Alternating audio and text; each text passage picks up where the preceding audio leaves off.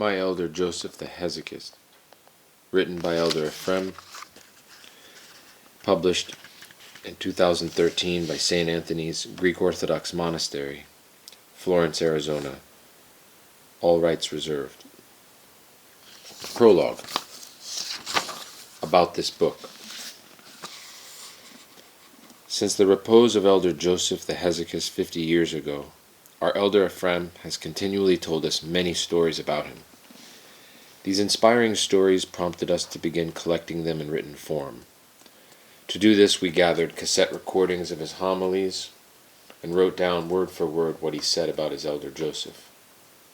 Seeing that this collection comprised nearly an entire biography, we decided to complete it by including stories written or spoken by other disciples of Elder Joseph, primarily Elder Ephraim of Katounakia, Elder Harlambos of Dionysio, and Elder Joseph of Vatopedi, as well as autobiographical excerpts from Elder Joseph's own letters.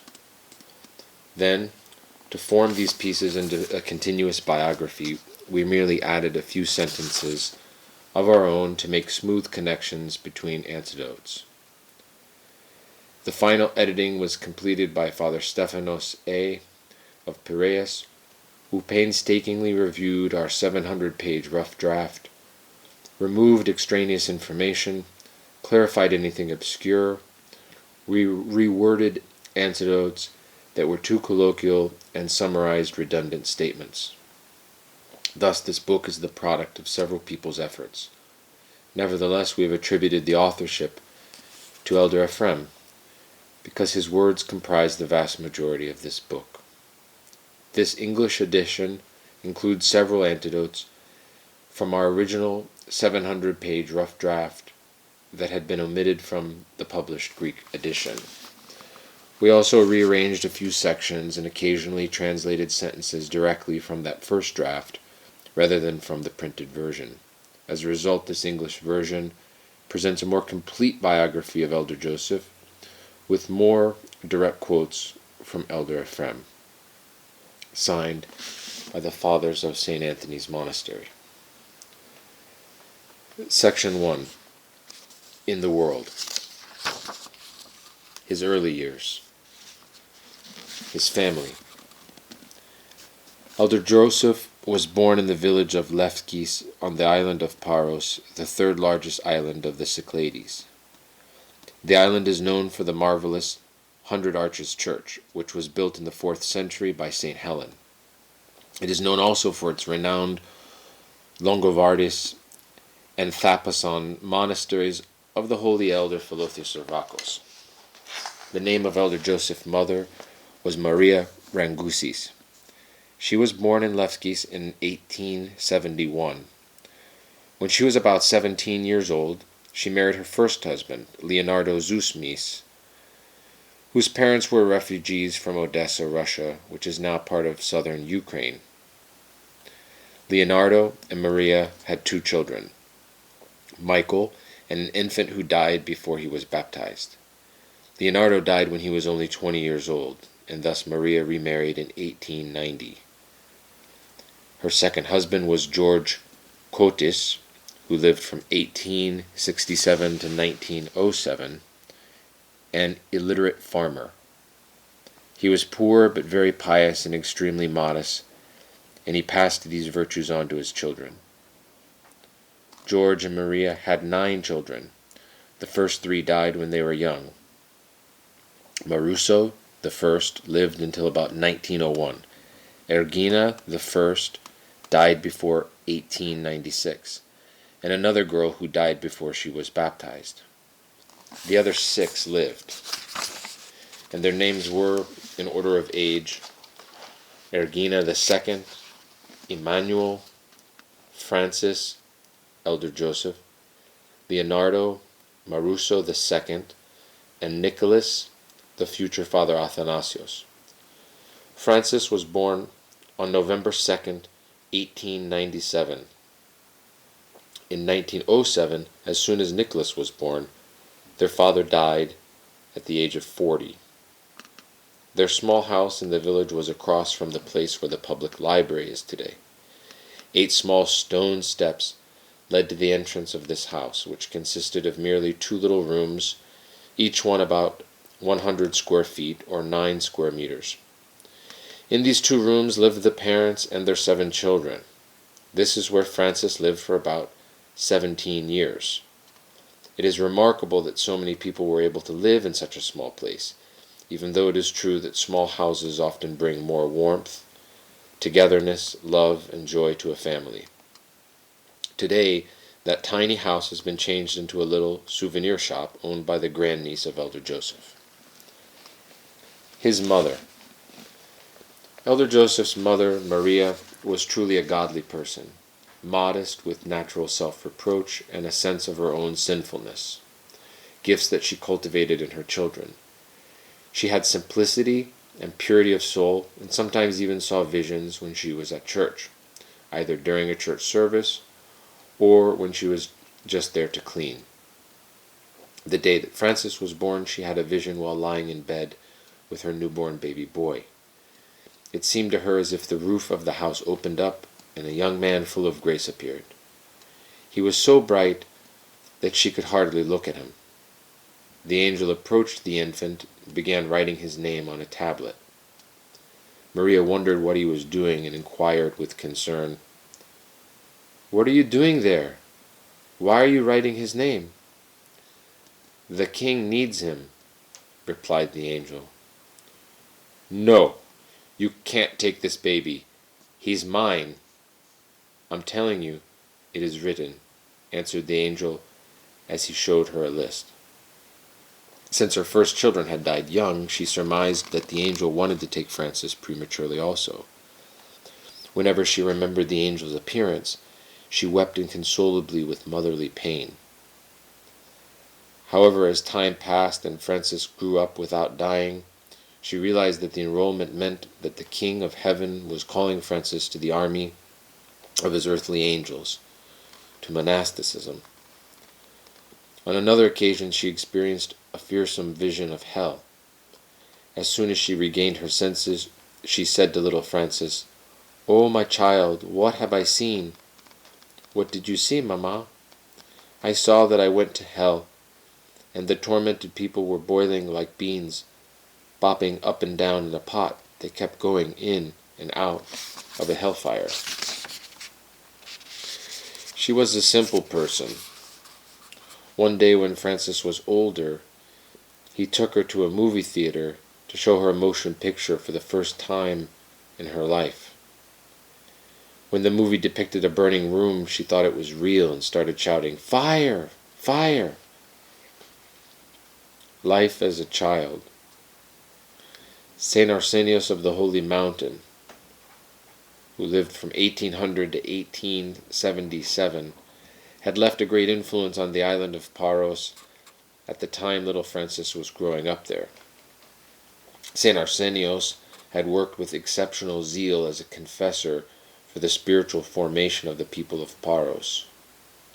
The pious people of the island loved him so much that they honored him as a saint even while he was still alive. Another shining example of sanctity that directly influenced Francis and his family was the priest of their village, Father George A., who lived from 1863 to 1929. When Father George served the liturgy, his face changed and became so radiant that people could not look at him. Recalling those liturgies, his chanter later said, "What sublime moments! We had the feeling that he was seeing saints and that the angels were ministering to him." When he served, no one dare speak to him, because they didn't want to interrupt him when he was completely absorbed in prayer to God. When Father George fell asleep in the Lord, his body was fragrant, like the smell of a fine incense, not of this world. It was in this strictly ecclesiastical climate that little Francis was raised. He would remember being young and people telling him, "Children, it is Great Lent. Don't play so much. Don't talk and laugh. This is a holy time of the year." Francis's family had strict rules, and his father sometimes got angry with him for his liveliness. In fact, one time his father decided that he would give him a good lashing and said, "I'm going to spank Francis for what he just did." And little Francis was indeed lively, but he was also very obedient and smart. When he heard what his father had said, he thought to himself, "Well, since he wants to spank me, he'll spank me." So he calmly approached his father and humbly bowed his head so that his father could discipline him, showing his complete obedience. His father, a faithful, good-hearted man, was so moved by his little son's gesture that he said, "Go on, get out of here. I can't even spank you because of the humility that you have." Naturally, Francis did not wait for his father to change his mind and left immediately. Later he gleefully told his siblings, "By humility I got out of being spanked by father." Thus, from a young age he understood the grandeur, the power, and the worth of Christian humility.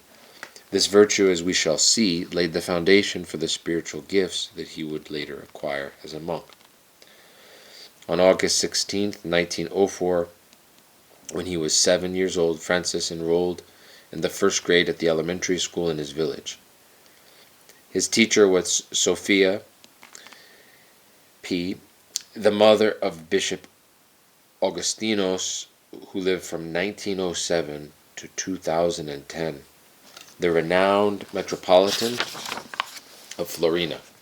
Francis was exceptionally intelligent, and he learned the lessons quickly with little effort. The school records, which are still preserved, show that he always received excellent grades. Had he continued in his studies, it is certain that he would have gone far in the academic world.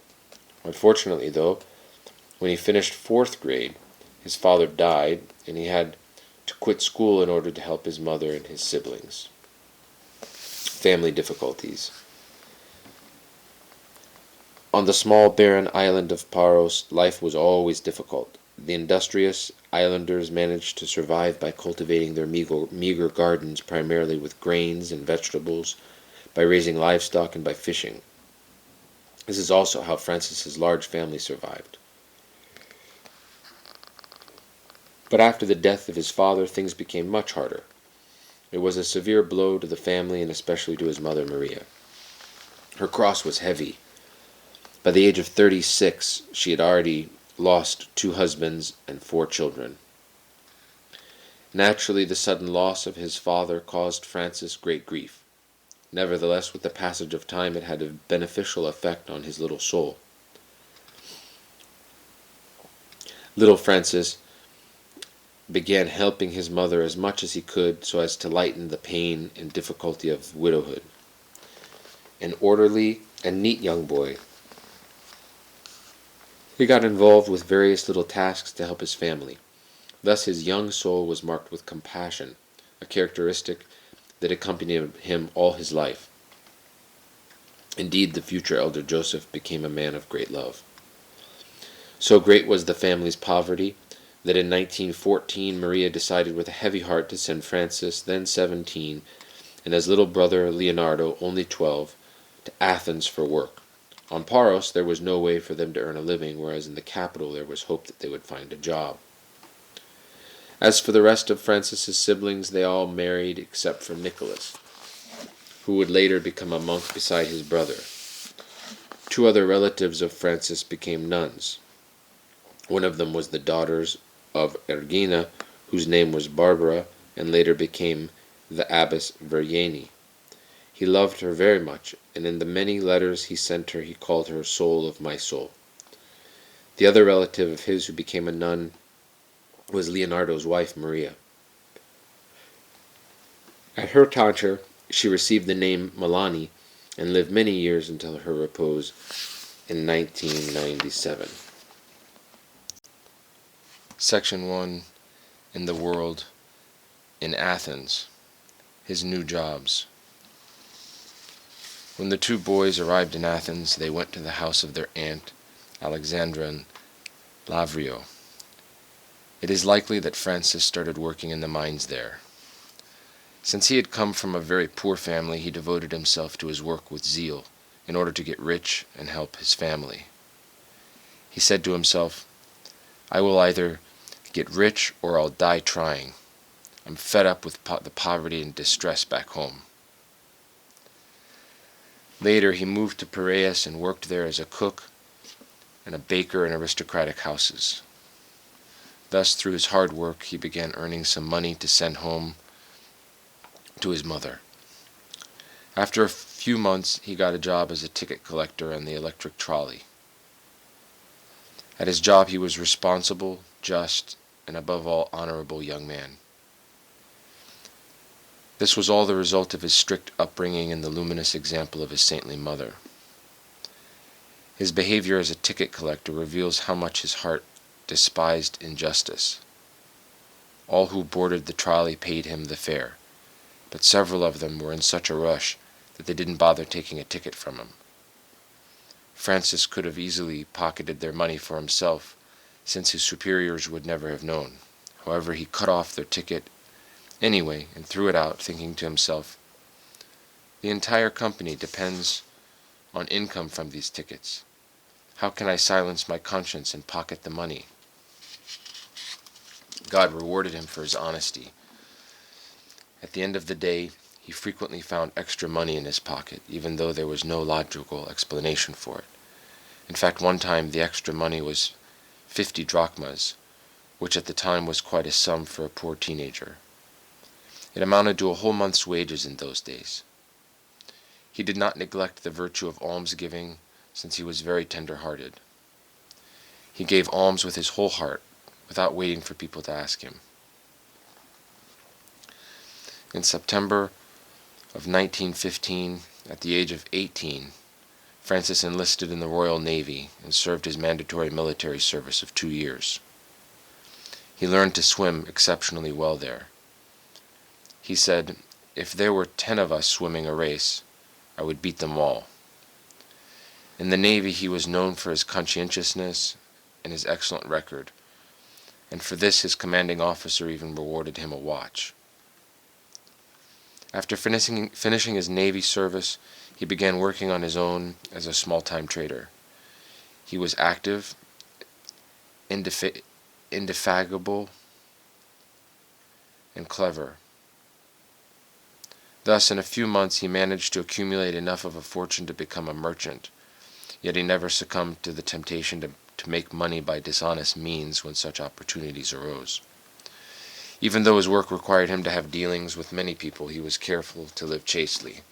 In fact, his aunt, Alexandra, had arranged for his engagement, but, as he recounted later, "I never touched my fiancée because I was afraid that I might reach the point of kissing her."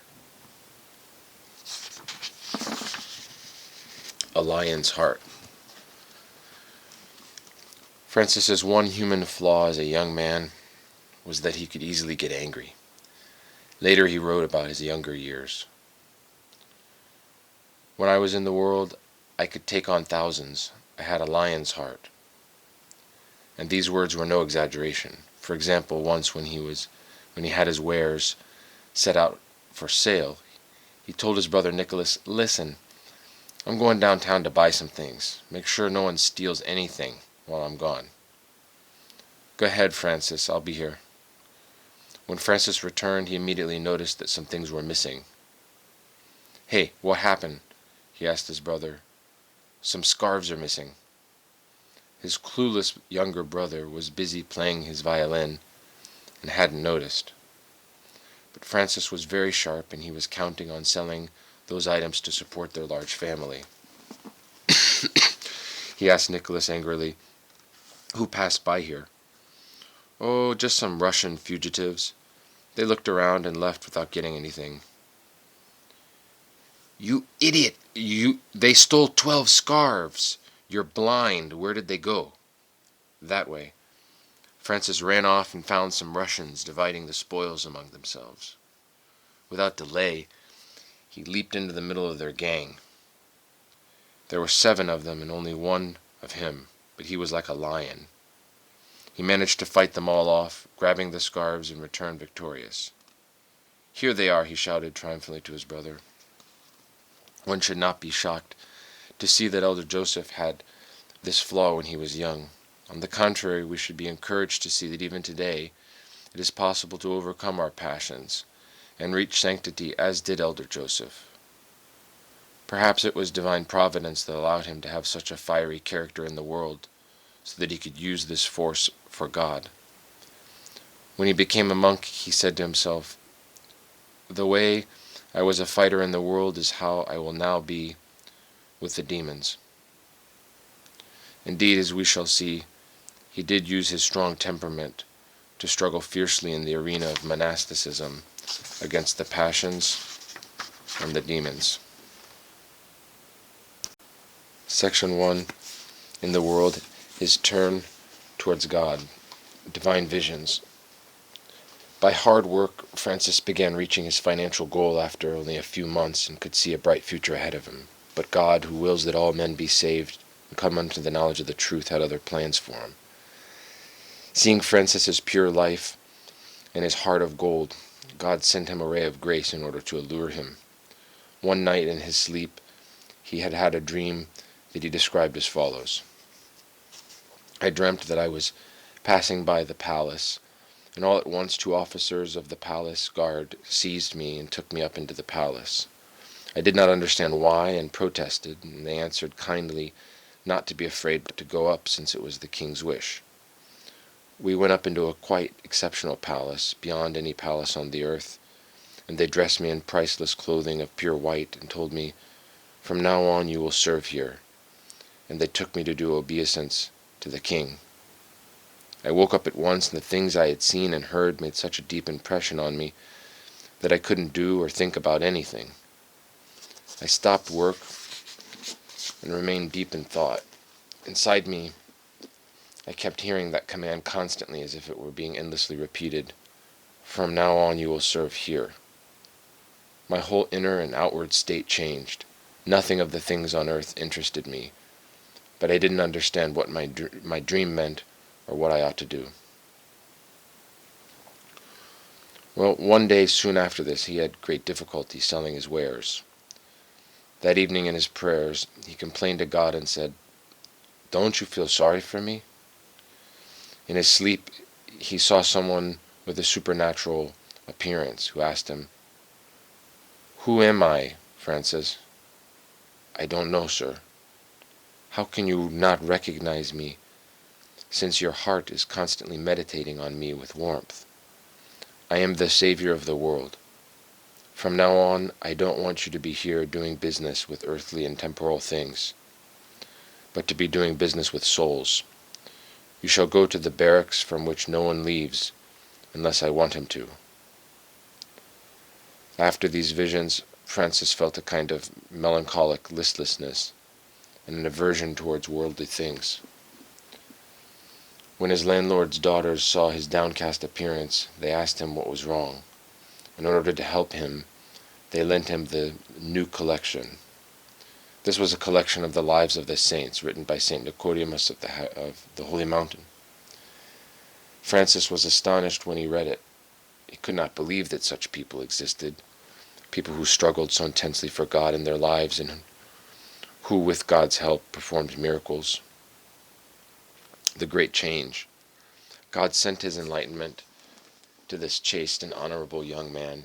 The Lord opened his mind, whereupon he started to think about his soul. The words, "From now on you will serve here," echoed within him constantly. His first response was to rush to confess his sins to a spiritual father. It was the first time he went to confession in his life, and he confessed with heart-rending sobs and rivers of tears. Next, he wrapped up his business as a merchant, since he considered it to be a hindrance to his new spiritual journey. He thought to himself, "What do I want the money and the business for? It would be better if I grew spiritually rich." Thereafter he took on only enough menial work to survive.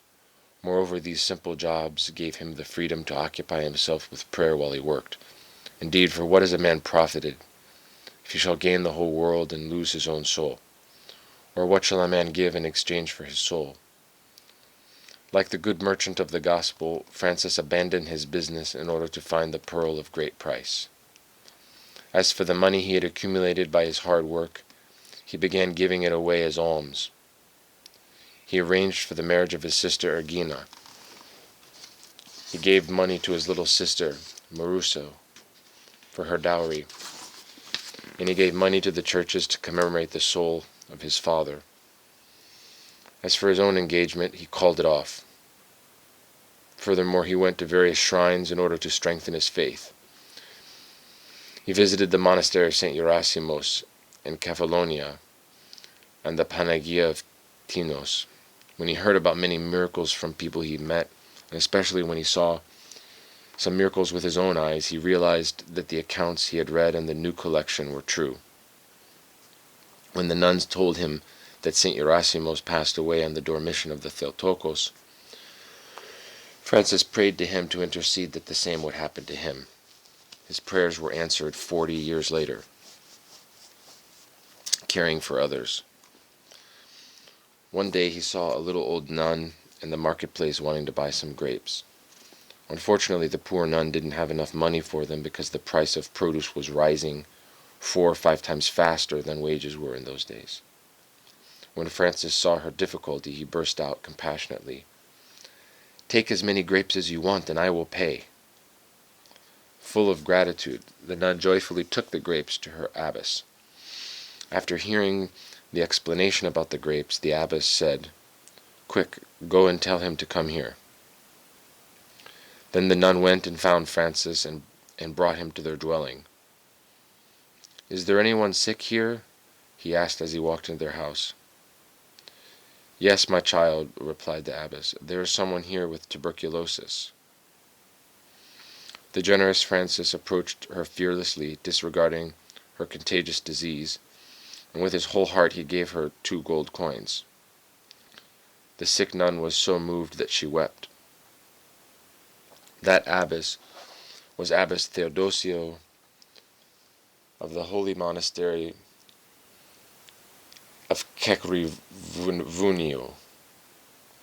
When she found out that Francis was considering becoming a monk, she urged him to go to the brotherhood of Elder Daniel, where her brother was a monk.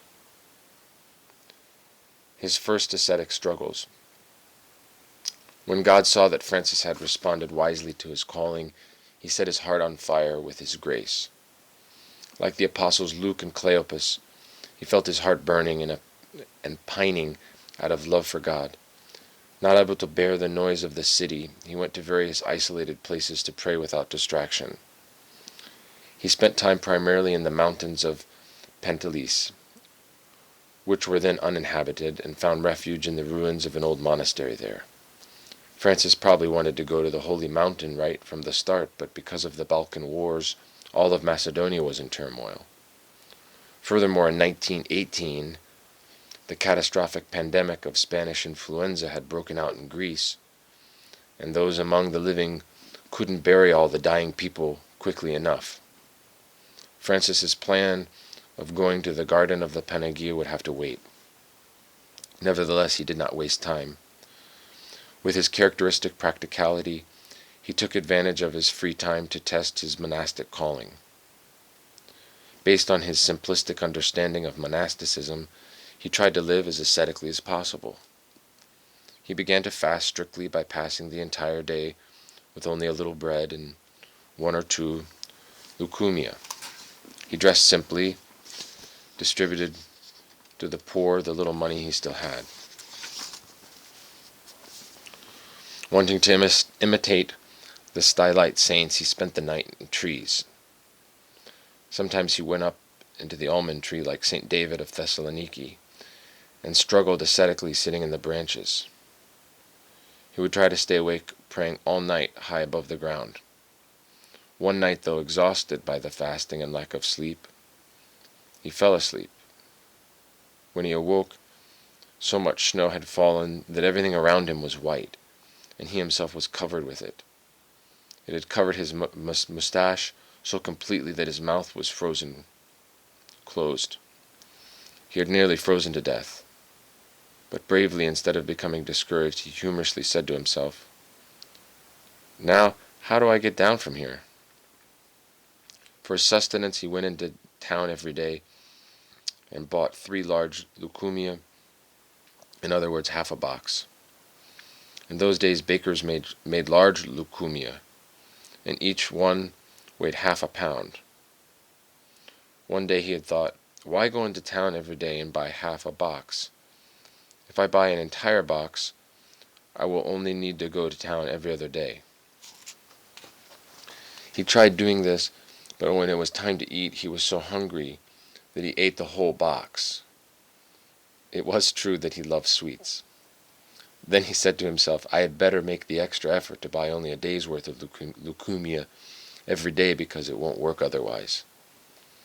With this kind of determination, he gradually began to progress in asceticism, as he himself later wrote to one of his nuns.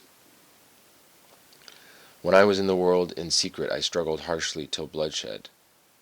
I ate only once every 2 days, and only after 3 p.m. The mountains and caves of Penteli knew me as an owl, hungering, crying, seeking salvation. I was testing myself to see if I was able to endure the toils and become a monk on the holy mountain. So once I had practiced well enough for a few years, I begged the Lord to forgive me for eating every other day. And I promised that when I would go to the holy mountain, I would eat once every 8 days, as is written in the lives of the saints. After living this way for 2 years, he could see that he was able to become a monk, and he decided to go to Mount Athos at the first opportunity. Meanwhile, the military conflicts had ceased in the Balkans, and travel was again possible. One day when he was in Athens, he happened to meet an Athanite monk from Kyrios by the name of Father Onufrios. Francis begged him to take him to the holy mountain. That is how he finally reached Mount Athos in early 1921. Section 2, On the Holy Mountain. In search of a spiritual guide. First things first. Mount Athos is the easternmost of 3 peninsulas in northeastern Greece. Steep and rocky, the promontory extends 34 miles in the Aegean Sea, rising precipitously from sea level to 6,700 feet. The craggy peninsula was an ideal place for Christian ascetics. Some evidence suggests that the first hermits appeared there in the 3rd or 4th century. Later ascetics from the edges of the shrinking Byzantine Empire, Asia Minor, Syria, Palestine, Egypt, Libya, fled to the Holy Mountain. Slavic people also streamed in after their conversion. The first large Cenobitic monastery was built in 963, and soon afterwards many followed. An untold number of saints came out of the Holy Mountain, including martyrs, confessors, hierarchs, and missionaries. Francis arrived at the blessed Garden of the Panagia less than 10 years after it had been freed from the Turkish yoke. It was bustling with life then, and had 5,000 monks. Half of them were Greek, while the others were Russian, Romanian, Bulgarian, Serbian, and Georgian. Like all other monastic aspirants who had decided to dedicate themselves to God, Francis also needed to choose the place and the kind of life that would best match his character. His goal was to become a disciple of an ascetic who kept vigil all night and prayed with watchfulness. That is why he spent less than a month at St. Minas in Kyrios and then headed for the wilderness of Mount Athos. That area includes the steep coastline of the southwestern peninsula of Athos, which is rocky, dry, precipitous, and inaccessible. This is where most of the sketes and hermitages are located. Young Francis went there seeking a spiritual guide. He said to himself, I will go and find someone who eats only greens and not bread.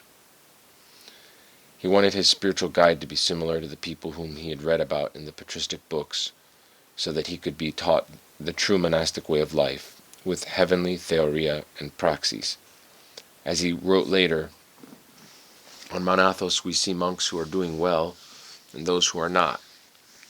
The monastic life does not consist of simply leaving the world and coming to Mount Athos and becoming a monk. That is easy to do.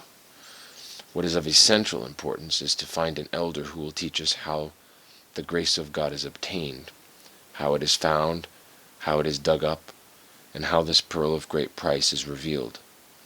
We need to find an elder who will guide us, an elder who will instruct us, an elder who will teach us what the monastic life is. This is why we can deduce that if someone has deviated from the true path, it is because he has not found an elder. And if he himself becomes an elder, what will he hand down to his disciples? Whatever he himself has. The spiritual progress of every Christian depends on finding an experienced spiritual guide. If the wilderness by itself granted noetic prayer, then everyone there would have it. However, practitioners of noetic prayer can be counted on one hand. Why? Because experienced teachers and unerring guides are so rare. The harsh reality. Soon after young Francis arrived at the Holy Mountain, he realized that the true guides of noetic prayer were becoming scarce. Yet despite the unbelieving difficulties of those times, the Holy Mountain did continue to produce great guides of noetic prayer, such as the discerning elder Ignatius of Katounakia, the famous spiritual father Savas, the renowned HESYCHAST elder Ioannikios, the well-known elder Daniel of Katounakia, who would become Francis's first elder, Father Joachim Spetseris of Skete, one blind ascetic whose cell was fragrant when he prayed, and Papa Daniel the hesychast, whom Francis would receive his hesychastic program and spiritual guidance. Even though these men who had lived in the 19th century and the beginning of the 20th century were of great spiritual stature, they left no heirs to their noetic prayer. This is why the elder Daniel of Katounakia wrote, "Unfortunately, nowadays, in the early 20th century, since we do not come to this sacred and lofty way of life with the prerequisites of valiant self-denial and complete denial of the world, and since we do not have suitable trainers, i.e. spiritual guides, we always end up without progress." With Elder Daniel of Katounakia. Following the recommendation of the abbess Theodosia, whom Francis had met in Athens, Francis went to Katounakia to the brotherhood of Elder Daniel, who lived from 1846 to 1929. He was well known on Mount Athos and beyond. He was a deep thinker and a graduate of the renowned theological school of Smyrna, the same school where St. Nicodemus of the Holy Mountain had studied. The virtuous life of Elder Daniel and his great discernment quickly became known both within and outside of the Holy Mountain. In fact, he had even had a friendly correspondence with St. Nectarius of Aegina. Full of love and wisdom, Elder Daniel became Francis's first spiritual support and guide at the onset of his monastic life. Francis decided to remain with the brotherhood of Elder Daniel. When they assigned him to read the Psalter during the service, he read very eloquently and without mistakes. Even though he was not well educated, he nevertheless had the gift of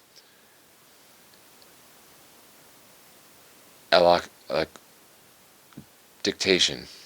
In fact, when he read, he would cry out of great compunction. Elder Daniel, with his characteristic prudence, had decided to lead his small brotherhood on the middle path, neither excessively strict nor too indulgent. He preferred this path because he considered it to be more accessible and safe. Francis, however, was a great struggler. In Elder Daniel's brotherhood, while the other disciples were eating, Francis just sat there watching. The others said to him with concern, "Eat, Brother Francis, eat." "May it be blessed," he replied, but he did not eat. He did not want to object orally, so he just said the prayer and nothing else. The other fathers would be sleeping while he would be keeping vigil. Since they did not practice noetic prayer, they were somewhat scandalized by his prayer and asceticism, which seemed excessive to them. His respect for Elder Daniel's wisdom knew no bounds, but his soul was burning for stillness. Elder Daniel assessed him accurately and realized that Francis was exceptional. Because he was truly full of love and had genuine interest for the spiritual progress of others, he did not want to chop down his zeal by foolishly forcing him to conform, nor did he want the rest of the fathers to be scandalized by his obviously different lifestyle. This is why he told them, "My child, life is different here. You are ascetical. You are not well suited to my brotherhood. Go find some cave that you like, and I will see to it that you find a brother, so that the two of you can live together. Living alone is too dangerous, because you might fall into delusion." "May it be blessed, Yeranda," Francis replied. Elder Ioannikios the Hesychast. Francis moved to a cave less than 5 minutes away from there, now known as the cave of Elder Theodosios. This cave was so small that only with difficulty could he stand upright inside of it. Nearby lived the famous Elder Ioannikios, who lived from 1853 to 1930. Francis went to visit this exceptional hesychast when he was at the most fruitful period of his life. He was at that time about 67 years old. Francis later described him as follows. He was a first-rate ascetic, a recluse for 40 years. He practiced the noetic work and thrived on the sweetness of divine love and became beneficial to others as well. He experienced ecstasy of the nous. For some reason, however, he did not teach noetic prayer to his disciples. Although he himself was a true ascetic and a God-bearing father, he was not able to transmit his experience to others. Perhaps his refusal to teach noetic prayer to others was a way to discourage people from choosing him as their elder. In this way he would be able to preserve his stillness. Had he accepted to teach them, very many people would have stayed with him because of his great reputation. This would have created many distractions and worldly cares. Anyone who has found grace knows how much orderliness, precision, and restrictions are needed to preserve it. When Francis visited Elder Ioannikios, he asked if he could live near him and be under his spiritual guidance. However, the only advice he would give him was to be perfectly obedient, nothing more. "May it be blessed, Yeranda, whatever you want, but tell me how I should struggle." And this great ascetic answered, "If I teach you the art and you are sweetened by the honey of stillness, who will take care of the daily tasks? So what can I do? Be obedient to me for the time being, and after my repose, you will inherit my charisma." Francis looked at him in disbelief and said to him with pain, "If I leave here, will you let me come now and then for some advice?" "Of course, I will be at your service." Francis then returned to his cave and stayed there while trying to learn more about noetic prayer from Elder Ioannikios. But the devil, who hates everything good, was not sleeping. Out of envy he appeared to him in the form of a lion in broad daylight to intimidate him because he could not stand seeing the young man making progress. When Francis saw it, he nearly died of fear, since he had never experienced such a thing. He cried out, "My dear God, I am under obedience. I am not doing my will. What is this?"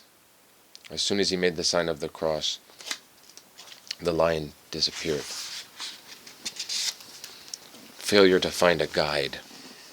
Francis was very grieved by the situation in those days, seeing the overwhelming majority of Athenite fathers content with merely attending the typical church service and making handicrafts. Many fathers attached great importance to handicrafts, while a father who practiced and taught noetic prayer was almost impossible to find. Although there were a few who hid themselves, everyone told Francis that the guides of noetic prayer had disappeared. Naturally, there were people on Mount Athos who liked to teach others merely with words based on book knowledge, just as there are in other places.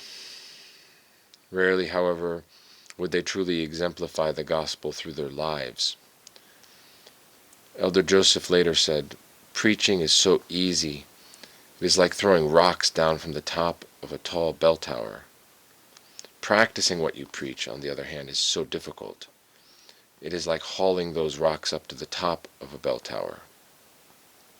Nevertheless, since Francis was so fervent with zeal, he did not give up. He ran to the wilderness and to the caves, to where he had heard that some spiritual people, ascetics and hermits, lived, and he kept searching to see if perhaps there were some hidden guides whom the others hadn't noticed.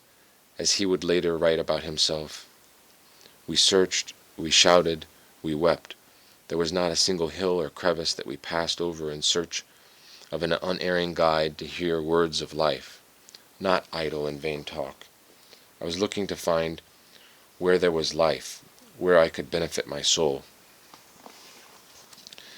He realized that the saints were vanishing, and that the famine for spiritual words with praxis and theoria had already begun. Of course, there were a great number of strong and dynamic monks, but very few guides. Francis was searching not just for a worker of prayer, but for an experienced guide who would lead him safely to find grace in the pastures of pure prayer. It is not enough to find a guide who merely has grace, but a guide who is able to direct others to find grace. This matter is very serious for every monastic aspirant. This is why Francis wanted to be sure, before permanently submitting himself in obedience, that the elder he would choose would be able to teach him the life of prayer. Years later, when he himself had already become an elder, he revealed the following views to a spiritual child of his who was a hermit. "The Holy Fathers who teach us to abide in obedience, the highest of virtues, thus imitating Jesus, do so for a purpose, namely, to purify us through it from the various passions of high-mindedness and complacency with one's own will, so that we may receive divine grace. But when grace withdraws to test you, the elder, like another grace, supports you and gives you guidance out of his own practical experience. He warms up your zeal to the point that by God's grace and the prayers of your elder, you too are freed from the struggles. Then God's grace lays hold of you once more, and our sweet Jesus entrusts to you his precious treasures as to one perfected. So there is no other purpose for one to place oneself under obedience. Today, however, everyone thinks that he receives a disciple to teach him a craft, to make money or to dig his vineyard, or to become a merchant and make him an heir to his house, or cell, or shop, or whatever else he has, or even to serve him. We are not saying not to do things that are necessary, but the main purpose that a disciple attaches himself to an elder and is perfectly obedient is this: the elder who is flaming with the love of Christ transmits the talent of the riches of his virtue. The disciple in turn enjoys abundant grace from his spiritual father because he cuts off his own will and has perfect self-denial and obedience. Then, of course, he will complete all the household tasks as needed. Despite his diligent search, Francis never found a great ascetic who would be his elder. He did, however, find some ascetics who ate only once a day, though they didn't eat only greens. He found only one ascetic that fasted until the 9th hour. Bodily ascesis is, of course, only one aspect of the spiritual struggle, but based on this one aspect, one can surmise a person's overall spiritual zeal, because he who is zealous in material things is also zealous in spiritual matters. The prevailing indifference Francis encountered wounded his young heart because he did not find what his soul longed for.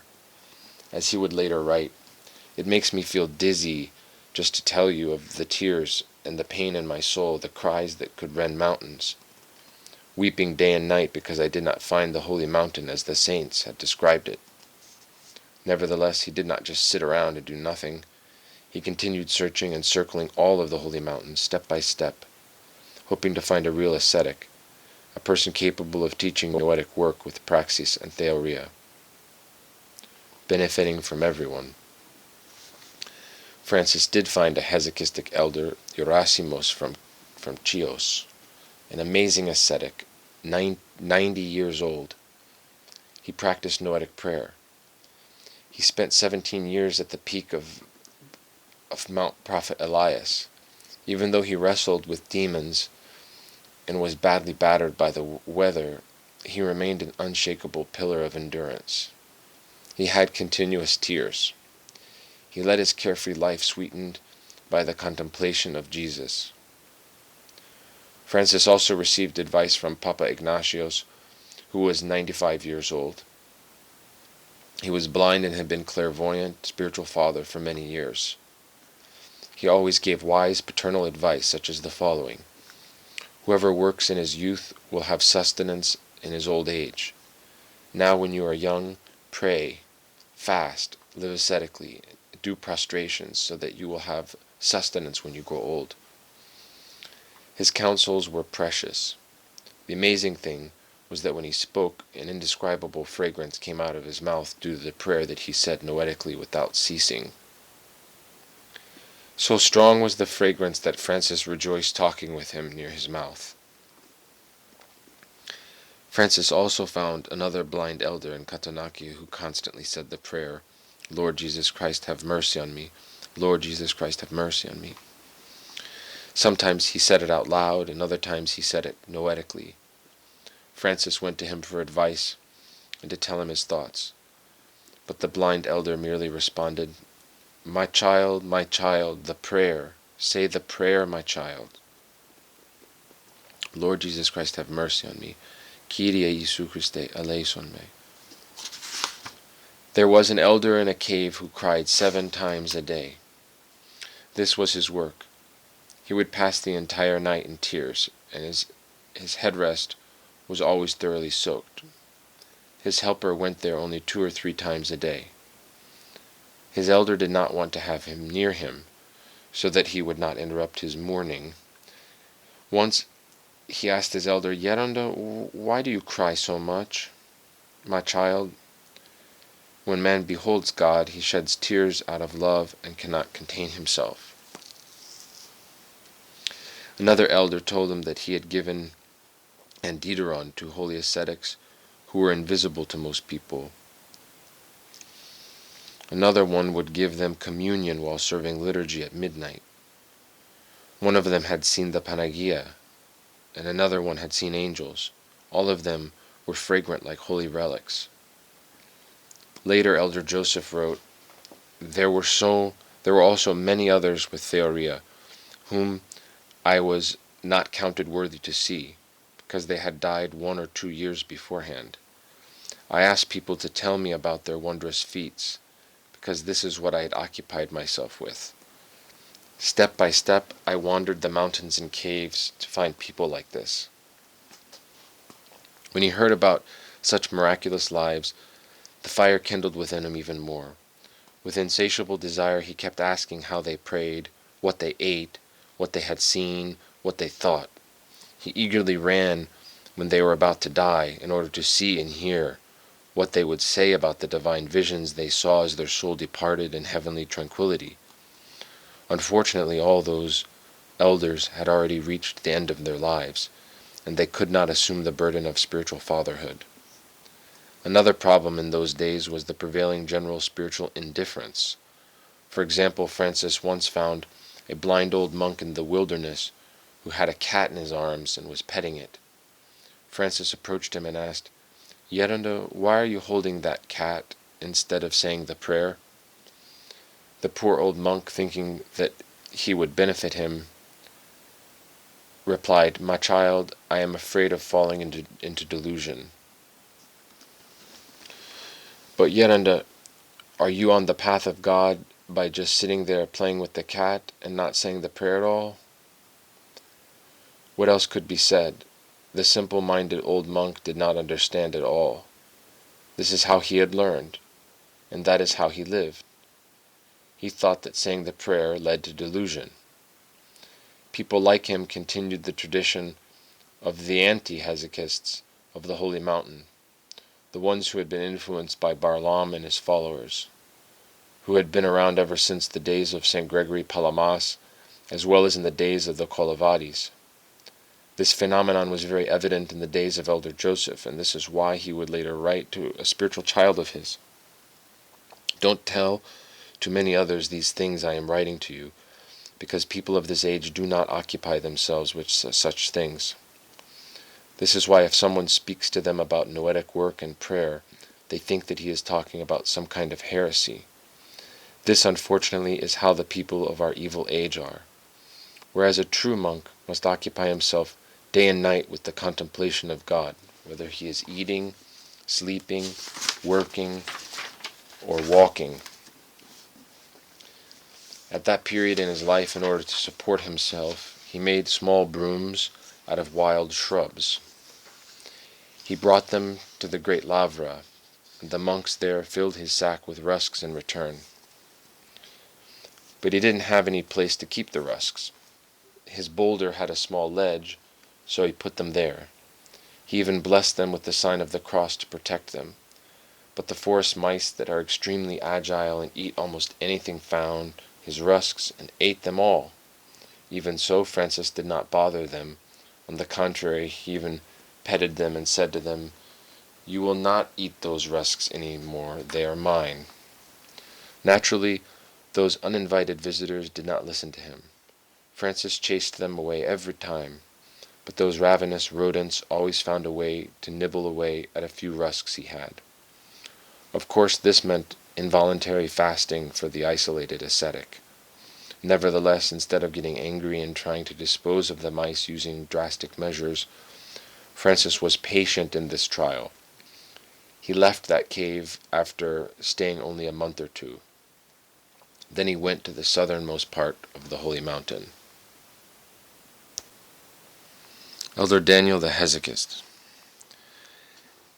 As Francis continued to explore all the caves, huts, and sketes in search of a spiritual guide, he discovered a spiritual father near the great Lavra in the cell of St. Peter the Athanite, another elder named Daniel. He was a renowned hesychast who was about 70 years old. He had been a disciple for 35 entire years before becoming the elder of that cell in 1909. Unfortunately, we know very little about this great Athanite figure because out of humility he chose to live in obscurity. Francis would later write about him, "He was a profoundly silent recluse. He served liturgy daily until the end of his life. For 60 years he never thought of omitting the divine liturgy. Even during Great Lent he served pre-sanctified liturgies every day. He died in deep old age without ever getting sick. His liturgy always lasted 3.5 or 4 hours because he couldn't say the petitions due to his compunction. He always soaked the ground in front of him with his tears. That is why he didn't want any strangers to be present at his liturgy, so that they wouldn't see his work. But as for me, since I begged him very fervently, he accepted me. At every time I went, after walking 3 hours at night to attend that truly fearsome and divine spectacle, he told me 1 or 2 sayings as he left the altar and immediately hid himself until the next day. He had noetic prayer and all-night vigils throughout his life. It was from him that I also received my schedule and found great benefit. He ate only 100 grams of dried bread every day. He was all wrapped in his liturgy. He never finished a liturgy without the ground turning to mud from his tears. He kept vigil from sunset until midnight using his prayer rope, and after midnight he served the divine liturgy with his disciple, Father Anthony. Many people thought Elder Daniel the Hesychast was deluded because he was so silent and isolated, and because he wouldn't let anyone attend his liturgy. But he knew what he was doing, which is why he accepted the criticism silently and patiently. He had many heavenly experiences in his divine liturgies. One time when he had no chanter, the founders of Ephraim Monastery, Saints John, Euthysimos, and George, appeared in order to help him. He experienced so much grace in his liturgies that he needed an entire hour to recover from the grace. And as soon as he did recover, he would immediately go to his cell to continue weeping from there for hours on end. His great compunction and his silent sobs, which frequently became a wailing lamentation, were a very instructive sight and inspired Francis. Since Elder Daniel the Hesychast could see that Francis was a chosen vessel, he agreed to hear his confessions after liturgy or sometimes before. To save time, he would read his thoughts and respond with a few words full of grace. Grace dwelled in his soul so abundantly that he knew in detail and with precision the secrets of his hearts. This is why Elder Daniel would get to the heart of the matter and give the necessary counsels.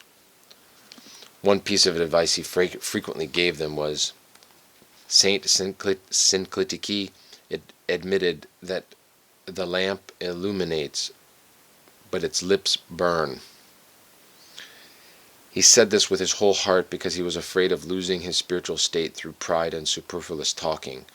Since he was so careful to avoid teaching, Francis benefited primarily from witnessing how he served the divine liturgy rather than from his spiritual guidance. Just seeing him serve was enough to give him rest and consolation.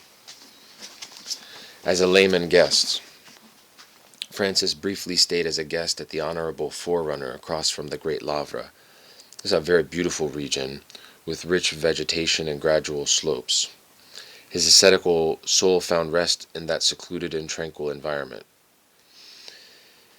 Since he did not yet know anything about noetic prayer, he exerted himself ceaselessly with oral prayer, constantly imploring help from God. As a layman guest, Francis had the right to live wherever he wanted. So after a short stay at the Honorable Forerunner, he moved on to a place nearby called Vigla, where he stayed for 6 months at the hut of the Holy Protection. There he found a little old monk named Hariton, 10 minutes away from the cave of St. Athanasios. Father Hariton agreed to give him hospitality in exchange for a small sum, under the condition that Francis would have the freedom to live as he wanted until he found a permanent elder. This little old monk turned out to have a very peculiar lifestyle, as most of the time he was always visiting the various monasteries of Manathos. This routine of his gave young Francis the opportunity to struggle ascetically as much as he wanted and however he wanted. He struggled hard, fasted strictly, and kept vigil. At night he stood upright or kept walking. In this manner he pushed himself as much as his human nature allowed him in order to resist sleep. Once he managed to remain standing for 8 days without food, water, or sleep. He also tried to imitate himself in noetic prayer based on the books he read and the advice he received from the various spiritual fathers.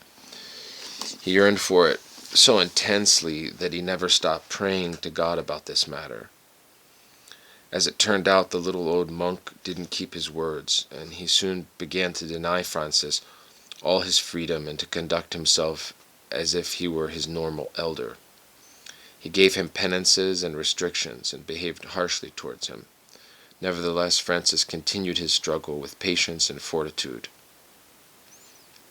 He tried to comprehend why that little old monk was behaving so harshly and domineeringly towards him, especially since he was still a layman and was staying as a guest in his cell. He was not grieved so much by his harsh behavior as he was by the unjust restrictions that prevented him from struggling with the prayer. And since he could not find an explanation for this monk's attitude, he started to think that he should go elsewhere. While he was pondering these thoughts, he suddenly burst into tears as he prayed to God with the complaint that although he constantly yearned to find a person to teach him noetic prayer, people did not only didn't help him, they even hindered him. Great sorrow. From that day on he had the habit of going into the wilderness every afternoon and weeping inconsolably for 2 or 3 hours. He would shed so many tears that the dirt would become muddy beneath him. He kept saying the prayer out loud with his mouth because he didn't know how to say it with his nous. Yet he kept begging the Panagia and the Lord to give him the grace to say the prayer noetically, as he had read in the Philotheou. When he read such books, he realized that there was something out there that he himself did not have. Once he wanted to invite a priest to bless his room with holy water. After the priest blessed it, Francis brought some tea and sugar on a tray as a treat for the priest. While the little old monk he lived with saw Francis what he was doing, he struck the tray from underneath with his fist, and everything on it went flying out of his hands. Francis lowered his head, did a prostration, and asked forgiveness. Ephlogion, Father, behold the victor. This was one of his first ascetical victories. Nevertheless, the incident disheartened him. The priest tried to console Francis, but Francis left and went to a nearby ravine full of caves, and for 10 or 12 hours he wept continuously, not because he was insulted, but because he couldn't seem to find hardly anyone who cared about acquiring prayer. He lost hope and thought, even in the wilderness I encounter passions. Acquisition of prayer of the heart. That evening, as night was falling, he had become completely exhausted from the pain and fasting, and his tears dried up. In this state, feebly gazing at the chapel of the Transfiguration at the summit of Mount Athos, he beseeched the Lord, O Lord, as thou wast transfigured to thy disciples, transfigure thyself also in my soul. Stop the passions and bring peace to my heart. Grant prayer to him who prayeth, and restrain my unrestrained nous. As he was praying like that with great pain, a subtle breeze full of fragrance came from the chapel. His soul was filled with joy, illumination, and divine love, and from within his heart the prayer began to flow with so much bliss that he thought to himself, "This is paradise. I don't need any other paradise." He saw that the prayer was being said inside him with mathematical precision like a clock. He was amazed that the prayer continued on its own without any effort on his part. As soon as he saw this, he was astounded and said, "What's happening to me now? How is the prayer being said within me? I tried so hard for so long, and I never felt what I feel now." When he saw that the prayer was continuing, and that he felt so much bliss and happiness, he joyfully said to himself, "So is this the noetic prayer that I read about in the books of the Philotheou? Is this how it tastes? Is this the light?" He then got up, invigorated by this miracle of noetic prayer, went inside the cave and began saying the prayer, synchronized with his breathing, just as the Holy Fathers teach. As soon as he had said the prayer a few times, his nous was immediately caught up in theoria. It was to be the first of many times his nous was raptured by God's grace. He would later write about this event in the third person, as if it had happened to someone else. He bent his head upon his chest and began eating the sweetness that gushed forth from the prayer that he had been given. Immediately he was caught up into theoria and was totally beside himself. He wasn't confined by walls and rocks. He was beyond all volition, without body, and with a deep tranquility, an extraordinary light, and unlimited breadth. His nous contemplated only this thought, "May I never return to the body, but remain here forever." Afterwards, after the Lord had refreshed him as much as he wanted, he came to himself again and found he was in the cave. From then on, the prayer which was given to him in such a miraculous manner did not cease being said within him until his final breath. In other words, he was taught by God himself, just like St. Simeon the New Theologian and many other watchful fathers. Francis was counted worthy of this great charisma at the age of only 24. It is a miracle a great blessing from God for a layman or a monk to be counted worthy of this gift of noetic prayer. In order for this miracle to occur, however, one must induce it by forcing oneself in prayer. Before working this miracle, God waits to see that a person has exerted himself with as much forcefulness as he can, as in Francis's case. First, he fought fiercely with self-denial and utter pain of heart, and then God intervened and worked this miracle. Thus, no one taught him noetic prayer. Instead, he received it directly from heaven, just like Saint Maximus of Kampsanaos and many other great ascetics. Section 3, Father Arsenios. His life in the world. Upbringing. Not long after Francis received the great gift of prayer of the heart, divine providence sent him another great gift of incalculable worth. In accordance with Elder Daniel's wishes, God sent to Francis, who was still a layman, a companion, the sanctified Father Arsenios, who became his beloved co-ascetic until his death. It is impossible to write about Elder Joseph without mentioning Father Arsenios, because from the time they met until his death, they lived together as brothers. They were never apart. They never exchanged cold words. They never allowed anything to come between them. They had so much concord and compassion for each other that it was as if they were one soul in two bodies. And what was amazing was that their deep love never degenerated into boldness. Father Arsenios did not have the mental keenness that Elder Joseph had. He was very simple, and proved to be a great ascetic, a perfect disciple, and a heavenly man who knew how to pray. In brief, he was a hesychast with watchfulness on par with the Holy Fathers of old. The sanctified Father Arsenios was born in 1886 in Samsun, northern Turkey. His pious parents, Demetrius and Soteria G., named him Athanasios. When Father Arsenios was 12 years old, his large family took refuge in the Caucasus from the Turkish persecutions. This is why the languages he knew were Pontic Greek, Turkish, and Russian. His knowledge of Standard Greek was minimal. Athanasios' grandfather was a living example of a priest with great love and patience. His father was also a priest, and was so holy that he cast out demons by his prayers. His mother was also the child of a priest. It was in this blessed family that little Athanasios grew up. His pious mother instilled in her children virtue and the desire for prayer.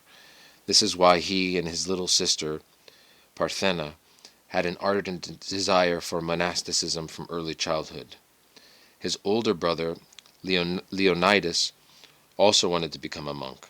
His parents, though, were unaware of his monastic aspiration, and they arranged for Leonidas to marry a modest, humble, industrious, prudent young girl named Despina.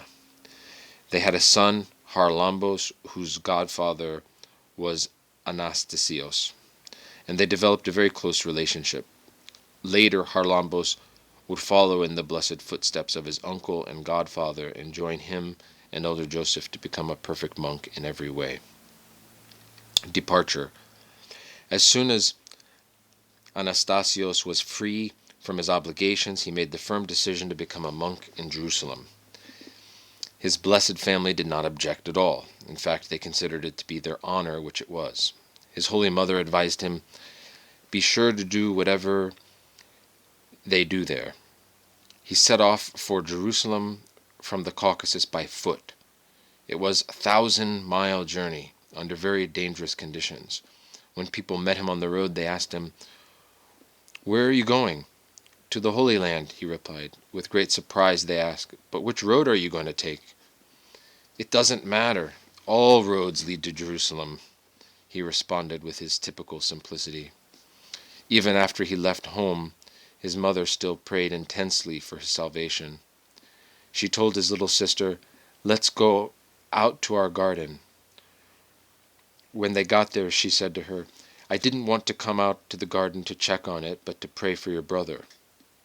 "Why?" "He went to become a monk." "Yes, he has gone to become a monk. But has he secured his salvation? He's still just a youngster. Who knows what kind of people are down there? This is why I beseech Christ in the Panagia day and night to help him." What a diligent mother! It was her prayers and tears that helped him and protected him from evil. After all, he was so simple that he would do whatever people told him. In Constantinople. As did most Russian pilgrims on their way to Jerusalem, Athanasios also passed through Constantinople, which was the capital of the Ottoman Empire at the time. While he was searching for a boat that would take him to Palestine, something unexpected happened, as he himself related. A swindler approached me and made out that he was going to show me around. The result was that he took the money that I had for the fare. But that wasn't all. I was not in the least bit suspicious, and confided in him my intention of becoming a monk. Having taken all my money with the pretext of getting me a ticket, he took me to a brothel where I was to stay the night. There he told those nice ladies to take special care of me. Since I was exhausted from my trip, I asked that they put me somewhere to sleep. A lady showed me a corner in a corridor. I immediately lay down and slept. But noises, songs, inappropriate conversations, and the like often woke me. At some point it was daybreak. I got up, thanked them, and left. As I came out, an unknown stranger stopped me and asked, "What are you doing here?" I answered, "They brought me here to sleep."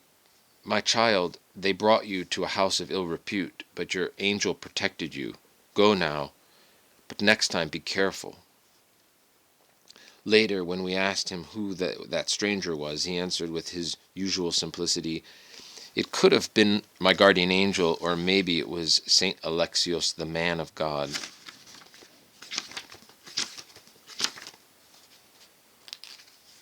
In the Holy Land, Elder Ioannikios.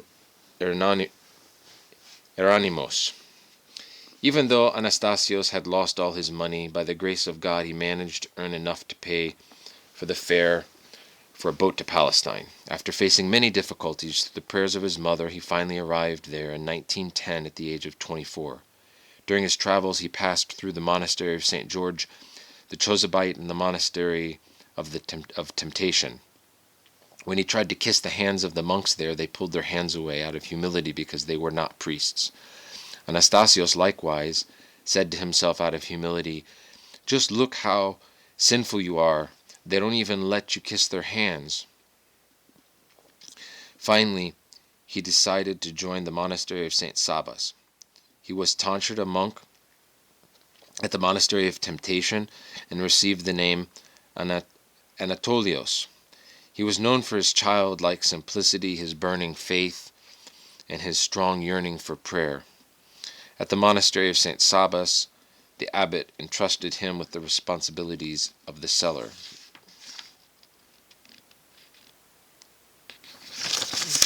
That is, the responsibilities of the monk in charge of procuring and keeping provisions. In those days, Father Anatolius grew acquainted with a very pious hierodeacon, Father Basil, who lived from 1883 to 1966, who would later become the renowned Elder Ioannikios of Aegina.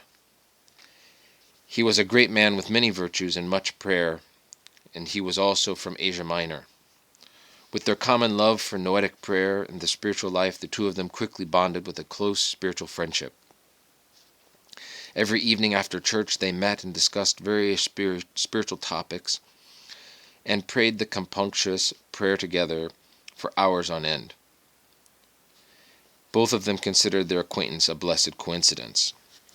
Meanwhile, Father Anatolios' younger sister had become a nun at the age of 16 at the monastery of Theos Skepatos in Pontus. Her new name was Ephraim. Aflame with divine zeal, she went on a pilgrimage to Jerusalem. When she met her brother, he immediately revealed to her the treasure he had found, Father Basil. so that she could also enjoy his wise teachings about prayer. The wise abbot of the monastery allowed Sister Ephraim to stay in the monastery's guest quarters for a week. During that time, the three of them met every evening, and Father Basil taught them the compunctious prayer until midnight. The teachings and the virtuous life of Father Basil made such an impression on Sister Ephraim that she chose him to be her elder. Later, when Father Basil ended up in Aegina, she went with him and served him for 47 entire years. After the repose of her beloved elder, this thrice blessed nun was counted worthy of seeing him several times in visions. Leaving the Holy Land. Father Basil remained in the Holy Land for about a year, and then left for Constantinople.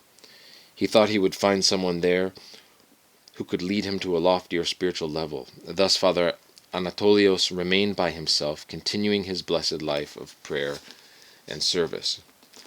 With the passage of time, the counsels of Father Basil set his heart on fire for noetic prayer even more. Since there was no one there to guide him, he said to himself,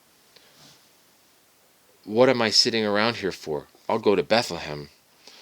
Father Athanaios served as a sacristan for a few years in Bethlehem, where the church paid him for his services. With the money, he bought a silken cassock. He didn't know the value of silk. To him, silk and flax were the same thing. While he was there, he read in the life of St. Mary of Egypt that she had much repentance. The same word, metania, is used in the Greek for both repentance and prostration. Change of direction. Since he wanted to imitate her, he also wanted to do many prostrations and began doing 5,000 every night. In those days, the Holy Land had already begun to lose its peaceful atmosphere. Modern means of travel had opened the way for large groups of pilgrims. Every year the situation was becoming more difficult. Furthermore, young Arab women were frequently asking him to light their candles, take their oil, and so on. Realizing the danger, he said to himself, "Careful, Athanaios, you better get up and leave because you'll get in trouble around here." To the Holy Mountain. One night Father Athanaios had a dream that a heavenly messenger brought him a letter, supposedly from his mother, but it was really from the Panagia. The letter said, "My child, if you want to be saved, come to my garden at the Holy Mountain." Furthermore, he had also heard about the gift of noetic prayer, and the other monks told him to go to the Holy Mountain to find it. After receiving the blessing of his abbot, he set off along with another Pontic monk by train to Alexandria. When they arrived at the train station there, the porters saw his silken cassock and assumed he was rich, so they cordially offered to carry his baggage for him. Seeing such kindness, Father Athanaios said to himself with amazement, "Just look at what good Christians these people are. Not even we monks are so helpful." As soon as they had arrived to where they were going, the porters said to him, "Hand it over." "Hand what over?" "The money." "You mean you take money for carrying my things?" "Humph! What do you think? We do it for free?" "You mean you don't do it out of love for Christ?" "No, Father. How else are we going to make a living?" So he paid them. Later, when he went to eat, the same thing happened. A waiter said to him, "What would you like to eat? We have this, and that." My, what gluttony," he answered. He was so simple that he thought he was expected to eat everything. While he was eating, he was thinking to himself, how hospitable the people are around here. But then, when they unexpectedly asked him to pay, since he had run out of money, he went to Patriarch Photius. The Patriarch was a very generous man, and he gave him enough money for his trip to Mount Athos. On his way there, he passed through Constantinople, where Father Basil helped him obtain permission from the Ottoman rulers to enter the Holy Mountain. On the Holy Mountain. Thirst for noetic prayer. When he got off the boat at Mount Athos, in his simplicity he thought that all the ascetics would come out of their caves to greet him by name. Naturally, however, no one came out to greet him. He thought, what's going on here? How come no one came out to greet me? Wearing his silken cassock, he began looking for a place to live. When the Athanite fathers saw him with such a luxurious cassock, they looked at him strangely. Finally, he learned what the problem was, so he sold his cassock and used the money to commemorate his parents for 40 liturgies. Father Athanaios searched to find someone who could teach him Noetic prayer, but since he couldn't find anyone, he decided to join the brotherhood of Katounakia.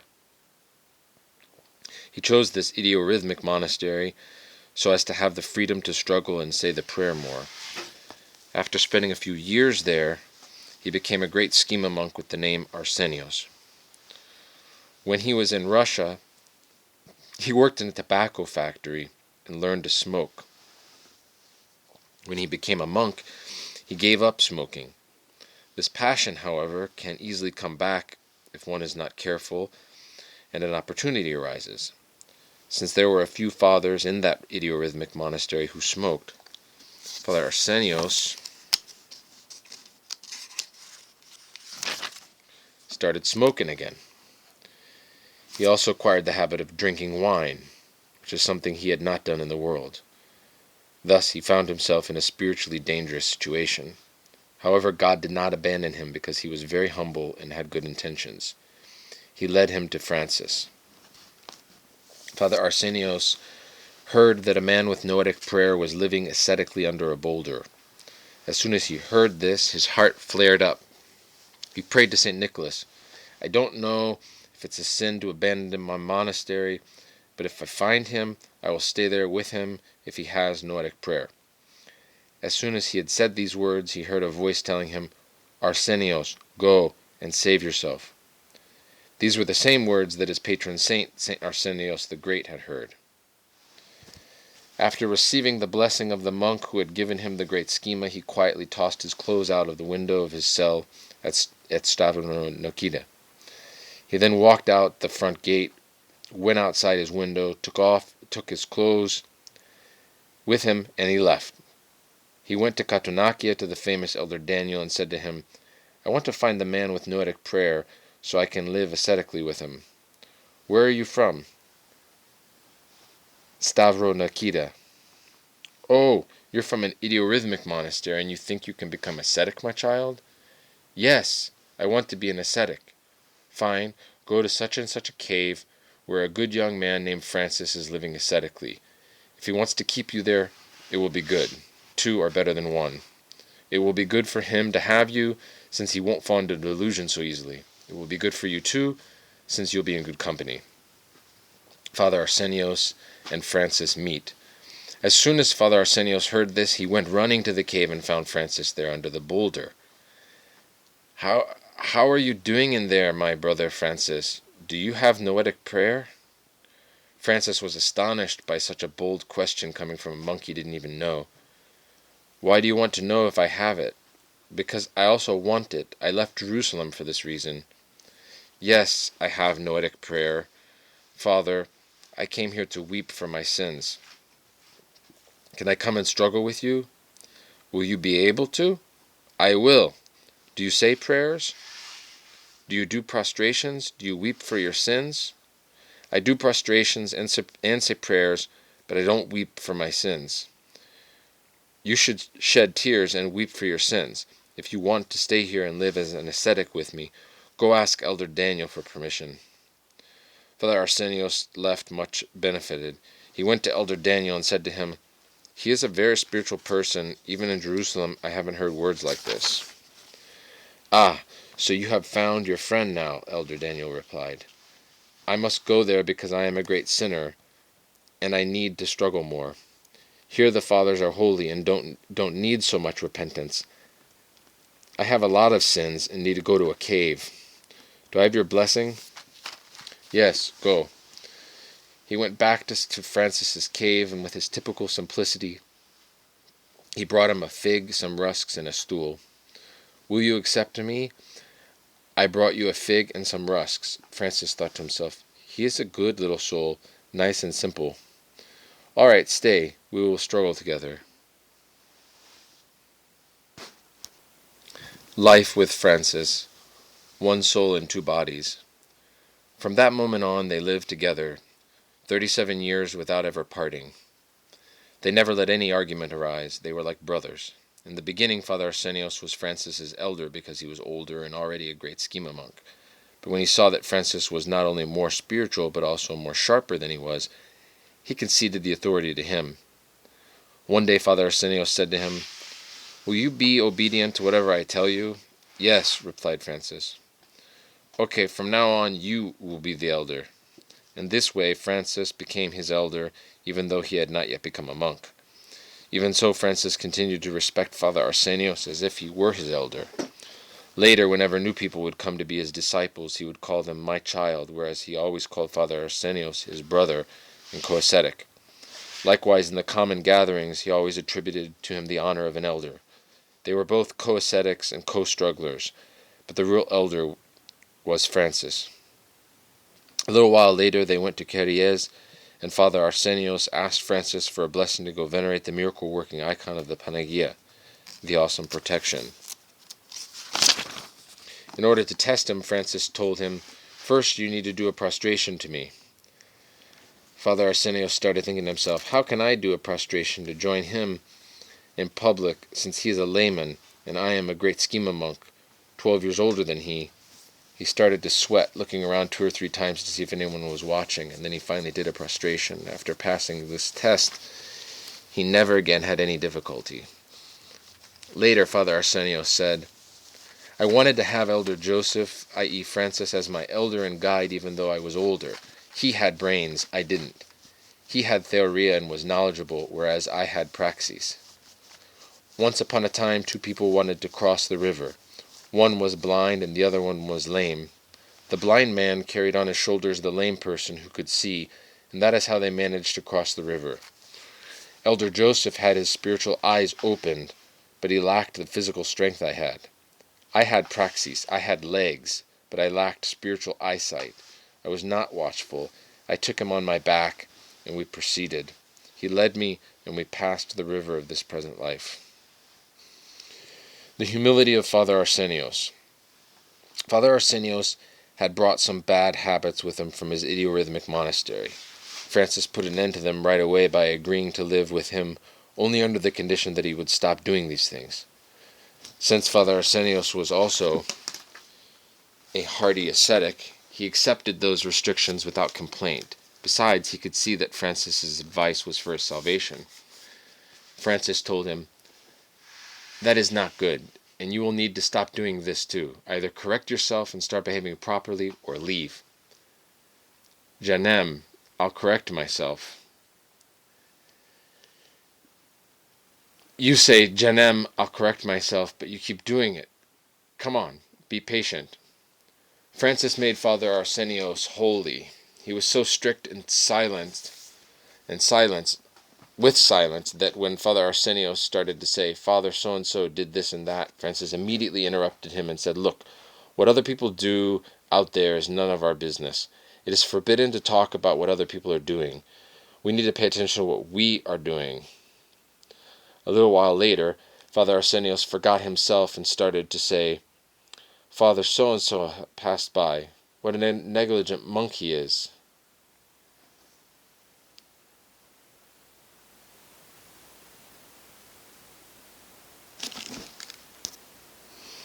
He didn't even finish what he was saying before Francis slapped him and abruptly said to him, "Don't talk. Don't say anything about anyone. Who are you to judge? Shame on you. Say the prayer." "Fine, I won't do it again." A few hours later, though, something else would slip out. So-and-so was, bam, another slap. "What now, Janem? What did I say?" "What did you say? What you said was enough to deprive you of the blessing of prayer. What else do you want?" "Okay, I won't do it again." "Don't say anything at all, Arsenios." A little while later, Iero Arsenios would forget and say, "So-and-so is not doing very well." Bam! Yerunda whacked him right on the cheek. That's criticism. You slipped again. That's criticism? What do you think it is, Arsenios? Silence! Close your mouth. What do you care? Ah, Janem, you always hit. If we lose grace, where are we going to find it again? One time Francis lifted up his hand to scratch his head. Father Arsenios thought that he was going to get it hit again, so he quickly raised his hands to protect himself. Father Arsenios was such a good-natured struggler that he tolerated everything with a brave spirit. Just think of what humility he had. He was 36 years old and had already been a monk for 12 years, yet he overlooked this and was obedient to a young 24-year-old layman. This can only be achieved with a great internal struggle and forcefulness. Father Arsenios patiently accepted all of his strict regiment throughout his career, his entire life, and God rewarded him with much grace for this valiant resignation. Years would pass before Father Arsenios was overshadowed by grace. It took so long because he first had to destroy the passions stemming from his bad habits. Then one night, 8 years later, Father Arsenios fell at Yeranda's feet and wept. Through his tears he said, "O Yeranda, what is this that you gave me tonight through your prayers? I was filled with light, inside and outside." Christ came and smiled at me. Upon hearing this, Yeranda also wept for joy and said, "Yes, that is it, Arsenios." Their schedule. Francis and Father Arsenios received their monastic schedule from the holy ascetic Elder Daniel, the HESYCHAST. Later, Francis would in turn pass it on to his disciples, and they would give it to their many brotherhoods within Monathos throughout Greece and abroad. It was a new, tested, holy schedule, which the two ascetics tailored to their own needs as follows. In the afternoon they would eat together. Their meal consisted of only 3 ounces of rusks, which is as much as would fit a tin can if they had. Then they would retire to their cells to rest and sleep only 3 to 4 hours, but Francis wouldn't sleep lying down. He usually slept upright in a chair. At sunset, they would wake up to begin their vigil. They would not speak to each other so that they would not ruin the clarity of mind that sleep had granted them. They would silently drink some black coffee or just chew on coffee beans as an aid, and then if it was winter, they withdrew to their cells for an all-night vigil.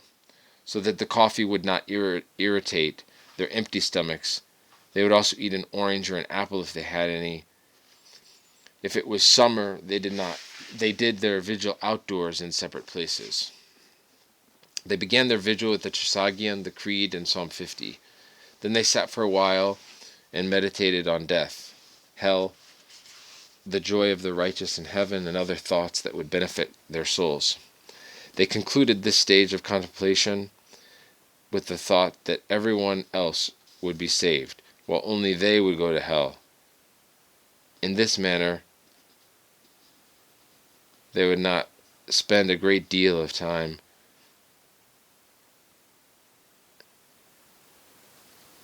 in that stage of contemplation. As soon as their nous was collected and their heart was contrite, they began saying the prayer. Francis said it noetically, whereas Father Arsenios quietly whispered it.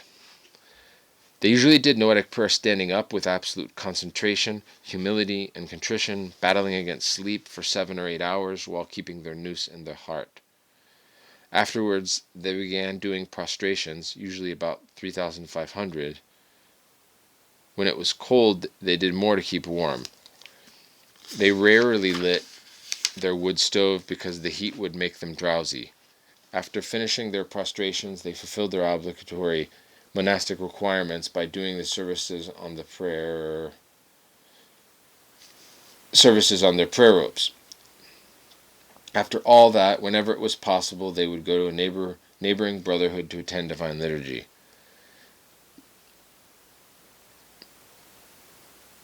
They usually preferred to go to Elder Daniel the HESYCHAST's liturgy, but this was not always possible, especially in winter, when the snow closed all the paths. By the end of the divine liturgy, By the end of the divine liturgy, the sun had risen, and they drank some tea and had some rusks. If they were exhausted from the toil of their night vigil, they would sometimes rest for an hour in the morning. When they got up, they would pray some more or go looking for ascetics who could benefit them. In this manner, the two ascetics lived like angels.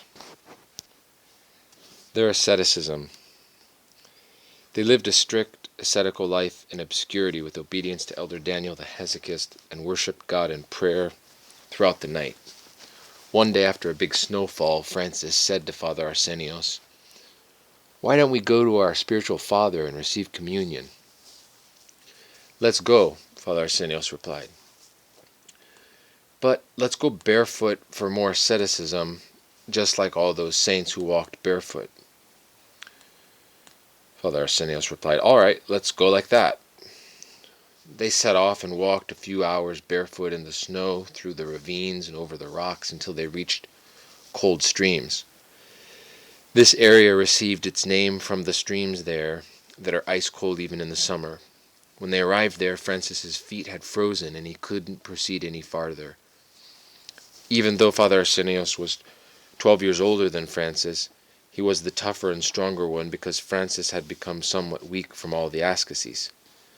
"Father Arsenios, let's sit down. I can't go any further."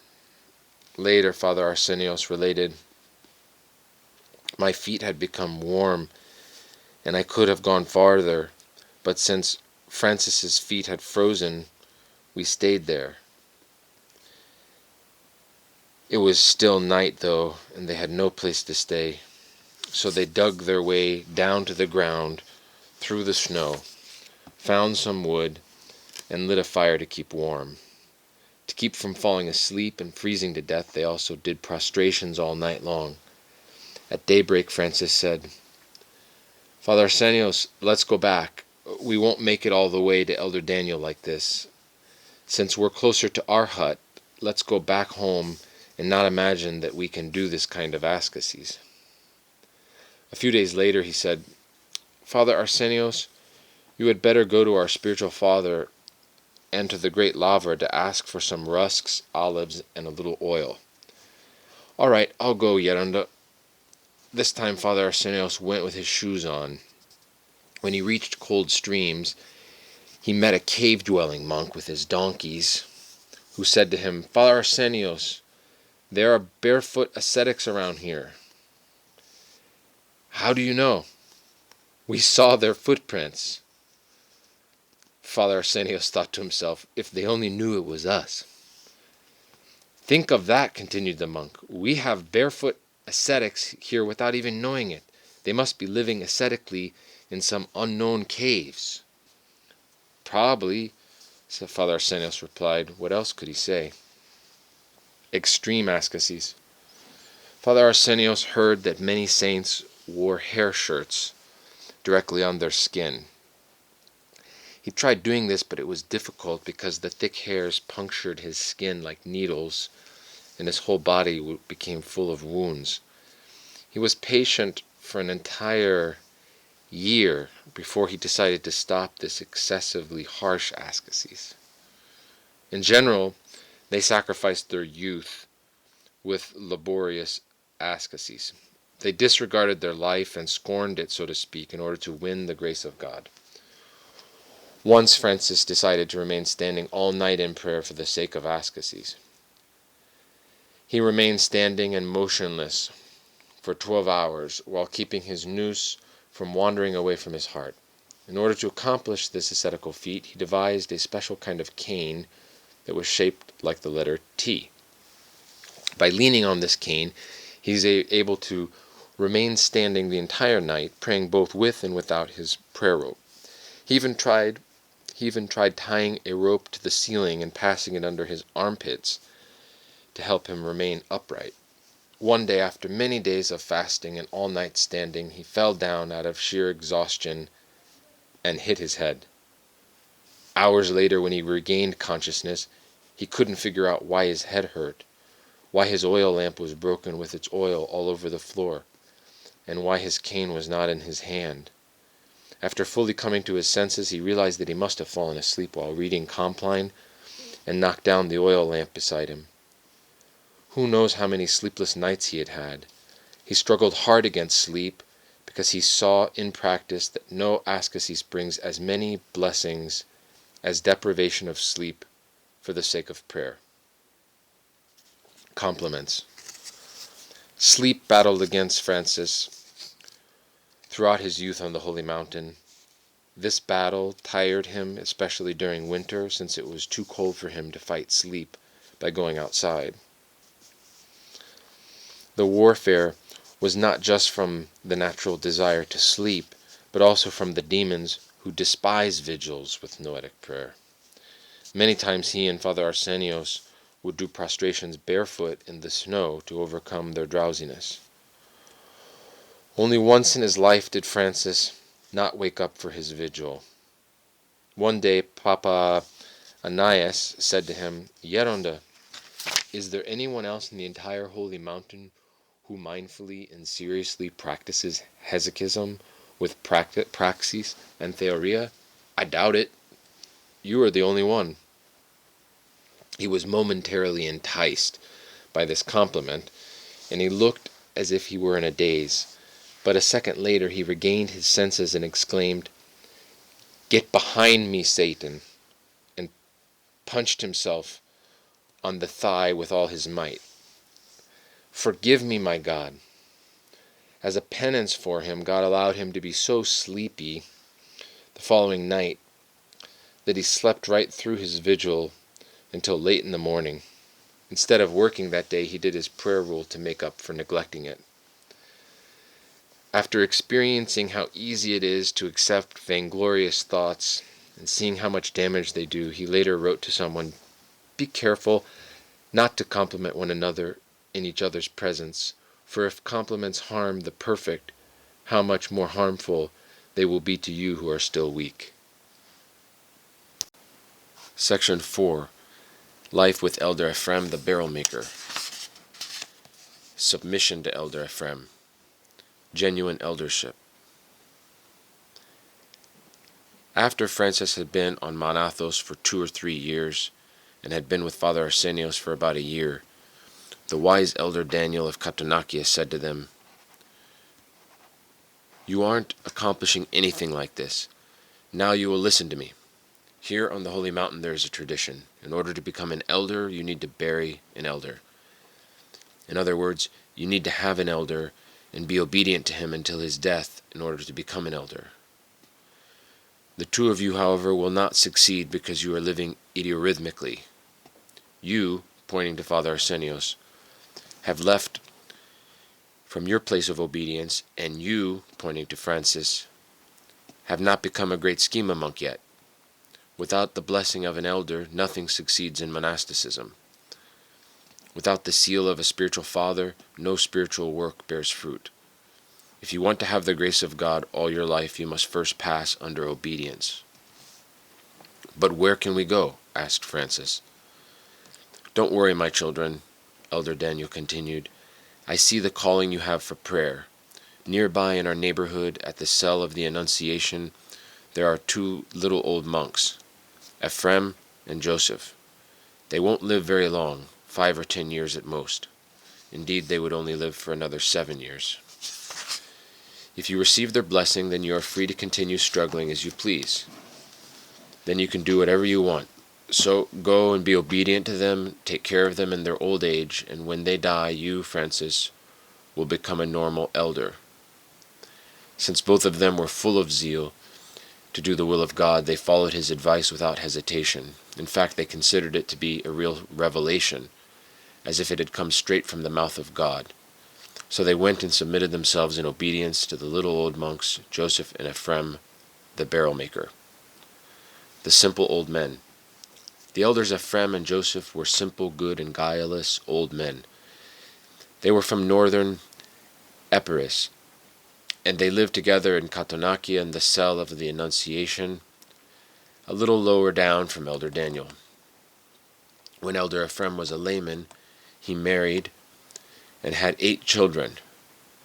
He lived with great piety and gradually began to desire the monastic life. His wife, however, did not want him to let him leave, so he prayed fervently that God would find a way for him to become a monk.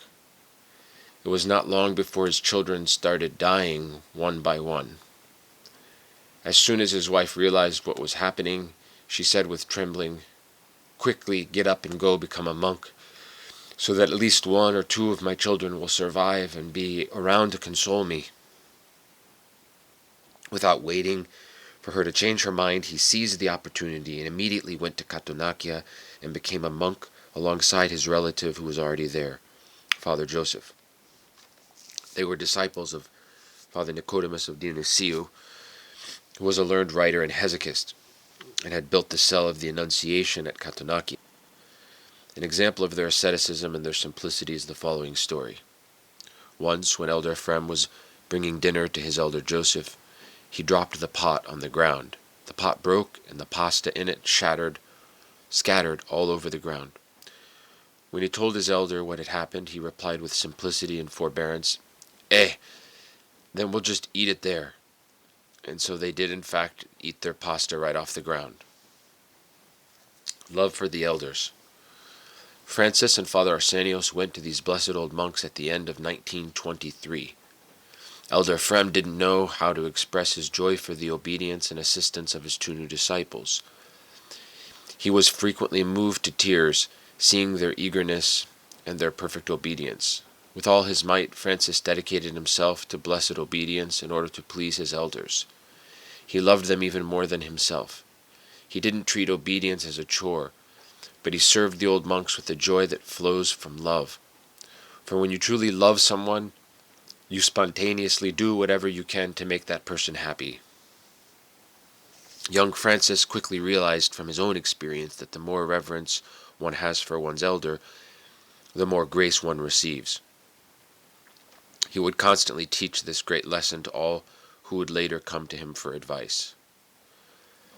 Fruits of obedience. Francis and Father Arsenios behaved like angels towards their elders. They prepared the food, cleaned the house, and did whatever was necessary with joy and love. In fact, they even tried to foresee what the elders would need in order to please them more. They had so much reverence for those old monks that they were even more obedient to them than children are to their real parents. For this is the true meaning of obedience: to remove your ego from the center of your soul and to place God and your elder there. It was not long before they saw the fruits of their obedience. Because of their obedience, it was natural that they had found great ease in prayer. In this way, Francis realized from his own experience why the Holy Fathers praised holy obedience. He began to understand what the Holy Fathers meant when they said, "A disciple in the depths of his soul breathes God and his elder like an innocent baby." Throughout that entire period, he had the gift of tears which ran ceaselessly like a river. His heart was aflame with love for God and his spiritual father. Ever since then, Francis held holy obedience as the foremost virtue. He emphasized no other virtue more than this one. In fact, he later wrote to someone, "Personally, I've never seen anything more comforting in my soul than perfect obedience." The call. Under the protection of blessed obedience to the elders Ephraim and Joseph, Francis and Father Arsenios began their great struggles. It was during that time that Francis engaged in the most fierce and relentless battle of his monastic life, with the demon of fornication. One night, while Francis was saying the prayer with stillness, a light suddenly filled the place, and he came to Theoria. He himself related this vision as follows: "My nous was raptured up to a plain. I beheld monks there, lined up for battle, according to rank. A tall general approached me and said, 'Do you want to enter and fight in the front line?'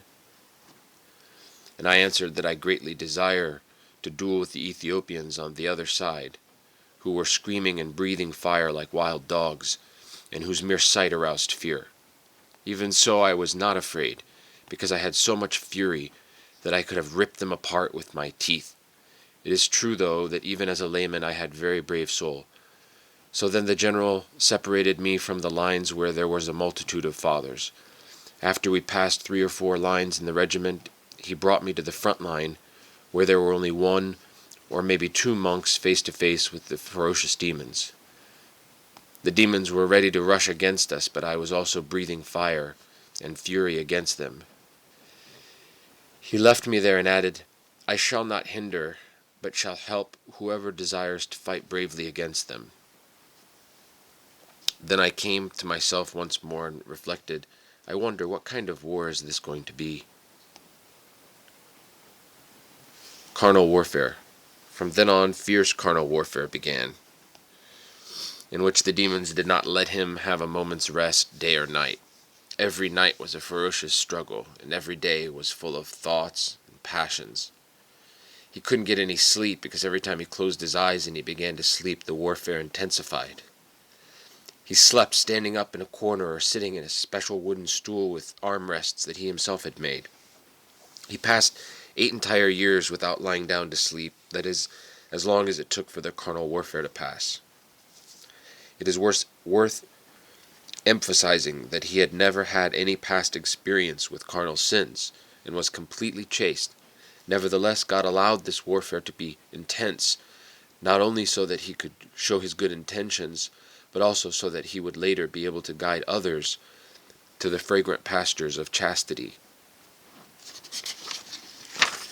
He would pray with tears and agony of heart, "My dear Panagia, I want complete purity and virginity. I don't want this sinful pleasure, my dear lady."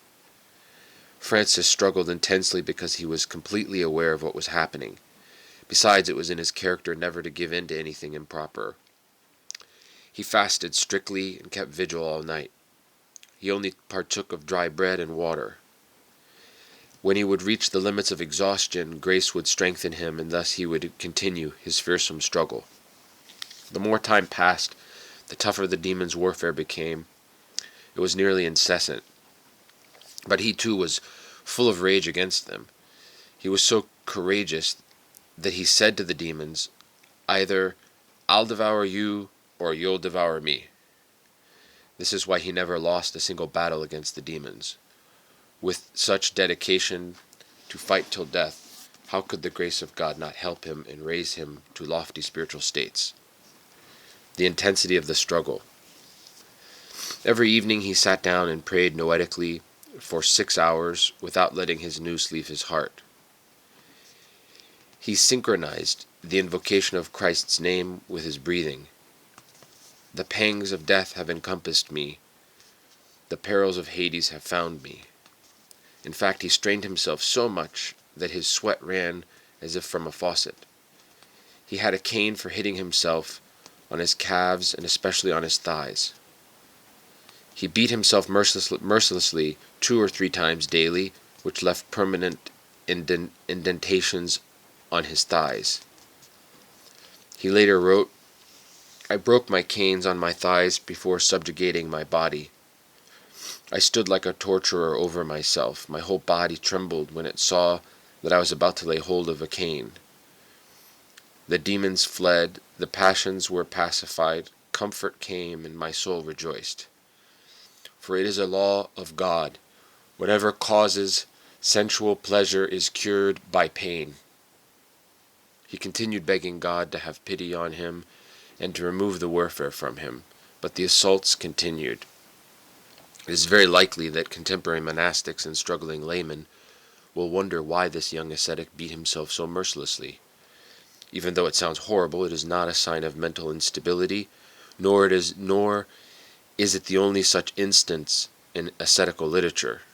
God has revealed through various miracles that he accepted this form of ascesis as a martyrdom. The sayings of the Desert Fathers and the latter are full of similar ascetical struggles in which the body is not being punished, but rather being subdued to the ruling nous. The aim of Orthodox asceticism is to kill the passions, not the body. Divine consolation. Even though Francis was living under obedience with prayer, tears, and ascesis, these harsh attacks continued unabated.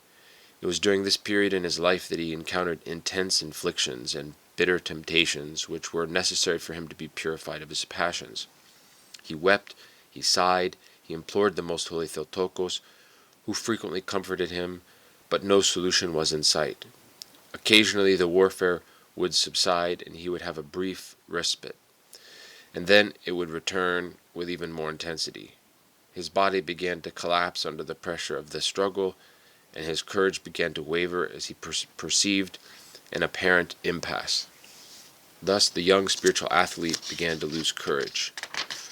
Sorrow and despair began to envelop him. At this time God granted him a vision to console him.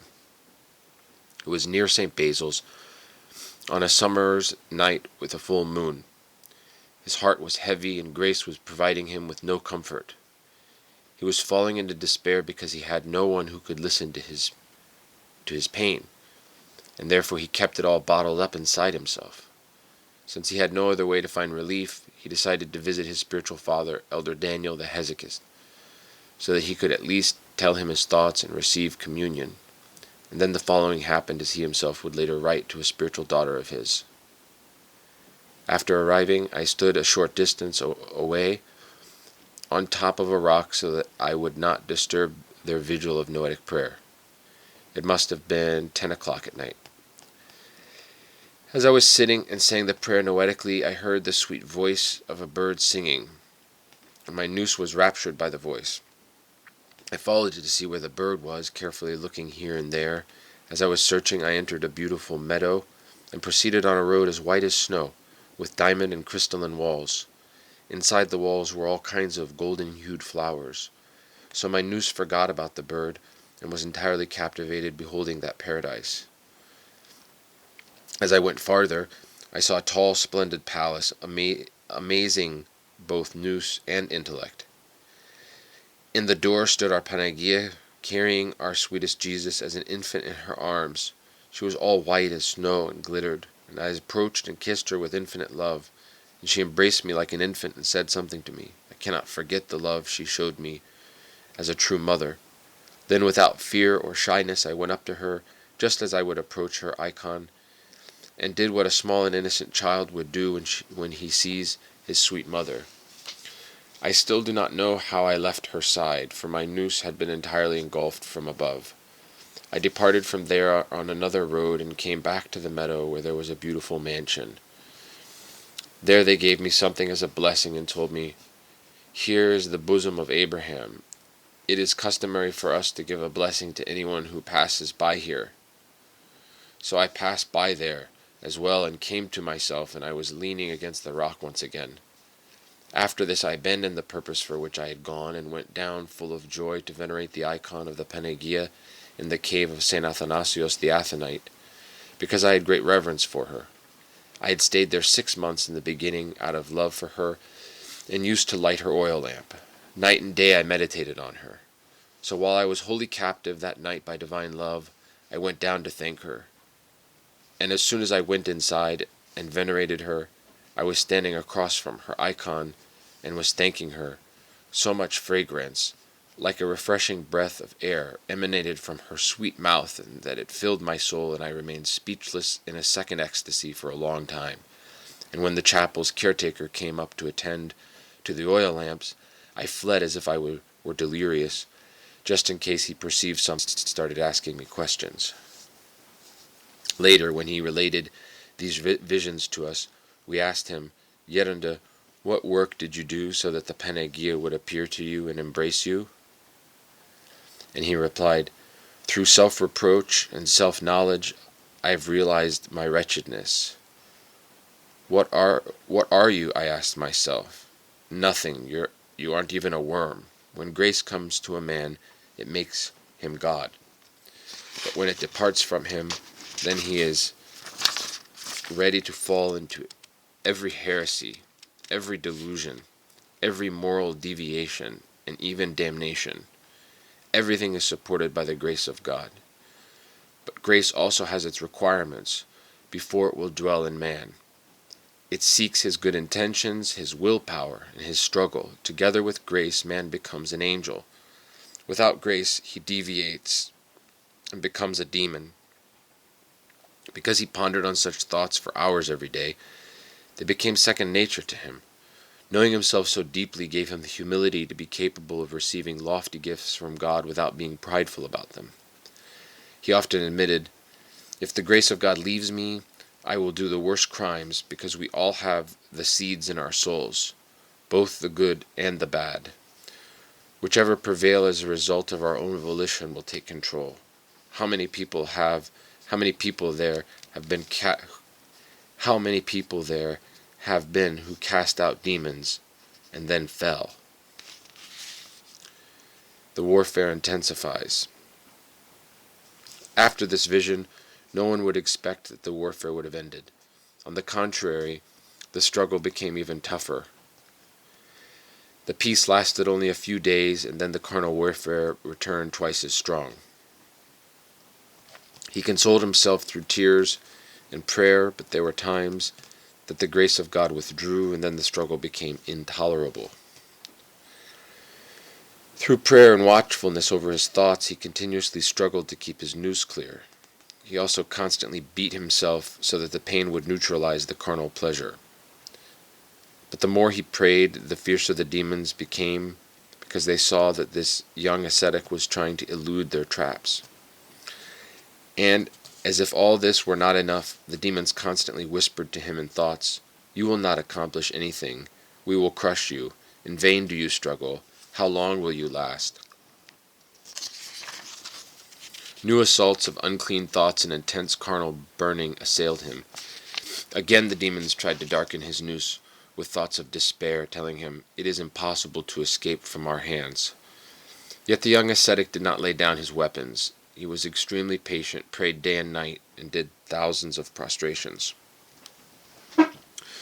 Physical warfare from the demons. As if this warfare were not enough, the demons physically beat him out of envy. Every night was a real martyrdom. Some would grab his hair, others would grab his feet, his hands, and his beard, which had not grown long yet. Entire battalions of demons rushed at him and tortured him and shouted together, "Choke him! Kill him!" And it wasn't just 1 or 2 nights, but continued on for 8 whole years. In the beginning, like a fierce lion, he fought against the demons as if they were physical entities. He would grab one of the demons and use him like a club to hit the other demons. He would also punch those evil spirits as if they were material entities. Most of the time, however, his punches passed right through the demons as if he were punching the air. As a result, he ended up bruising his hands against the walls. The walls of his cell were destroyed by all the fighting inside. In the end, young Francis learned through his own experience that it is primarily with the name of Christ and the Panagia that the demons are defeated. As soon as they heard him invoke the name of Christ and the Panagia with love and hope, their might dissipated like smoke. "Hurry, my dear Panagia," he would cry from the depths of his heart. He felt his prayers coming out of his mouth like flames while he continued punching them. Immediately the demons would leave shouting, "He burned us! He burned us!" Even so, his titanic struggle continued every day without waning. Once he told me, "One day as I was just sitting there, I began to weep and said, 'What is this, my dear God? I am barely eating anything and struggling so hard, yet I still can't win. He's going to destroy me.' Not even 10 minutes passed, and suddenly Satan, that scum, grabbed me by the neck to choke me. Full of rage, I grabbed his side and bit him with my teeth. The bite was so tangible that I felt his hairs touch my lips. I came to myself after biting him, and I sensed such a stench that I couldn't stay in my cell. I leaped out of my cell, and it still reeked." Despite these difficulties, he frequently experienced the help of the most holy Theotokos during his bloody fights. And he realized that the Panagia especially loves chastity. This is why he fought against the carnal passion more than any other passion. He wrote, "I cannot describe to you how much our Panagia loves chastity and purity. Since she is the only pure virgin, she wants and loves everyone to be pure like that." Final victory. To make things worse, the other monks called Francis deluded and avoided him because they lacked experience of such supernatural struggles. After almost 8 years of ceaseless and intense carnal warfare, by then his elder Ephraim had already made Francis a great schema monk with the name Joseph. On the last day when Christ was about to deliver him, he was pondering in despair, "Since my body has broken down as if completely dead, and since my passions are active as if I were perfectly healthy, the demons have won. Surely they have burned and defeated me, instead of my beating them." And then he was finally delivered from this warfare in the following way, as he himself described later. "As I was sitting there wounded, despairing, and virtually dead, I perceived that the door opened and someone entered. I did not turn to see who it was, though, but kept saying the prayer. Suddenly I felt that beneath me someone was stimulating me toward sensual pleasure. I turned and saw the scurvy demon, whose wounded head stank. Then like a wild beast I dashed to grab him. However, as soon as I grabbed him, he had hairs like a pig. He disappeared. He left the sensation of his hairs on my fingers and the smell of his stench in my nose. At last, from that moment on, the war ended. All the turmoil ceased. Peace came to my soul, and I was completely freed from the filthy passions of the flesh." All night long he thanked God, who had not forgotten him. He jubilantly chanted the ode that the prophet Moses sang when Pharaoh was defeated. "Horse and rider hath he hurled into the sea." In the morning, tired from his long vigil, he went into ecstasy and had the following vision, as he himself related. "I saw a spacious place that was separated by a sea. In this spacious place traps were strewn everywhere, but they were hidden so that they would not show. I was in a place very high up, and I saw everything as if in a theater. All the monks had to pass through this area, and in the sea was an enraged dragon, a horrifying demon whose eyes emitted flames. He would stick out his head to see if the monks were getting caught in the traps. As they passed by without fear or caution, one was caught by the neck, another by the waist, another one by the foot, another by the hand, and seeing this, the demon laughed with delight and exultation. But I was greatly distressed and cried, 'O evil demon, the things you do to us, and how you deceive us.' Then he came to himself with both joy and grief. Joy because he had seen the snares of the devil, grief because he perceived the dangers that we face our entire lives. After this final victory of his, he admitted to one of his spiritual children, 'I was given the gift of purity, the gift of not differentiating between women and men. The passion is not roused within me at all. By the Lord's grace I received the gift of purity, in full knowledge of what I was receiving.' Through his indomitable determination, Father Joseph attained his lofty state, even though he had not yet reached the age of 32. From his own experience, he was able to teach his spiritual children. When a person struggles to keep his body pure and his nous chaste from filthy thoughts, his life and his prayer ascend like fragrant incense to the heavens. I have seen in practice what I am telling you. There is no sacrifice to God more fragrant than chastity of the body which is obtained with a bloody and dreadful struggle. I have much to say about this blessed chastity, the fruit of which I have tasted and eaten, but you are not able to bear now what I would say.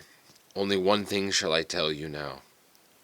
When such people change their underclothes, which happens every 3 to 6 months, they give off a fragrance that spreads throughout the entire house, as if a refreshing vial of myrrh had been opened. This is a sign from God of blessed chastity and their most holy virginity." First victory over anger. The carnal passion was not the only passion Francis had to fight. He had to learn that anger, which is the power of the soul, given to us by God to fight off the passions and demonic attacks, cannot be misused by directing it at our fellow human beings. One day, a Cretan monk started to shout at Elder Ephraim unjustly regarding the boundary between their huts. The Cretan monk lost his temper and started calling Elder Ephraim all kinds of names. Since Elder Ephraim was meek and simple, he didn't want to talk back to him, but kept saying, "What is going on here? What is he doing to me?" Francis, who was young and still had his passions alive within him, heard what was happening, and immediately his anger flared up. His heart began to pound quickly, his blood was boiling, and his thinking was starting to blur. Full of indignation, he rolled up his sleeves and decided to go out there and beat up their rude neighbor who was unfairly harassing his elder. But since their neighbor was also strong, Francis first went into the chapel to seek from the Panagia the strength to deal with him. Naturally, the Panagia would never fully fulfill such a request. Instead, she granted him a change of heart. He immediately threw himself on the floor of the chapel with tears and sobs, calling upon the Panagia to restrain him. "Help me now, my dear Panagia, so that I don't go out there. Help me, save me, Christ. Because if I go out now, who knows what's going to happen? Help me, save me, pacify my passion." After weeping and wailing and soaking the ground with a torrent of tears, the passion of anger subsided, and he was calm and able to think clearly. Thus transformed, he calmly went out, took care of the issue with much love and sweetness, saying to the Cretan monk, "This is not so important. We haven't come here to acquire huts and olive trees and rocks. We came here for our souls.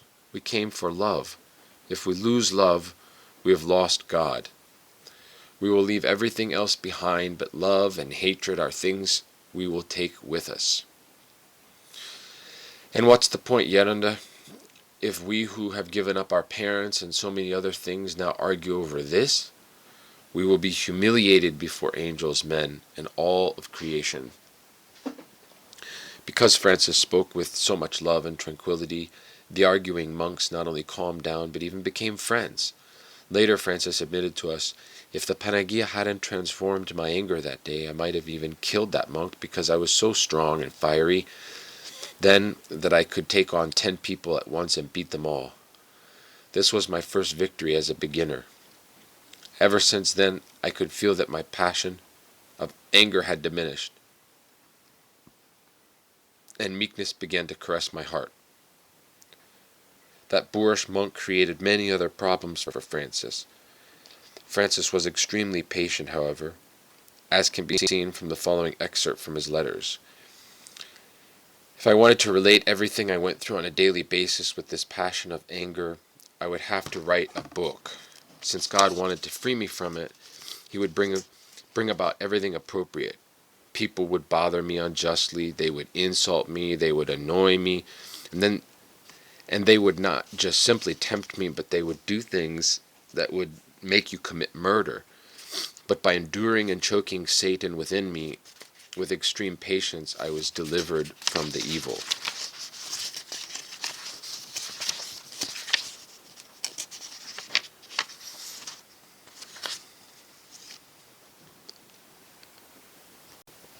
Section 4, Life with Elder Ephraim the Barrel Maker, continued.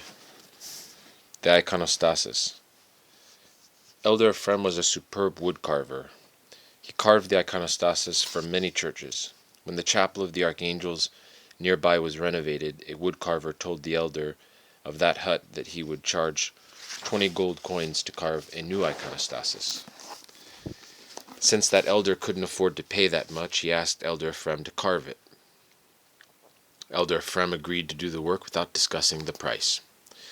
When he finished, the elder of that hut gave him only 2 gold coins and asked him, "Is this good enough?" "It's fine," replied Elder Ephraim. As soon as Father Arsenios found out, he was furious. He couldn't bear seeing the extreme injustice and said to Elder Ephraim, "Is that all you got? That's not fair. The other monk asked for 20 coins, and he paid you off with only 2. The simple but wise Elder Ephraim responded, "If we get paid for everything here, my child, what will be left for heaven?" Then Father Arsenios realized that Elder Ephraim was no fool, and said to Francis, "He has virtue that is beyond us." Love of ascetics. Whenever the 2 disciples finished their obligations, they had permission to search caves for hermits in order to learn from them. They took full advantage of this permission and combed all the caves and huts in the area. It was during this time that Francis and Father Arsenios began their great ascetical struggles, always with the blessing of their elder. Elder Ephraim saw their great humility and fiery zeal, and he wholeheartedly gave them his blessing to struggle as much as they could and to confess to whichever spiritual father they wanted. Above their little hut was a cave in a very precipitous place. It was so steep that if you slipped there, no one would ever find your bones. That is where Francis did ascesis. He went there with the blessing of Elder Ephraim and remained inside, praying noetically. He sat there for hours and prayed. Other times he would go with Father Arsenios to do ascesis in a place by the sea that they called the Salt Ponds. Once they did ascesis for an entire week. When they returned, Elder Ephraim said to them, "My children, where are you doing your ascesis? Where do you go? Take me along to do ascesis with you." But because of his age, he could barely walk. Only with great difficulty and caution were they able to take the zealous old monk down to the sea to the precipitous cave where they were doing ascesis. They took a fishing rod with them so that they could catch fish to feed him.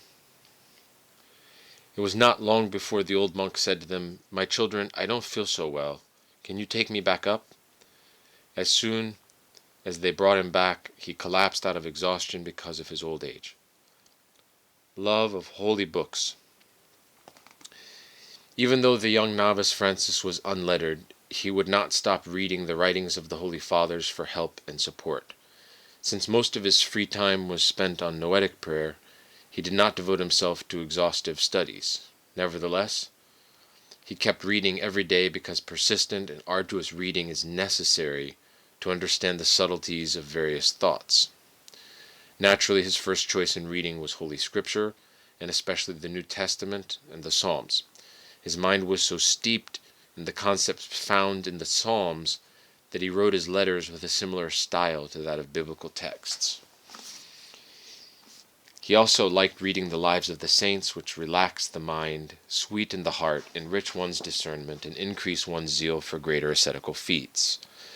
He said that the lives of the saints are like a mirror in which one can see one's faults. His disciples remember that no matter what problem that they had,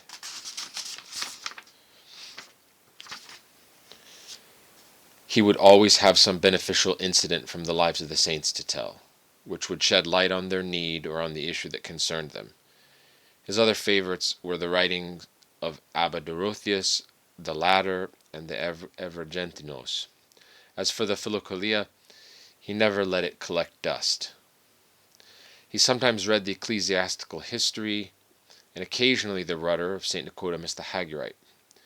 He also liked the way of a pilgrim, and when he himself became an elder, he highly recommended that people should not just read this book, but also give it to others as a present. Francis found great benefit in the writings and letters of Metropolitan Nectarios of Pentapolis, who would later be canonized a saint. He had first heard about him from Elder Daniel of Katounakia. Later he learned more about him from Elder Ioannikios when he had visited him in Aegina. He had great reverence for St. Nectarios, even though he had not yet been canonized. One book that he had an inseparable companion throughout his life was the ascetical homilies of St. Isaac the Syrian. He often kept this book beneath his headrest so that it would be one of the first things he would see when he woke up. He had embraced St. Isaac's teaching so much that one can see the entire life of Elder Joseph as a living book of St. Isaac the Syrian. Controversy over the calendar. The two young ascetics continued living in this God-pleasing manner for almost 2 years, far from vain and mundane activities. But suddenly, out of the blue, something unforeseen happened that divided the entire Greek Orthodox people, and even the garden of the Panagia. In 1924, the Church of Greece decided to impose the revised Julian calendar on the liturgical cycle. This innovation split the faithful and created ecclesiastical schisms that still have not healed. Facing this critical moment, the Fathers of the Holy Mountain, after numerous meetings, wisely found the Golden Compromise. They decided to continue using the old calendar, but did not sever their spiritual communion and subordination to the ecumenical patriarchate of Constantinople. Nevertheless, some of the monks of the Holy Mountain were motivated by excessive zeal to disagree with the stance taken by the vast majority of Athenite fathers. The few who disagreed called themselves zealots, and they severed their spiritual communion with the Patriarchate and the rest of the Holy Mountain. They would no longer participate in liturgies or meetings with them. Katounakia was one of the more fervent centers for the zealots. Young Francis's brotherhood, due to the ignorance of their elders and their zeal for tradition, was misled and sided with the zealots. Naturally, the young novice followed their lead, but since their stance stemmed from their great love for God, they were not fanatical. And as we shall later see, the course of events persuaded Elder Joseph to return to the Holy Mountain's prudent stance. Tonsure.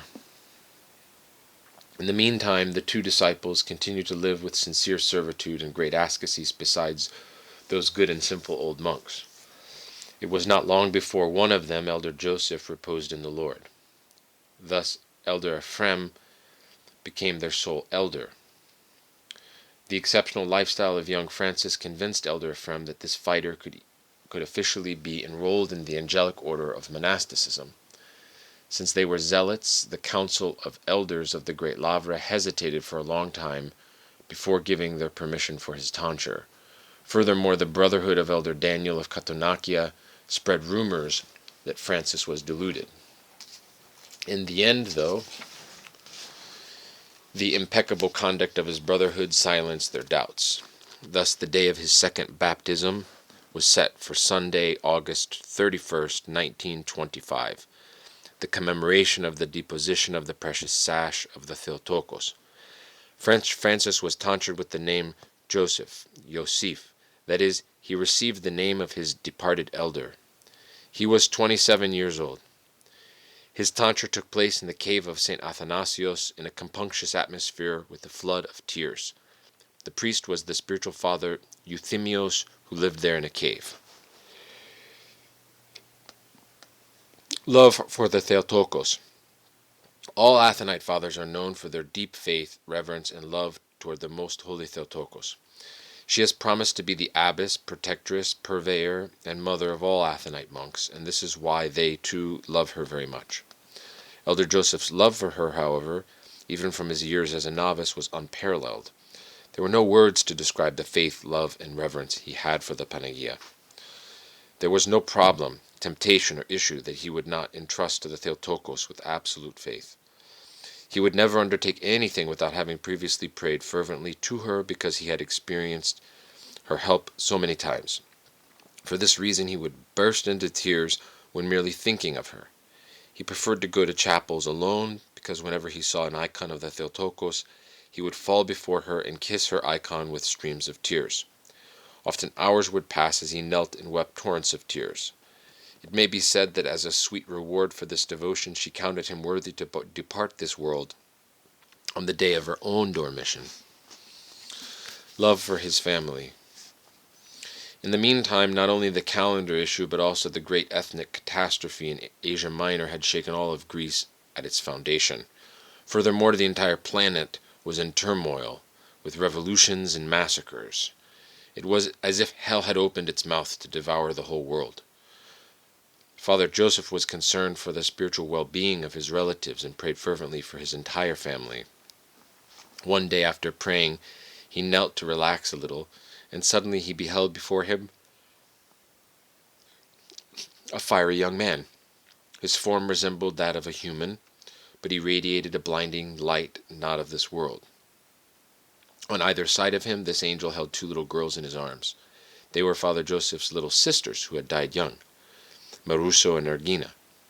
The angel turned to each one of them and said, "This is your brother. Do you recognize him?"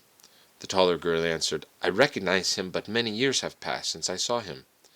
The shorter one replied, I did not see him when I was alive." Then the angel said to them, "Embrace him, and then we shall leave." His two little sisters embraced him very sweetly, and the entire place was filled with an indescribable fragrance, as if he were in a fragrant field of flowers. And then they departed. Soon after this, Father Joseph's mother, who was full of concern and apprehension regarding the numerous calamities, wrote to her son seeking his advice. He in turn, moved by love, and with his elder's blessing, replied. It was the first time since he had left home that he had written to his relatives. His letter began as follows. "My beloved mother and all my brothers, relatives, and friends, rejoice in the Lord, all of you. I yearned, and my soul was aflame to hear about your spiritual and bodily health. But the commandment of the Lord says, 'He that loveth father or mother more than me is not worthy of me,' forces me to forget not only parents, brothers, and relatives, but even my very own body. All my soul's eros and love yearns to be turned henceforth towards God. Upon him does it want to gaze and behold, to pray, to seek, to receive the appropriate medicines for the cleansing of the heart and the development of the spiritual man. But now, seeing the tremendous calamity that has befallen the world, and fearing lest the danger of impiety reaches you as well, and fearing that I am wasting the constant vigils that I do for you, I was compelled to resort to the maxim, necessity overrides law. And I said, may I transgress one commandment so that I might win my beloved ones. My desire, the burning of my heart, the divine eros that continuously kindles my emotions, is how to save souls. How rational sacrifices can be offered to our sweetest Jesus." His letters, full of divine wisdom and unutterable, immeasurable love, stirred his relatives' souls. It was the first time they had heard words with such beauty, wisdom, and depth. Even though his letters were replete with spelling mistakes, they reflected all the sweetness and love of his heart. The results were immediate. All the members of his family read and reread his letters with rivers of tears. His mother even began to desire to become a nun. The three angels. As we have already mentioned, there was a large cave and a steep slope above the cell of the Annunciation, where Father Iosif and Father Arsenios lived. A little higher up, in a more remote location, Father Joseph made an artificial cave on a rock using wooden planks. This room was so small that he could barely fit inside. It was like a box, about 4 feet on each side. This is where the young Father Joseph went in order to struggle more with the prayer, which is something that requires stillness. Following the schedule that he had received from Elder Daniel, he would go to this cave immediately after sunset, and for 6 hours he would occupy himself with noetic prayer and tears without ceasing. Once, on Epiphany, a vigil was going to be held in Katounakia. Father Joseph usually did not go to vigils and feast days. He avoided them because he kept a certain austerity, not as a recluse but as a solitary hermit. That evening in his tiny cave, he began to occupy himself with noetic prayer. Around midnight, his little room suddenly filled with an extremely bright light that was quite different from the light of the day that we see. The intensity of this light increased so much that he went out of himself and felt as if he had no body. At the same time, 3 little children who were no more than 10 years old appeared before him. They all had the same stature, the same figure, the same clothing, and the same face in terms of their beauty. They were angels of the Lord representing the Holy Trinity. Father Joseph gazed at them in ecstasy and wonder. They were so close to each other that they were touching, and the 3 of them blessed simultaneously in the same way that a priest blessed. They went back and forth while melodically singing, "As many of you have been baptized into Christ," as they approached him, and "have put on Christ, Alleluia," as they withdrew without turning around. They did this 3 times. Father Joseph was wondering, how did the children so small learn to chant and bless so beautifully? It didn't cross his mind that on the Holy Mountain there are no such children that are so small and beautiful. When he later asked what he was thinking about during times like this, he answered that there are no thoughts when the noose is held captive in theoria, because it is suffused with light by divine grace and does not have any activity of his own. He merely felt that he was in a thrice blessed state. Section 4, Continued Life with Elder Ephraim the Barrel Maker. The move to St. Basil's Skete. Difficulties in Katounakia. After that vision of the three angels, the grace of the prayer became more abundant, and his yearning for stillness increased even more. His mind did not occupy itself with anything earthly. At the same time, however, the trials of Father Joseph and Father Arsenios also multiplied, and they could not bear the problems they encountered there in Katounakia. The other fathers nearby would constantly send them out to do chores that would ruin their schedule and impede their hesychistic life. Elder Ephraim was a simple man, and even though he did not like what was happening, he was too timid to refuse their requests. So he would send his young disciples wherever the neighboring fathers wanted. Another problem that ruined their stillness was the old habit that all the fathers had of taking a shortcut through the courtyard of their hut whenever they wanted to go to the center of Katounakia. Furthermore, whenever a feast day was approaching, they had to join in on the tasks done by everyone. Father Joseph was patient with this situation for 7 whole years, but after the vision of the three angels, he could not endure the distractions any longer. His heart was on fire for seclusion and stillness. In addition to all that, their handicraft of making barrels was such a burden. Unfortunately, everybody remembered at the last minute before harvesting that they needed their barrels repaired. Since Elder Ephraim was excellent at fixing them, everyone ran to him. This meant that the neighboring fathers' work fell on him all at once, and they pressured him to finish as soon as possible because they needed them immediately. Out of his well-known sense of humor, he would not refuse. However, he nearly suffered exhaustion because he was forced to work day and night. In addition, he never asked to be paid for his work. For this reason, many took advantage of his kindness and gave him a trifling sum for his labor. But things had gotten out of hand. Even laymen were taking advantage of him. For labor worth 1,000 drachmas, people would give him 50 or 100 drachmas, and ask him brazenly, "Is that enough, Father Ephraim?" It is enough, my child," he would reply timidly. Naturally, his young disciples could not bear to see their elder working himself to death day and night, especially when it was at the expense of fulfilling his monastic duties, while others took advantage of him. For all these reasons, they started to consider moving to a quieter place. So one day, Father Joseph called Father Arsenios and said to him, "This work of ours not only ruins our stillness, but it also makes our elder run the risk of exhaustion. Let's pray about it first, Father Arsenios, and then let's ask him if he will agree to the idea of moving to a quieter place." Indeed, this is what they did.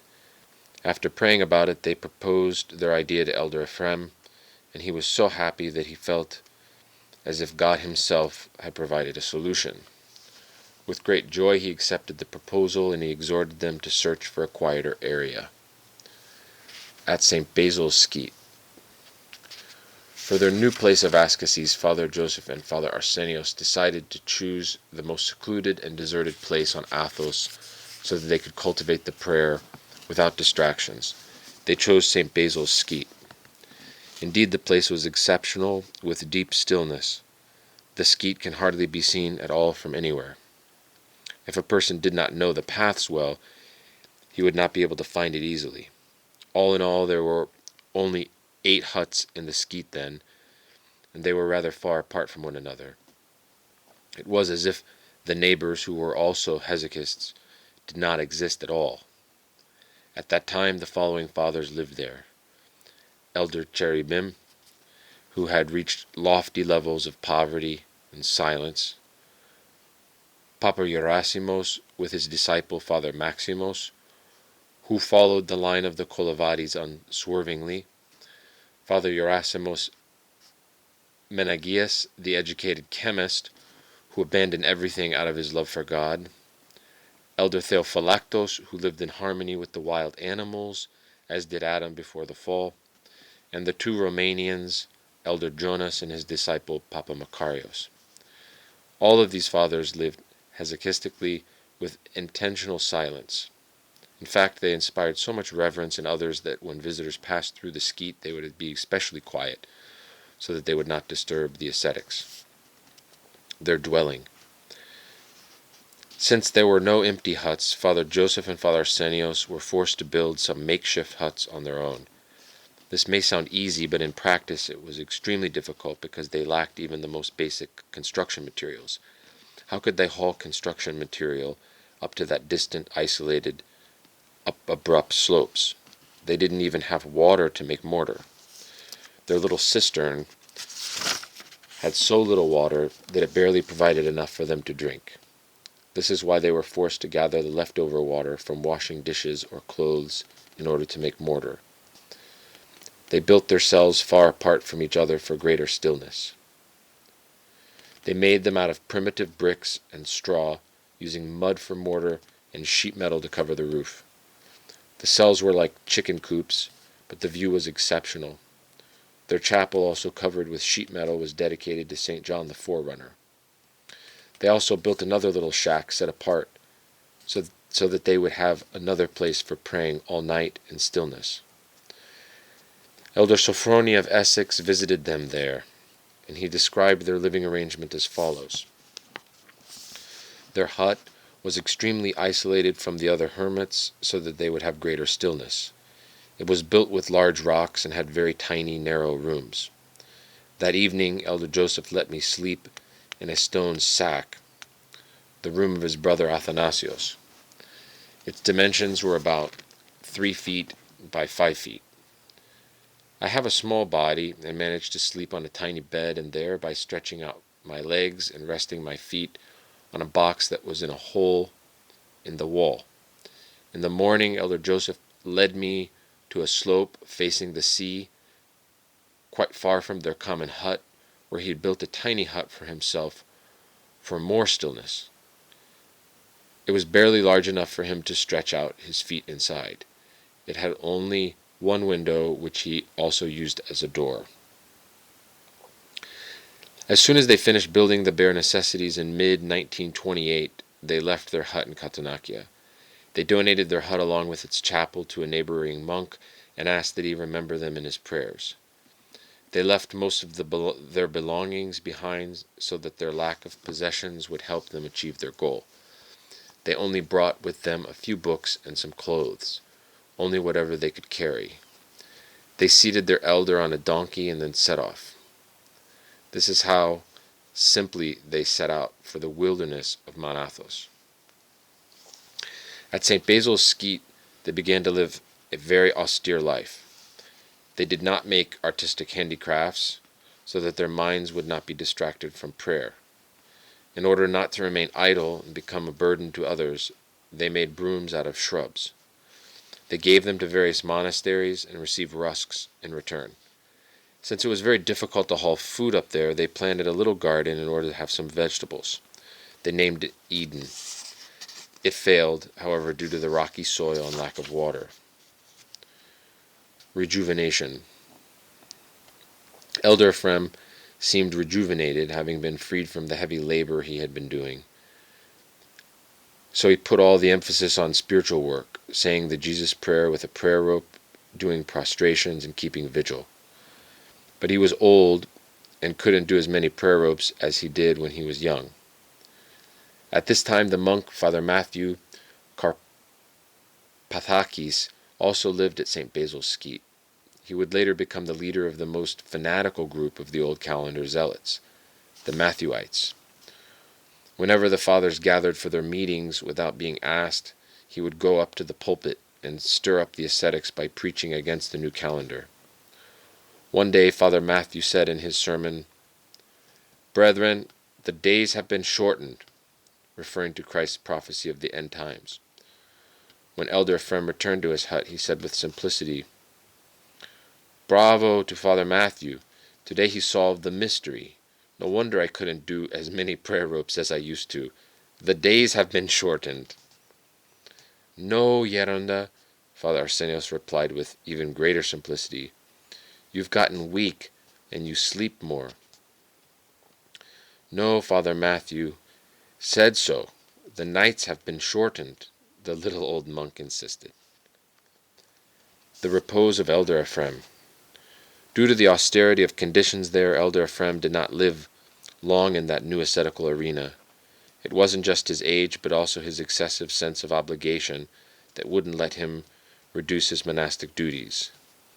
He was counted worthy of foreseeing his departure, and so he prepared himself accordingly.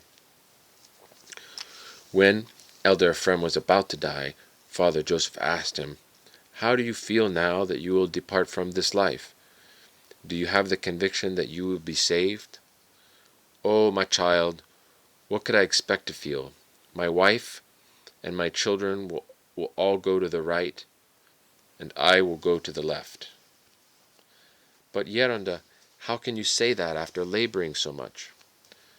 "No, I will go to the left because I am a great sinner who didn't do the will of God. All of you do the will of God. I'm the only one who doesn't." He honestly believed what he said. He had acquired the genuine fruit of monastic life, holy humility.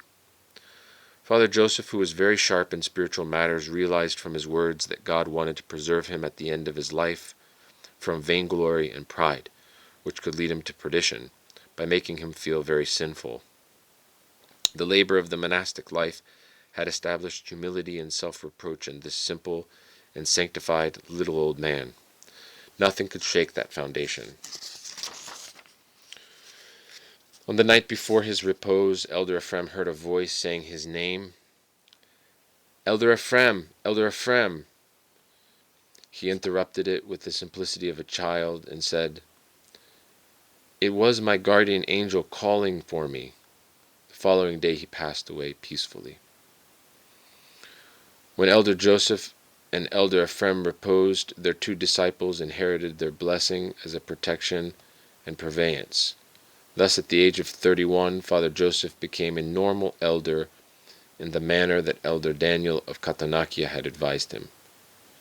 A few days after the repose of Elder Ephraim, Father Arsenios saw him in a vision when he was praying.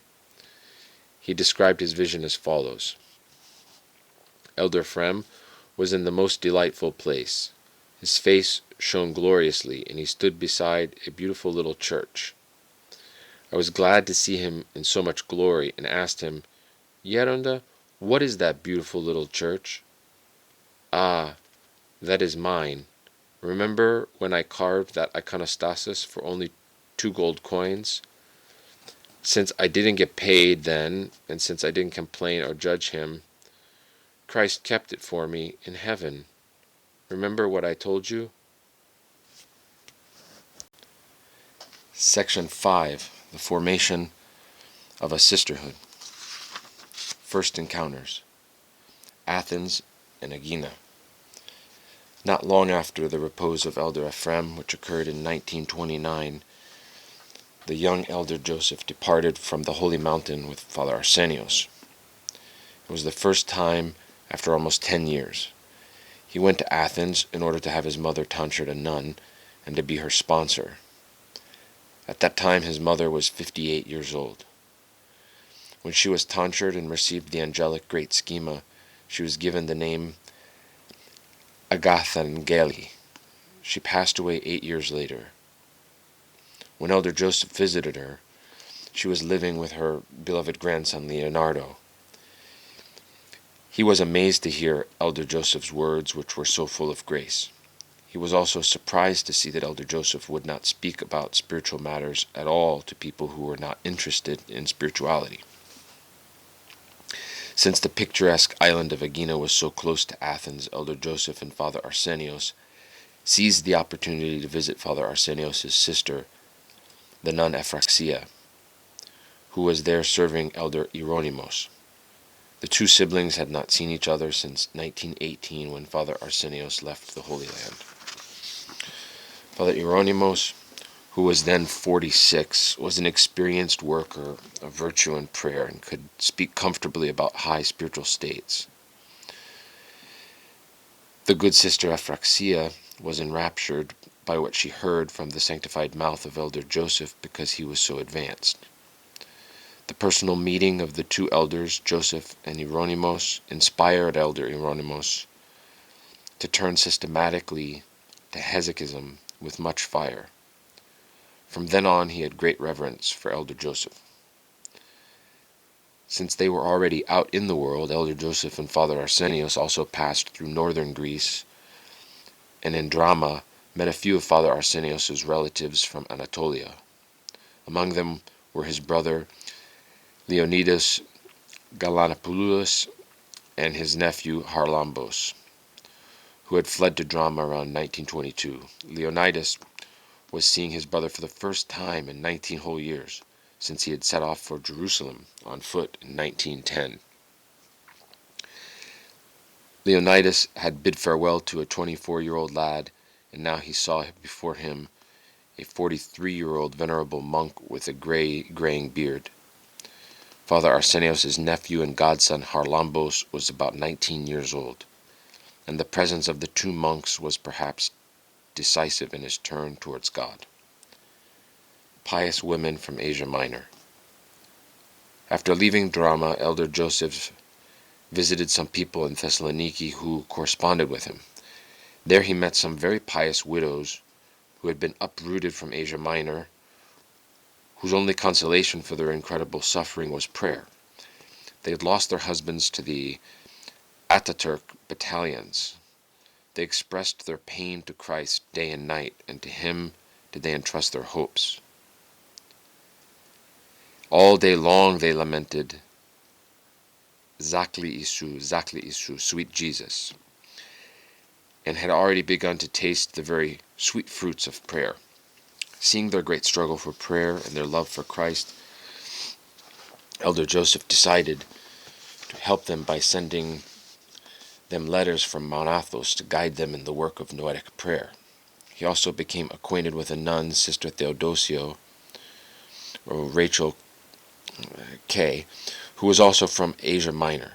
She received his advice with tremendous faith and found great benefit from his letters.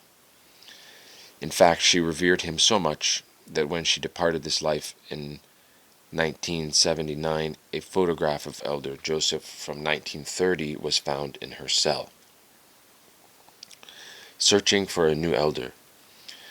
Elder Joseph and Father Arsenios did not remain for long outside of the Holy Mountain.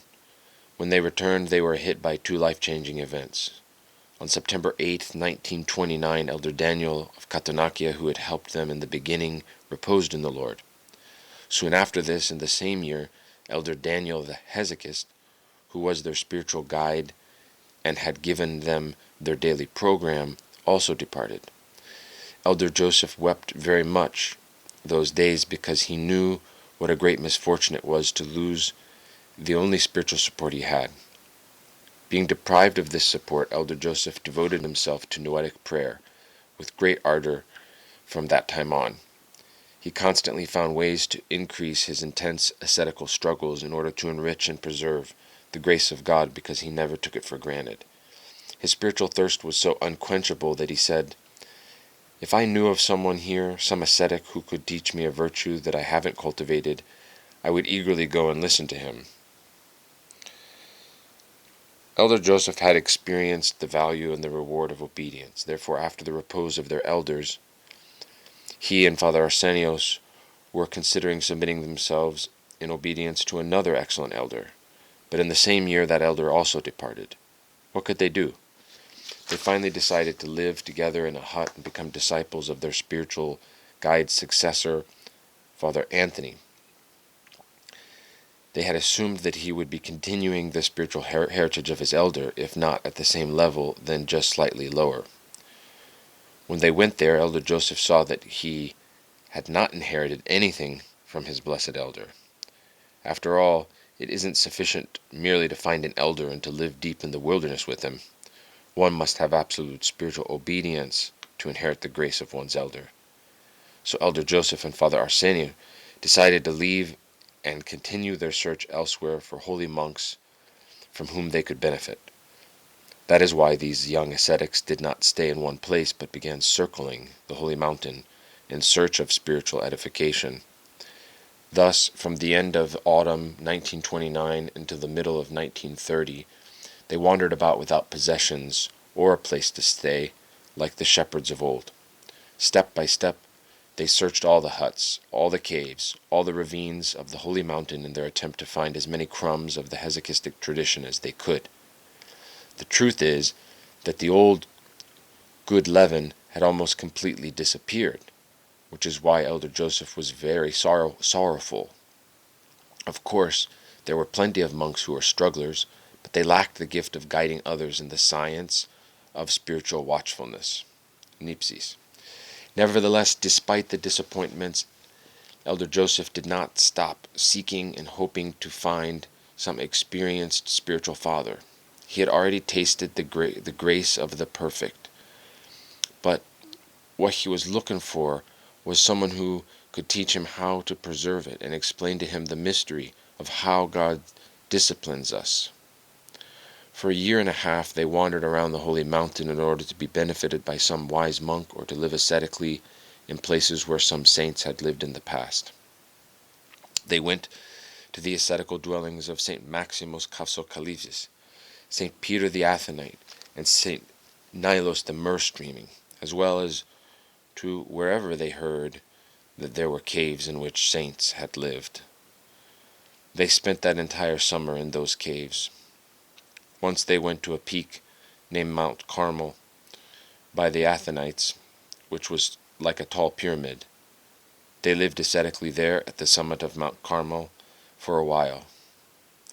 For the most part, however, they remained in the area of the Great Lavra or around the summit of Mount Athos. Once they went to a cave near Provada where St. Gregory Palamas had lived.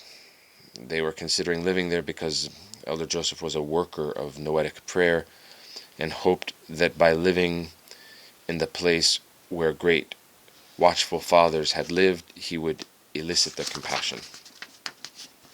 Persecution.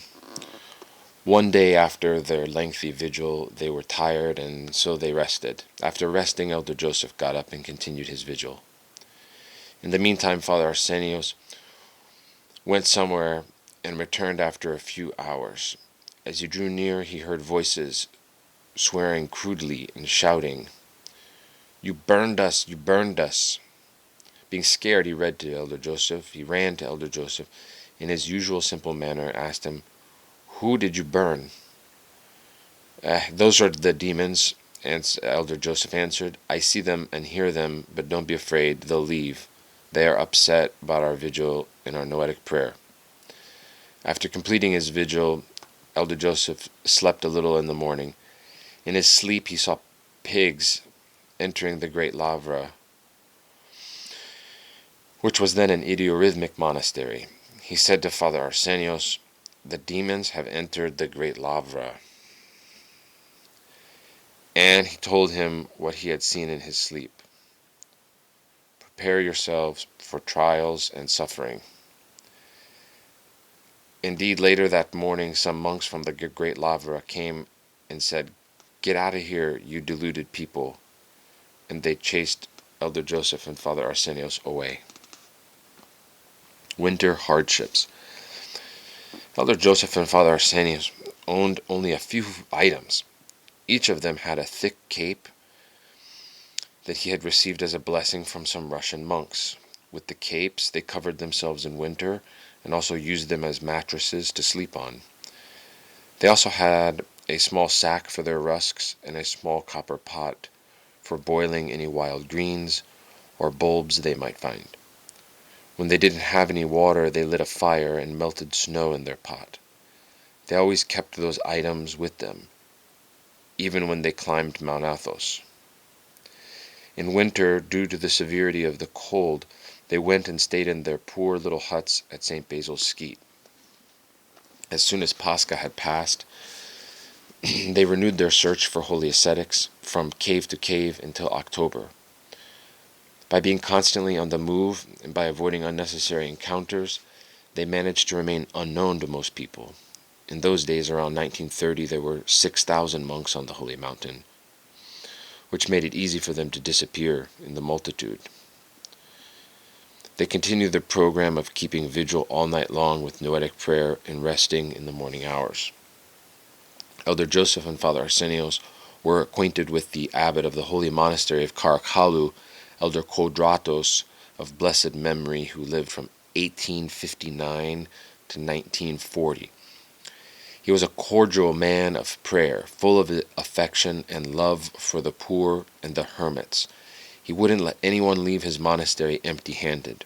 When Elder Joseph and Father Arsenios went to his monastery barefoot and in rags, he welcomed them full of joy, love, and reverence, and he gave them whatever they needed.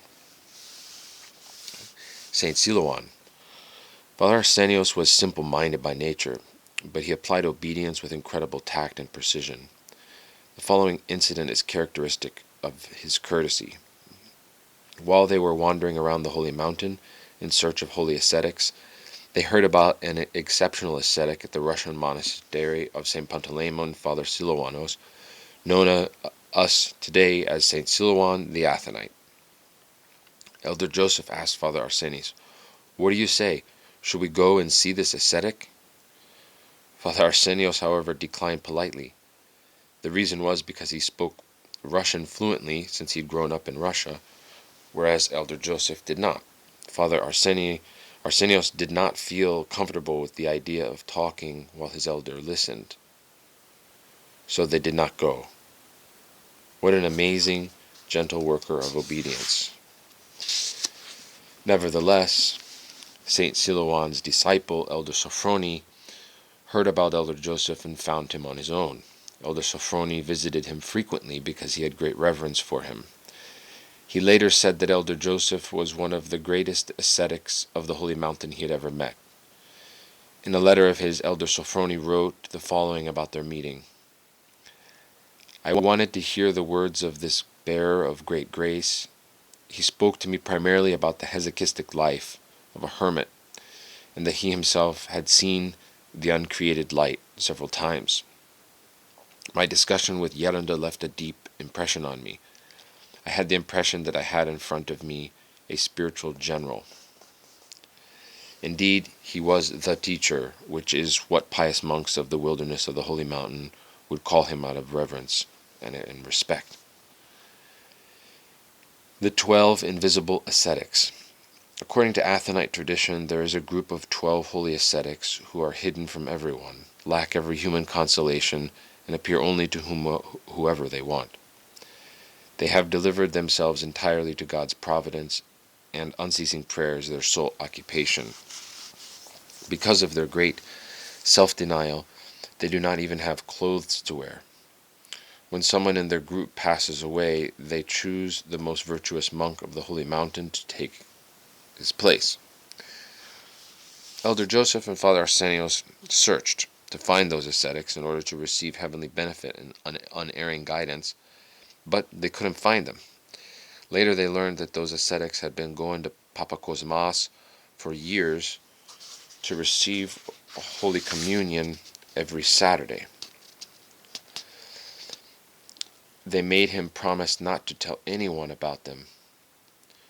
Once at a feast day, Papakosmas let this secret slip out, and he revealed this great incident to the other fathers. The following Saturday, after the invisible ascetics received communion, they told him, "Since you revealed us, you won't see us again." He fell at their feet, begged forgiveness, but they responded, "May you be forgiven, but you still won't see us again." Papakosmas wept for many days, but never again did he see them. The formation of a sisterhood continued. Second visit to the world, establishing a convent. The pious widows of Thessaloniki began to taste the sweet fruits of prayer and the desired the holy angelic schema of monasticism. Yerunda's letters to them were simple and unaffected, but full of wisdom and much love. In one of them he wrote, "You ask, O child of our God, if the Lord wants you to receive the holy schema. My sister, from the time you first saw the world, you have walked along the path of God, and you never sought anything but the will of the Lord. So do not doubt that it is time to wear the holy schema, since even without the schema you are none. Now that you have grown old, what kind of works do you seek?" In 1930, in order to help the widows, Elder Joseph decided to gather them together and to stay with them for a little while. He was granted permission to use an empty monastery in the deserted village, Gerovica, which is near Zyronovo of Drama. The monastery had been destroyed and was nearly in ruins, so he asked his brother Leonardo from Athens to come help with the reconstruction. There in Gerovica, he tonsured 5 nuns: Theodora, who was a sanctified soul, whom he appointed as the abbess; Ephraxia, who became the abbess after the repose of Theodora; another Ephraxia, crying Mary, who always wept out of great compunction; and Fevronia.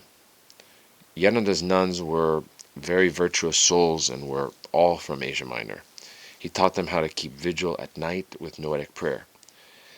They kept vigil on their knees and spoke to Christ with much lamentation.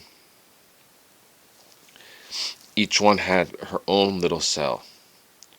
When Yeronda went with his prayer rope to visit them and see if they were keeping vigil, they had so much compunction and wailing that they didn't even notice him. Sister Theodora had a strong spiritual connection with Elder Joseph. He himself mentioned in one of his letters that he could feel her breath even when she was miles away. In other words, when he was on the holy mountain praying, suddenly his sense of location disappeared, since grace is not limited by place nor time, and he felt that she was beside him even though she was out in the world. Sister Ephraxia, a holy nun. Among the widows whom Yeronda tonsured was one exceptional, holy little soul, Sister Ephraxia. When she was still a laywoman in Thessaloniki, and Papu Yosif and Father Arsenios were in drama, she told her friends, "I saw an elder who had such and such a face, and he will make me a nun." "Don't be so silly," they said to her. "Do you believe in dreams?" "I can't explain it, but that's what I saw."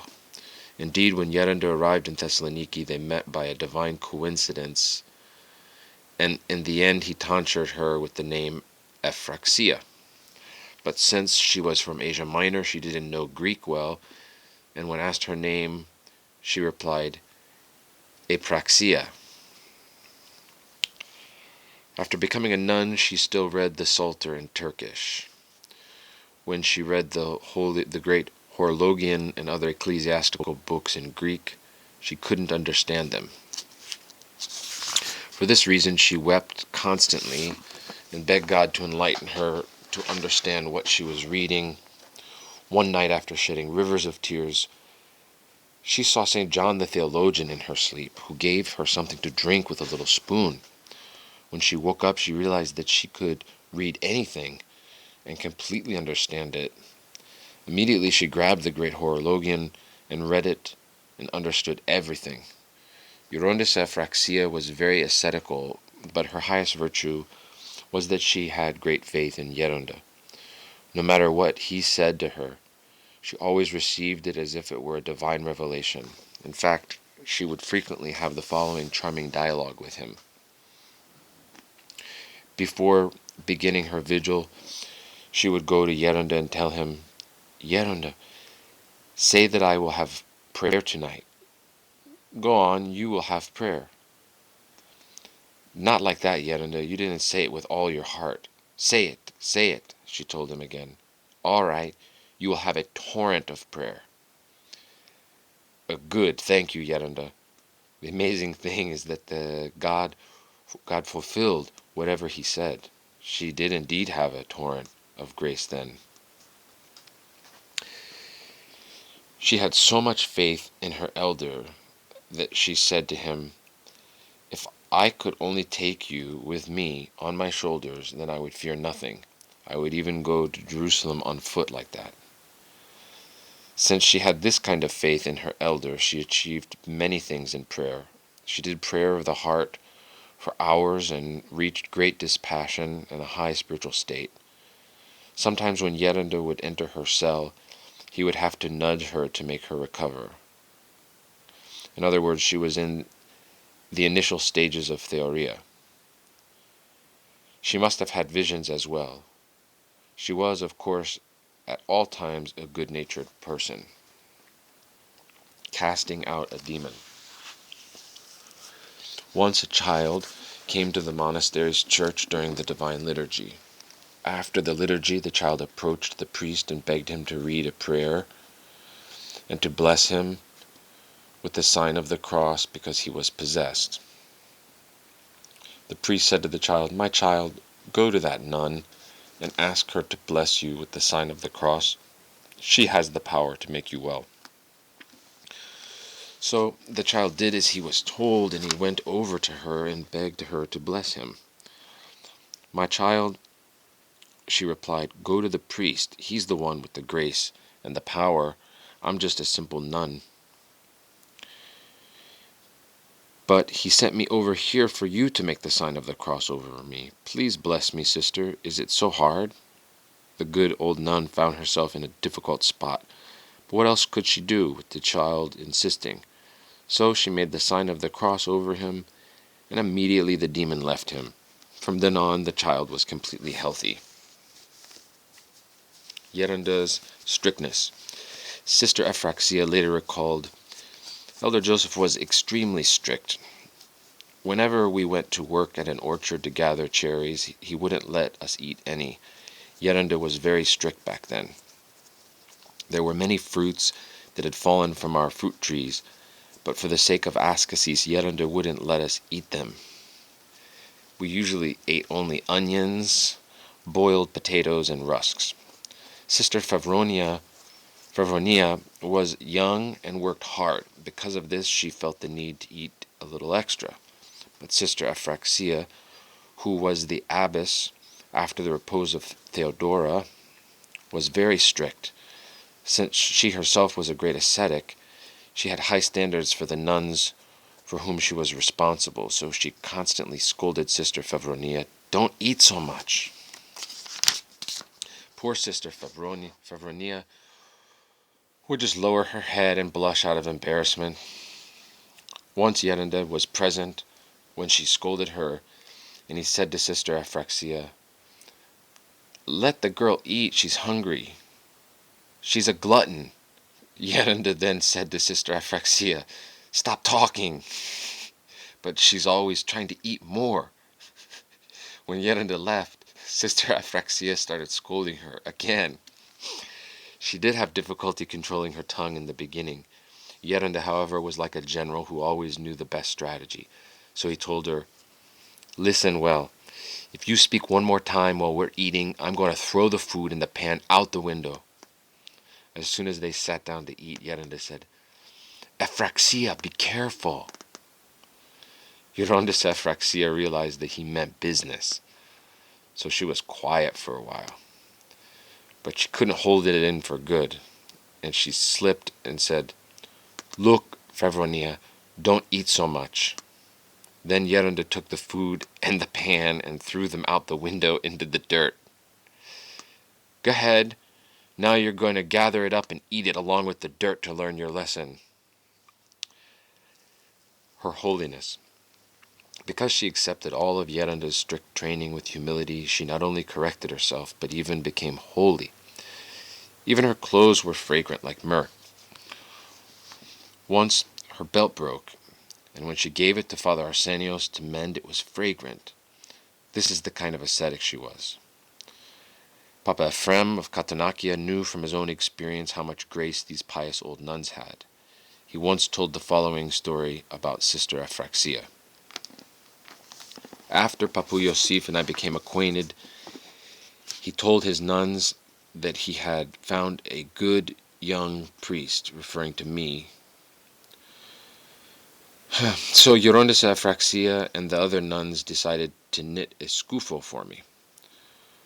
When he came back, he approached me and said, "Wear this skufo."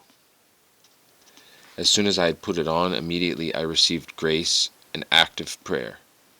I was aflame with prayer and divine eros. "What kind of skufo is this, Yerunda?" I asked with amazement. If you only knew," he replied, "how much Eurondisa prayed and wept while knitting this skufo. Things like this are treasures." These holy souls passed their entire lives with great ascetics and prayer. They were real gems. The last of these 5 nuns to die was Sister Ephraim, who lived about 100 years. When she saw the demons that came to try to take her soul, she turned to the left and said, "Git, git," which means go away in Turkish. In this way she chased away the demons with her eyes open and in her right mind. Then she turned to the right and said to the angels she saw, "Gel, gel," which means come.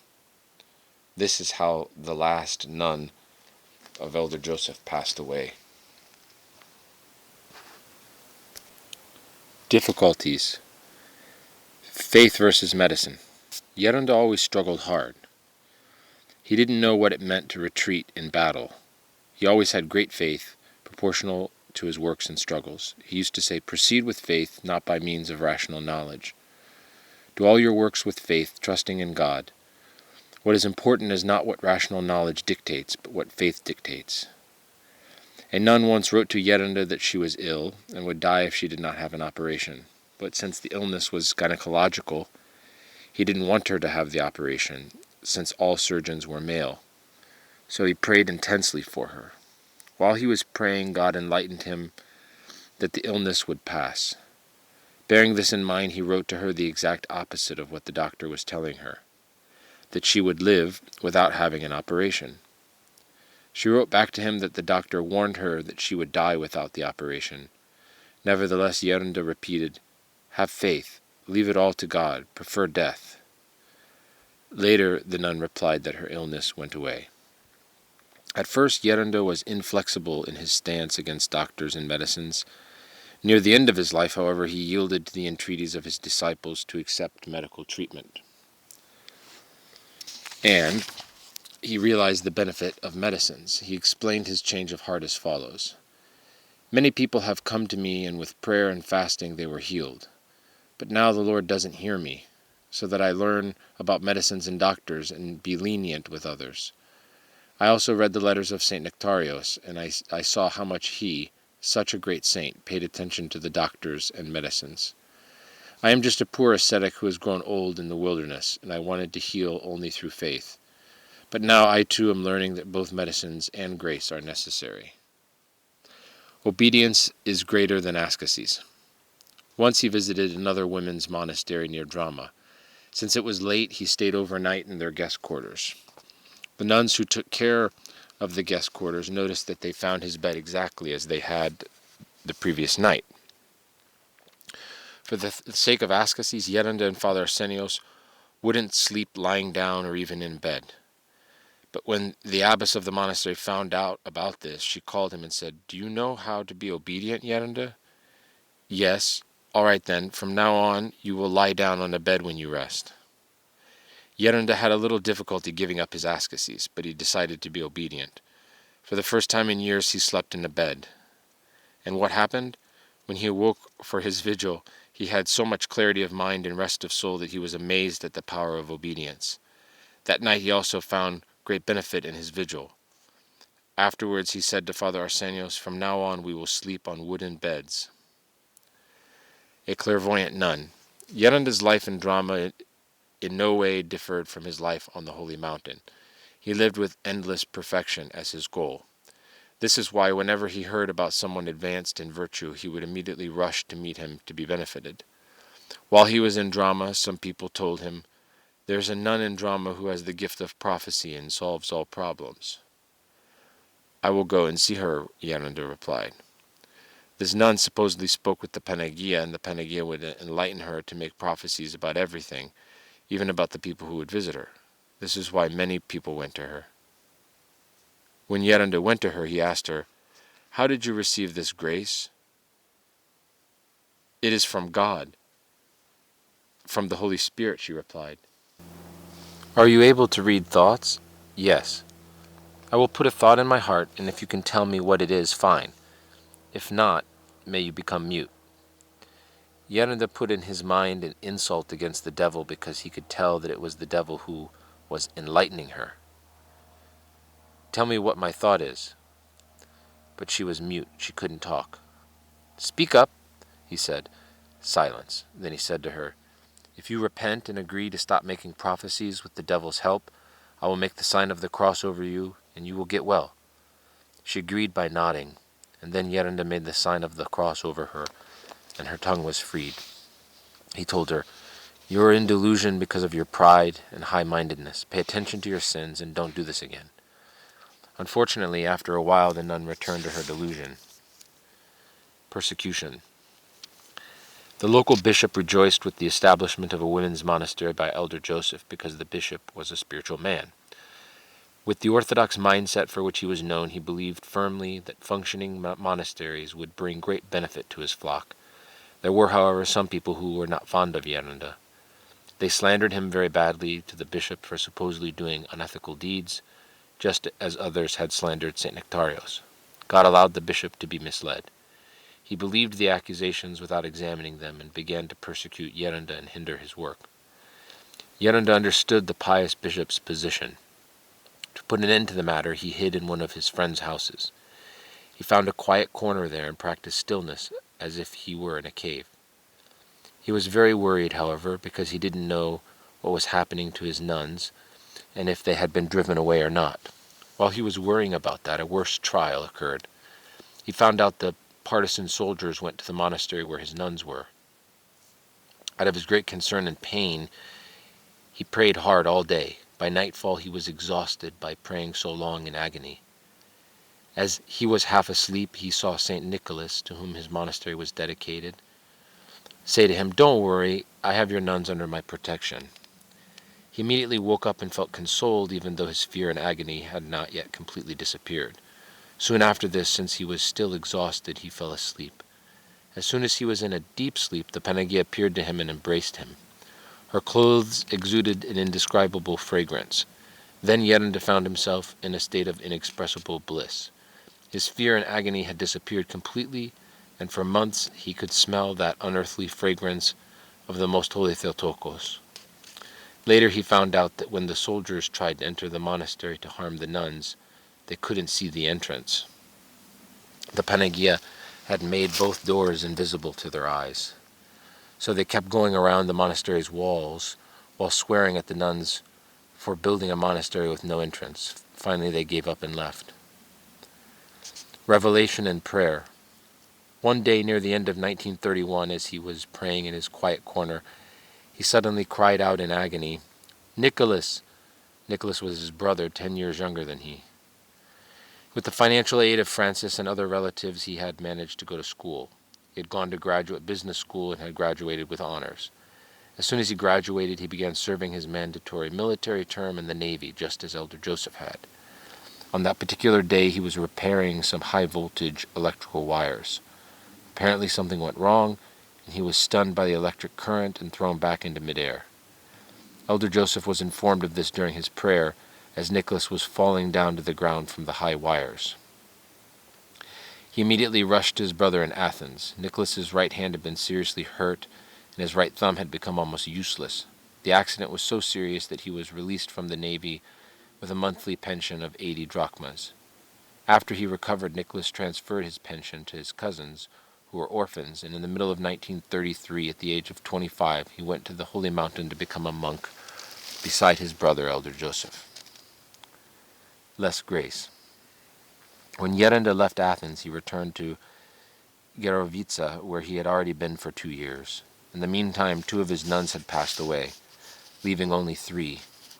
Since the bishop continued to persecute them, they moved to Ioannikios, which is right next to the Holy Mountain.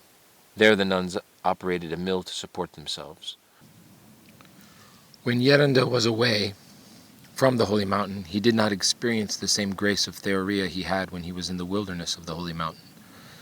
So he said to Father Arsenios, "What are we doing? We came to save people, to make nuns, and now, where is God? I have lost my God. Apparently being deprived of the fruits of Hezekiah for so long pained him deeply. Later he would write, "As has been shown, I am only fit to guard the rocks, since I lack such a gift, and am unworthy to preach. Woe to me, the lowly old-timer.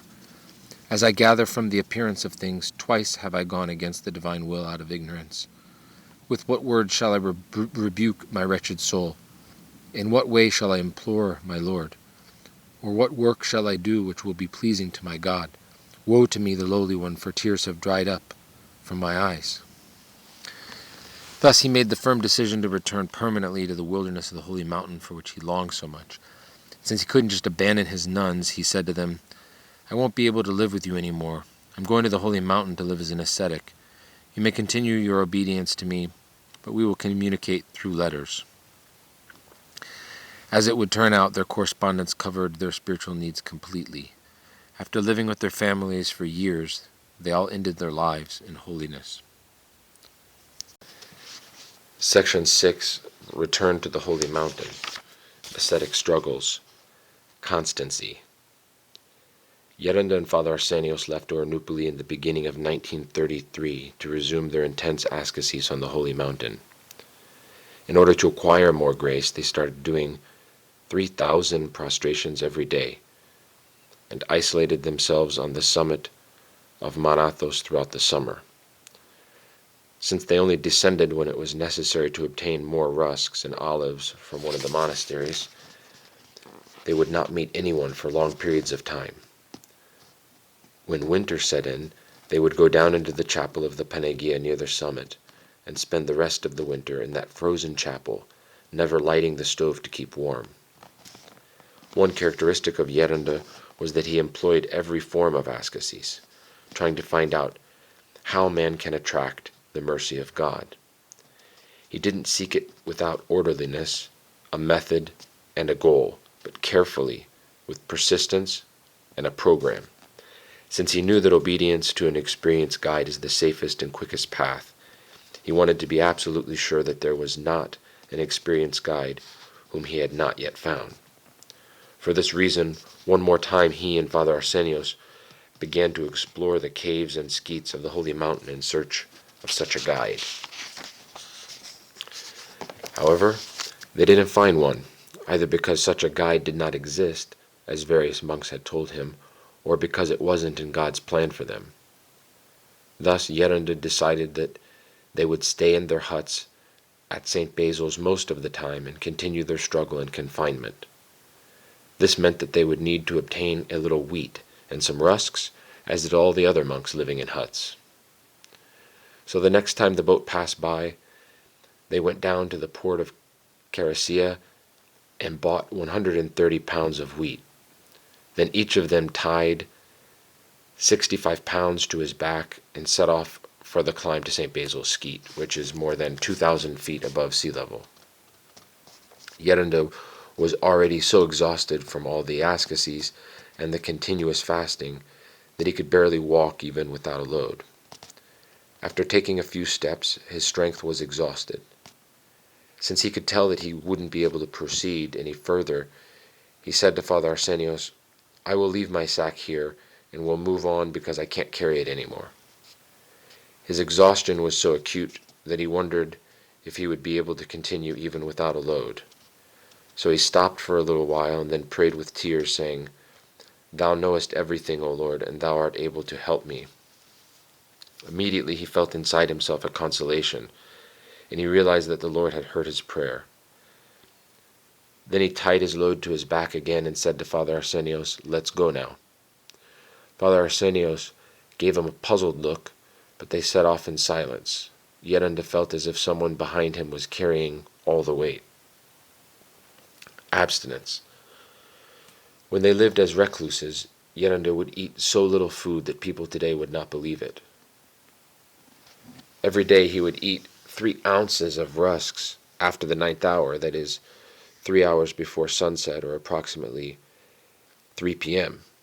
In this period in their lives, both he and Father Arsenios wanted to eat only bread and water, and only on weekends to have a little food with oil. Their food was a little boiled wheat with lemon or a spoonful of butter, if they had any. They were strict about fasting, doing it with great self-denial. Much later they made this form of ascese more moderate. Although they ate out of little plates that held only a spoonfuls of food, they would eat bread and other food and even fruit if they had any. They ate a variety of foods, albeit in small portions, so that they would not have a high opinion of their level of ascese and have the temptation to judge others who fasted less than they did. Yerunda weighed not just his food on a scale, but also his bread. He would eat once a day, even if it was Pascha, the Nativity, the day before Lent, or the Dormition of the Panagia, regardless of being worn out by his all-night vigil. He used to say, for a man to obtain freedom from the passions, his flesh must rot, and he must not take death into consideration. In other words, it takes tremendous self-sacrifice to obtain freedom from the passions. He was very careful to preserve this schedule of eating once a day so that his stomach would not encounter irregularities. He knew that this would disturb his bodily peace, which in turn would disturb his peace of soul, and thus he would suffer great damage. Besides, they were already eating very little the rest of the time. That is why he did not keep the customary 3-day fast at the beginning of Lent. Instead, when night began to fall, he had some tea and ate a little bread and rusks. In this way he had moderation and discernment in everything. Yerunda did many Lents. That is, in addition to Great Lent, he would also fast for 40 consecutive days at other times of the year. During these fasts, he would only eat food without oil. When he finished these Lents, he would have some kind of divine vision. For example, once after a long fast he had a vision and saw before him a plain full of Athanite monks, and almost all of them were caught on something. Most of them were caught by the hands. God enlightened him to realize that they were caught because of their excessive involvement with their handicraft. Self-denial.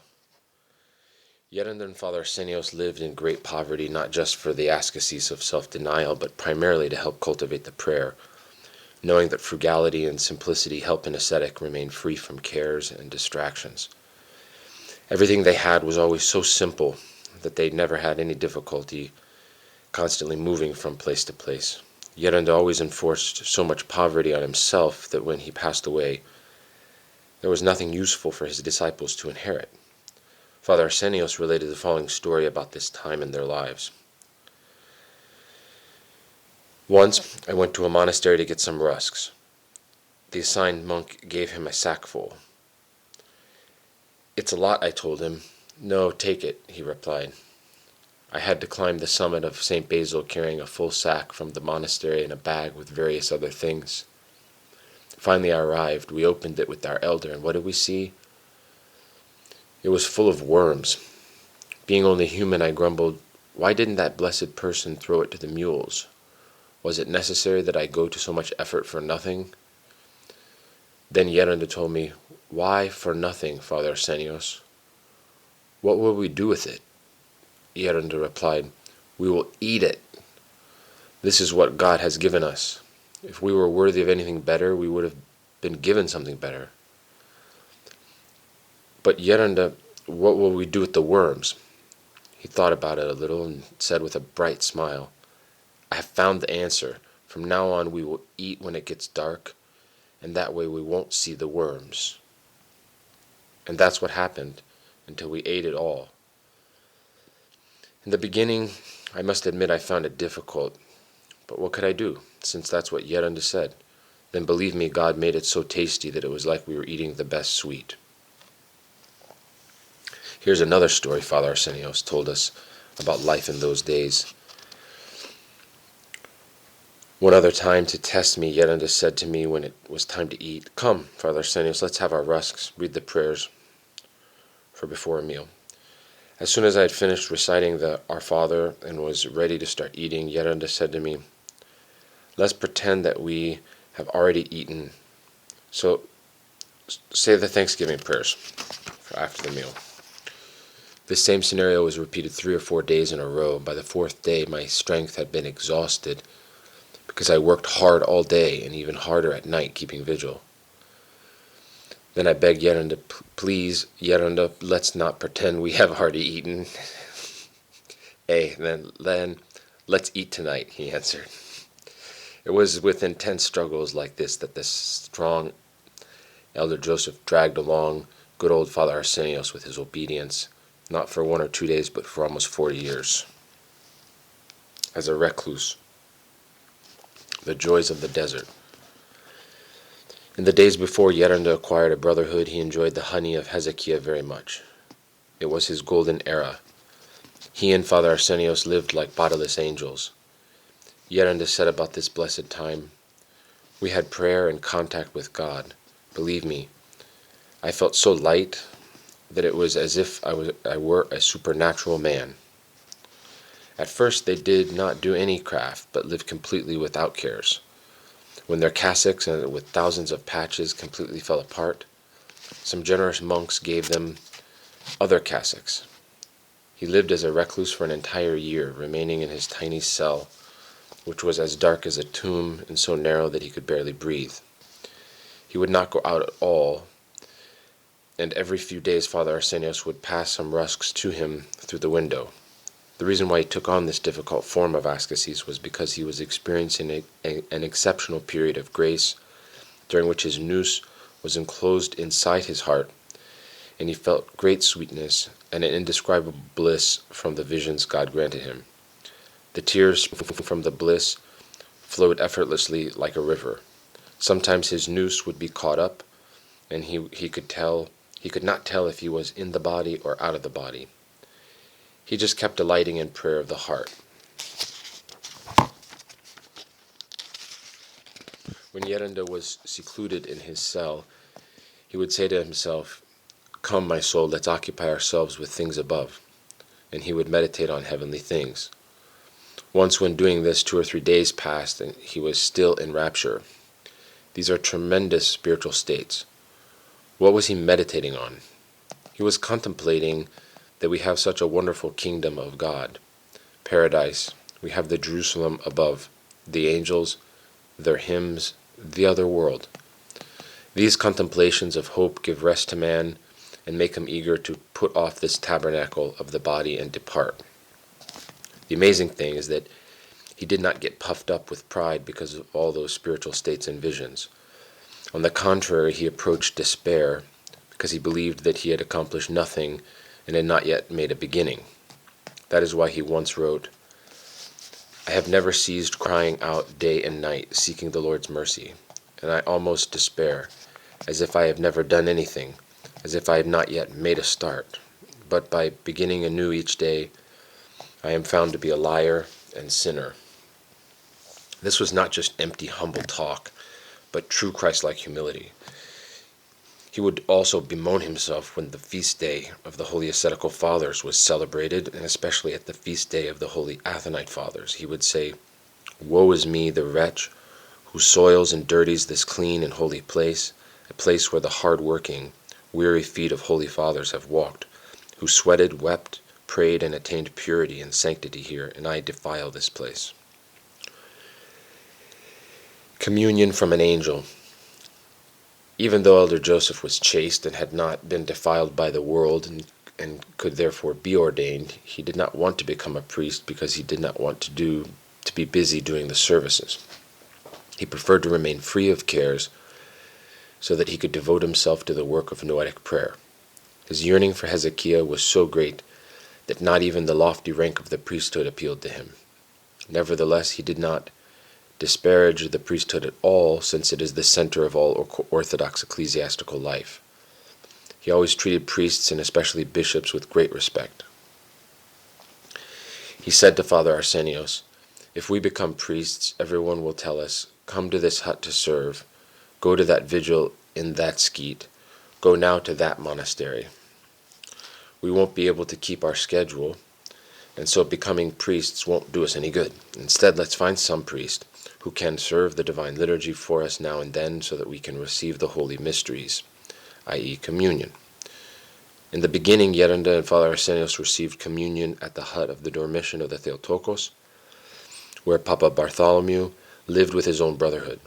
Since, however, their liturgies were not performed at a set schedule, sometimes Yerunda and Father Arsenios arrived at the beginning of the service and other times at the end.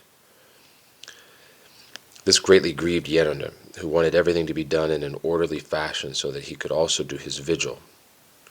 To avoid being upset by this disorderliness, with great sadness he decided to refrain from attending those liturgies for a period of time until God would present a solution. On a feast day after 3 months of solitude, he sent Father Arsenios to receive communion. He said to him, "You go. I'm not coming because I can't even drag my feet there. I'll stay here and continue saying the prayer. You go to church." Thus he remained in his little cell with sadness because he would not be able to receive communion. After Father Arsenios left, Yerunda remained hunched over in his dark little cell while saying the prayer with his noose in his heart. Then a thought almost like a grievance came to him, and he said to himself, "You wretch, you are unworthy to receive communion because of your sins. All the other fathers will receive the holy mysteries while you are worthless and will not." As he sat there weeping and bewailing himself, suddenly his cell filled with light. The ceiling opened and a young man with wings descended and stood before him. It was an angel of the Lord. I could barely see him, Yerunda told us later, since his face was like lightning. The angel put his hand in his bosom and pulled out a beautiful little round box that was overflowing with otherworldly light. Then the angel carefully opened the box, and he motioned to him to prepare himself as he took a piece of the holy bread with a spoon. In his own words, this is what happened next.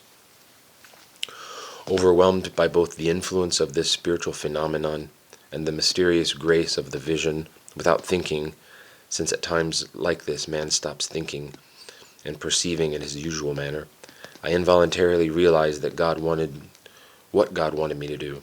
I opened my mouth, and the angel gave me communion, saying, "The servant of God, monk Yosef, receives the body and blood of Christ." Then the angel smiled modestly at me, closed the box, and ascended through the ceiling. After this it was dark in my cell once again.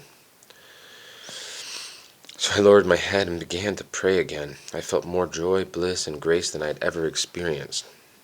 For an entire week I did not feel the need for food or drink. It was as if my regular bodily functions had stopped.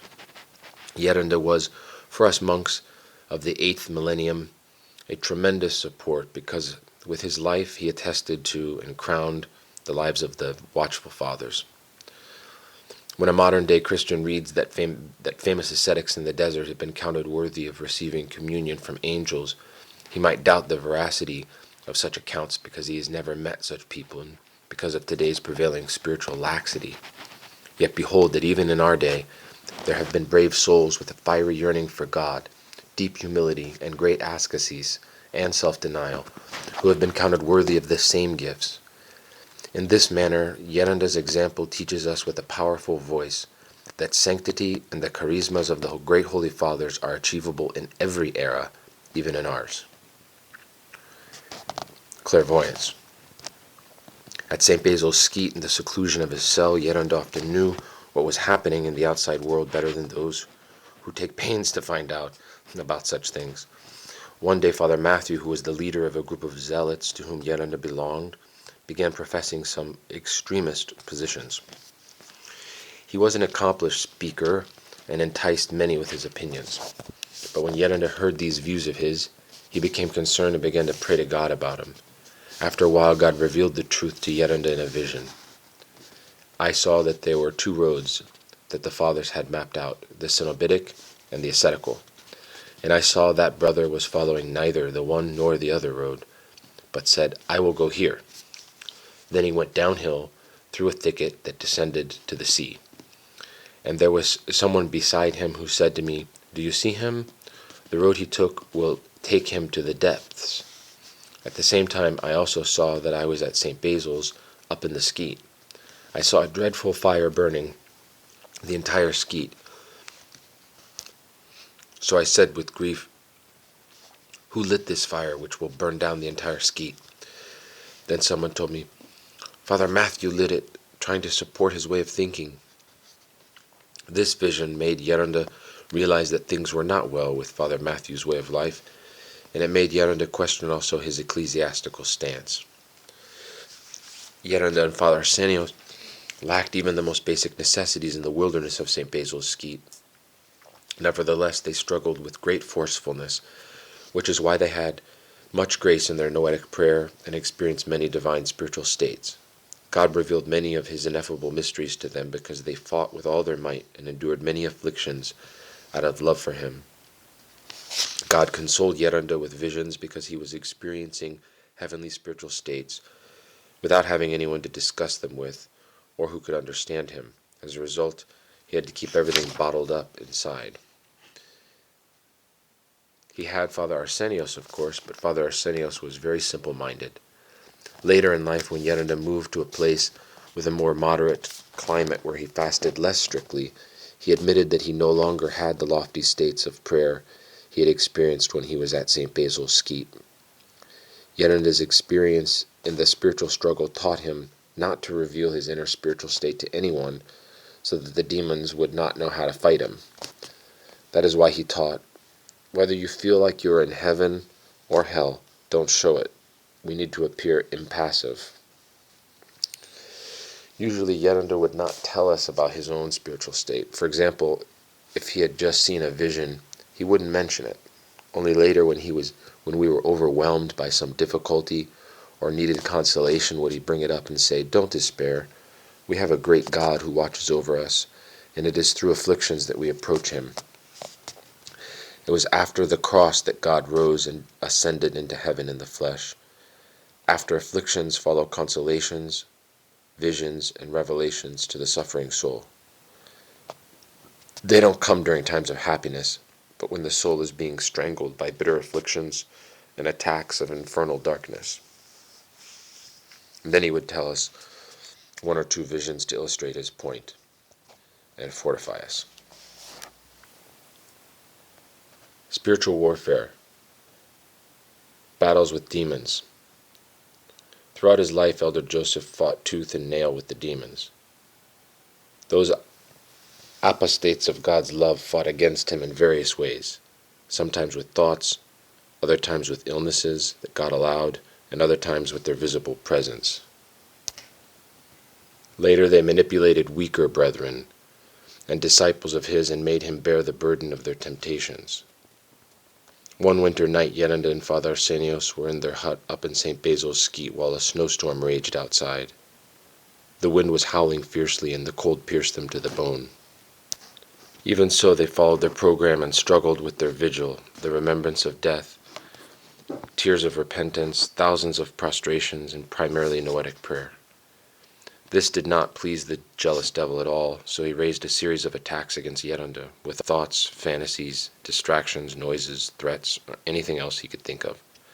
He tried 3 or 4 times to ruin Yerunda's vigil, but all his attacks failed because by then Yerunda was an experienced fighter. Finally, the devil became so infuriated with him that he entered through the door in the form of a violent burst of wind. He threw the door aside and then lifted the roof into the air. Yerunda remained thunderstruck in his hut watching the roof with tons of rock on top of it flying through the air like a glider. There had been strong winds before, but what happened that night was not just a strong gust of wind, but a demon. The roof crashed onto the rocks on the other side of a ravine, and the remains of the roof became a pitiful sight on top of the snow. As a result, the 2 ascetics ended up being exposed to the snowstorm. Despite this, they still didn't end their vigil. What did they do to keep from freezing? They did prostrations all night long. When a monk came the next morning and found them with snow in their cells and even in their beards, perplexed, he asked, "What happened here, my child?" Elder Joseph replied, "Don't trust in man, trust in God." Another time, Yerunda was keeping vigil saying the prayer, and a demon appeared before him. Apparently the demon's intent was to start beating him up, but Yerunda was so brave and had so much fury against the demons that he immediately charged at him to crush him. After wrestling a little with the demon, Yerunda managed to get a good hold on him, and then he called out to Father Arsenios, "Arsenios, bring some fire so we can burn him. Now that I've got him, he's not getting away." But while Father Arsenios was trying to light a fire, the demon transformed himself into a crow and flew away. These stories may sound trivial, but only people who have experienced tangible demonic assaults can fully appreciate Elder Joseph's courage and bravery. Saint Seraphim of Sarov, who had experienced numerous demonic appearances, found it sufficient merely to say about them, "They are atrocious." During their blessed life at St. Basil's Skete, Yerunda's demonic warfare continued relentlessly. One day Mr. Soterios Skonianas came from the world to see him. Up there in those abrupt precipices, however, they didn't have any place for him to stay, so Yerunda had him sleep in his own cell while he went to their little chapel to do his vigil. That evening the demons came to Yerunda's cell as usual. When they started beating the visitor, he started screaming. The man was horrified. He almost lost his mind. As soon as Yerunda and Father Arsenios heard the screams, they came running and asked him, "What's wrong?" "The demons nearly strangled me," he said. "They almost beat me to death." Indeed, he was black and blue from their hits. "Don't be afraid," Yerunda told him. "They won't hit you again. Every evening they beat me, but tonight they thrashed you by mistake." The visitor fell at Yerunda's feet in tears and begged him, "Take me back to St. Anne's, quickly. I can't stay here any more." Yerunda told him cheerful things to calm him down a bit, but it was impossible. He could not stay in that place of martyrdom. He was terrified and kept looking left and right, begging to leave. So in the middle of the night, Yerunda led him through the ravines back to St. Anne's. At the outset of their ascetical life, both Yerunda and Father Arsenios frequently tormented by the demons, but it was primarily Yerunda who was beaten up, because it was his prayer that really burned them. They didn't attack Father Arsenios so much, partly because he was not on the same level as Yerunda, but especially because he was a disciple. When a disciple is properly obedient and confesses frankly, he eliminates the demon's right to attack him. Yerunda, on the other hand, had an unending struggle throughout his entire life. Years later, he wrote to someone, "I have been furiously and bloodily wrestling with the demons for more than 25 years in this world. I have descended to the bottom of the sea, devoid of any complacency and self-will, in order to find the pearl of great price. I conquered Satan himself, along with all his army, skill and cunning. Having shackled him through humility, I asked him, 'Why do you have so much rage towards us and fight us with so much fury?' And he answered, 'So that I may have many companions in Hades, and brag to the Nazarene, I am not the only transgressor. See how many others are with me.' Then once again I ascended to the heavens through grace and spiritual theoria, and saw the ineffable beauty of paradise, which God has prepared for them that love him. And after all this, grace was lifted away a little, and my feet were well nigh shaken. Then I fell into a little negligence, and sleep took me captive and deprived me of many blessings. Shortly thereafter I rose once again and waged war in a bloody battle.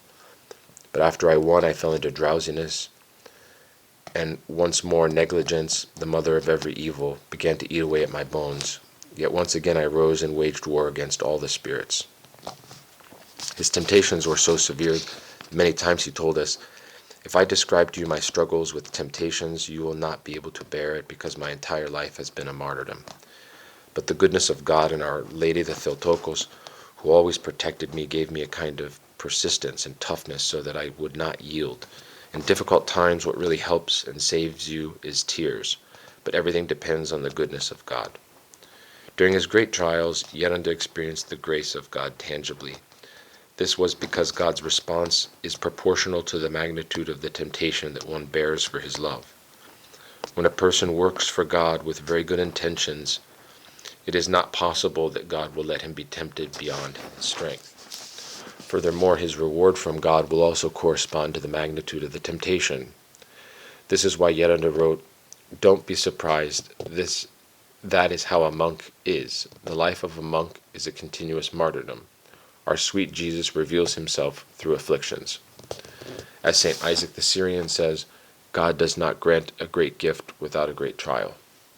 St. Isaac also warns us, but if a man's soul has an infirmity and has not strength enough for great temptations, and she therefore asks that she should not enter into them, and God hearkens to her, then know for certain that inasmuch as the soul is insufficient for great trials, in the same measure is she insufficient for great gifts, and in so far as great temptations are prevented from entering upon the soul, to the same degree great gifts are withheld from her. This means that whoever wants to experience great grace from God must be patient with temptations. He must hold the battlefront with trust in God. Battle against self-love. While Yerunda was at St. Basil's, Skete, he struggled hard against self-love. As a part of this struggle, he had only one set of clothes which he never changed. Since he perspired very much during his vigil while praying noetically, his body developed some kind of allergic rash.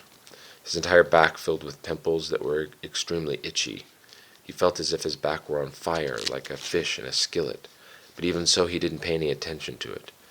If it started bothering him very much, he would rub his back against a wall, and this would make those pimples burst. With this kind of treatment, it's no wonder his health deteriorated to the point where his back became as stiff as wood. He was unable to bend his back at all. Apparently, the open wounds from that rash became infected because those pimples grew quite large and full of pus. Despite all that, he never cared for himself and left everything to God's providence. One day he went to Ephraim monastery to exchange brooms for some rusks. Since it was far away and he perspired profusely, the rash bothered him very much, but he did not give in. As an ascetic, he viewed yielding as a lack of faith in God. Later, though, near the end of his life, when he was full of experience and discernment, he reconsidered his views about doctors and medicine. But in his early years, accepting medical treatment would have been contrary to his character. His motto was, "Fight till death." If you're prepared for death, then you accept every affliction with ease. Thus Yerunda loaded up on his back a large sack of rusks and set off from Ephraim monastery for St. Basil's Skete. It is so far that even if he had walked quickly and left the monastery early in the morning, he would not have arrived at his hut until nightfall. On the way he could tell that his pimples had burst because he could feel his undershirt sticking to his back and pus running down his legs. But he didn't even bother to take a look at what was happening. He left it all to the providence of God. When he finally arrived and unloaded his sack, then he felt the wounds on his back. They were so large that a lemon could fit inside them. Despite this, he still didn't examine them any further, but left it to God. As time passed, his wounds gradually healed, but the indentations they made remained until the end of his life. Such were the supernatural struggles of this young ascetic against self-love. He never mentioned this incident to anyone. It was discovered only near the end of his life when Yerunda was bedridden. Because of his illness, he allowed a disciple of his to wipe him with a towel. That disciple noticed the marks of the wounds that had healed, which were round like suction cups of an octopus. He asked him what they were, since he knew that Yerunda was never wounded in battle, and then Yerunda explained what had happened. Yerunda used to say, "The struggle against self-love is hard, but everything is accomplished with the grace of God. If a person, especially a beginner, is not strict with himself, cowardice and self-love take the wind out of his sails. And if a person does not jump into the sea of temptations with faith and without hesitating, he will not find tangible help from God, and thus will not even make one step of progress. Therefore do not be cowardly, especially now in the beginning, so as to attract the grace of God. Grace has the habit of comforting those with certain faith who dive into the sea of self-denial for the sake of love and God's commandments. When one's nous is finally informed of the presence of help given to those who believe, then one enters into another kind of faith, which is not the introductory faith that every believer has, but as the Holy Fathers call it, the faith of theoria of the perfect. This is the first stage in which a man begins to differ from the rest. Furthermore, he emphasized that if a beginner ascetic does not succumb to the mockery of the ignorant and indolent people, and if he does not make compromises, he then proceeds with confidence on the straight and narrow path of the unseen and unknown confessors. He will be blessed if he has an unerring elder who will guide him, support him, and comfort him, that by the grace of God he is progressing in virtue. Yerunda said, "In the initial years of my struggles I didn't have a guide who could understand me, and I suffered greatly from the ignorance, the reproaches, and the mockery of those who were constantly around me." Battle against anger. Not even once did Elder Joseph ever give in to the provocations of anger, but through self-criticism and prayer he choked everything within himself. In this manner, by God's grace, he finally attained the complete deadening of his passion. Once, when he was exhausted by hunger, Yerunda said, "Come on, Arsenios, let's go to Katounakia monastery where they are having their feast day celebration, so that we can eat a little fish and regain our strength." This monastery is located in the center of the Holy Mountain, near Kyries, and celebrates on August 6th the Transfiguration of the Lord. The two ascetics enjoyed the festal vigil and were ready to go along with everyone else into the refectory to celebrate. The bells rang for the festal meal in the refectory, and everyone made a venerable procession from the church. The bishop and the abbot led, while all the rest of the fathers and pilgrims followed. Yerunda and Father Arsenios, however, were dirty and barefoot, wearing ragged cassocks full of patches. As soon as they reached the refectory doors, the others said to them, "Get out of here, out!" They threw them out and locked the doors.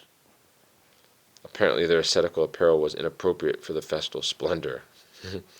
This ousting was of course offensive. Father Arsenios flared up with anger. "How dare those monks lock us out?" "Peace," Yerunda said to him. "Be very careful, because otherwise all the reward we gained from the vigil will be lost now. Come here and I'll show you what we'll do. Not only will we eat some fish, but we'll also keep our reward by not getting angry." Yerunda was very polite. He took Father Arsenios around the back of the kitchen and said, "Blessed brethren, could you please give us a little food?" Yes, of course, fathers," and they gave them plenty of food. "See, Father Arsenios, we not only ate, but they even gave us extra to take with us, and we didn't get angry with the other fathers."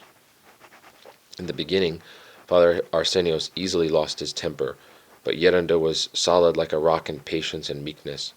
Because Father Arsenios was a forceful monk, it wasn't long before he managed to imitate his elder in this way. This is what was amazing about Father Arsenios. Whenever he saw a virtue in Yerunda, he immediately began struggling to acquire it as well. On the contrary, even though we, the contemporary generation of monks, read countless patristic books, we still haven't even made a beginning in our monastic struggle, with the exception of a few. Battle against idle talk. Elder Joseph understood the value of silence very well. He would later teach his disciples that silence is the greatest and most fruitful virtue, which is why the God-bearing fathers named it sinlessness. Its first fruit is the death of idle talk, then comes mourning according to God, and then follow luminous, humble thoughts that will bring the holy stream of life-giving tears. Silence and hesychia are one and the same thing. On the other hand, talkativeness drives away everything good. That is why Elder Joseph cultivated this mother of the virtues intensely throughout his life. Once he had some matter to take care of at the Great Lavra, because St. Basil's Skete was under its jurisdiction. When he arrived at the monastery gate, several fathers happened to be there talking. As soon as they saw him, whose reputation as an ascetic preceded him, they wanted to test him. The Athanite fathers, as heirs of ascetical experience, know very well that people who are deluded or who are sham ascetics are always proud, self-willed, and talk back. "Come here," they said to him. "Ephlogisson," replied Yerunda. Sit down here in the middle. May it be blessed. Now, get up and leave." They were testing him to see if he would get angry. "May it be blessed." Afterwards the fathers said with amazement, "Now that is a monk." Whenever Yerunda wanted to go somewhere with Father Arsenios, they walked about 20 yards apart and repeated out loud, "Lord Jesus Christ, have mercy on me." They didn't walk together so that the demon of idle talk wouldn't defeat them and drag them into criticism and so many other evils. The demons grab every opportunity to throw him in, and whenever Yerenda and Father Arsenios met someone, they would say, "Bless," with a slight bow, and then continue saying the prayer out loud. What could the other person say? Nothing. Father Arsenios, who was simple, was not quite as careful. So, when an unfamiliar monk passed by while they were talking, he would ask him, "How are you, my brother?" And then a little conversation would begin. "How's so-and-so doing? Is he doing any handicraft?" In other words, Father Arsenios began talking idly. In the meantime, Yerenda could hear the conversation, but waited patiently. When Father Arsenios saw Yerenda looking pensive, he said to himself, "Now I'm in trouble." As soon as the other monk left, Yerenda went up to Father Arsenios and said, "So what happened, Father Arsenios? Did you confess him? Is he able to become a priest?" "I spoke idly again, forgive me. Philogison." Even though he was older, Father Arsenios recognized what was correct and admitted later, "If Yerenda hadn't strictly corrected me all the time, I would have been lost." Whenever they got tired from walking a long distance and didn't have time to return to their hut, Father Arsenios would ask, "Should we go to someone's hut and stay the night?" Yerenda would answer, "No, we won't, Father Arsenios, because if we do, we'll lose our prayer, we'll speak idly, and we'll hear things that are beneficial. We might even start judging someone after hearing things concerning other people. It would be better for us to stay outside in the cold and do our vigil and our prostrations out here rather than judge others. Besides, we certainly wouldn't hear anything spiritual." What a fighting spirit. They preferred to sit out in the cold, in the frost, in the rain, rather than seek hospitality at someone's hut and risk speaking idly. Many times when they wanted to go to Kyries or somewhere else, they made an agreement that they would not eat, drink, or speak until they returned to their hut, and only then would they eat and drink. Father Arsenios told us later, "We went to Kyries, took care of our business, and returned. And we weren't hungry, thirsty, or tired, and we didn't even speak idly." Such is the power of faith and silence. In order to avoid idle talk, Yerenda rarely traveled by boat around the holy mountain unless they were a pressing need. When he did go by boat, he would bend his head down and constantly say the prayer, "Kyrie Jesu Christe eleison me, Kyrie Jesu Christe eleison me." When some monk approached him and asked him, "How are you, Father Yosef? How's Father Arsenios doing?" Yerenda would reply, "Fine, fine, evlogite, Kyrie Jesu Christe eleison me." In this way he cut him off politely. This is how precise Yerenda was in avoiding idle talk. This is how he lived, and this is what he taught his disciples. Yerenda and Father Arsenios were holy, and found the grace of God because they labored, struggled, and fought, which shows their steady determination. End of section 6. Section 7, his first brotherhood. Father John. His reputation grows.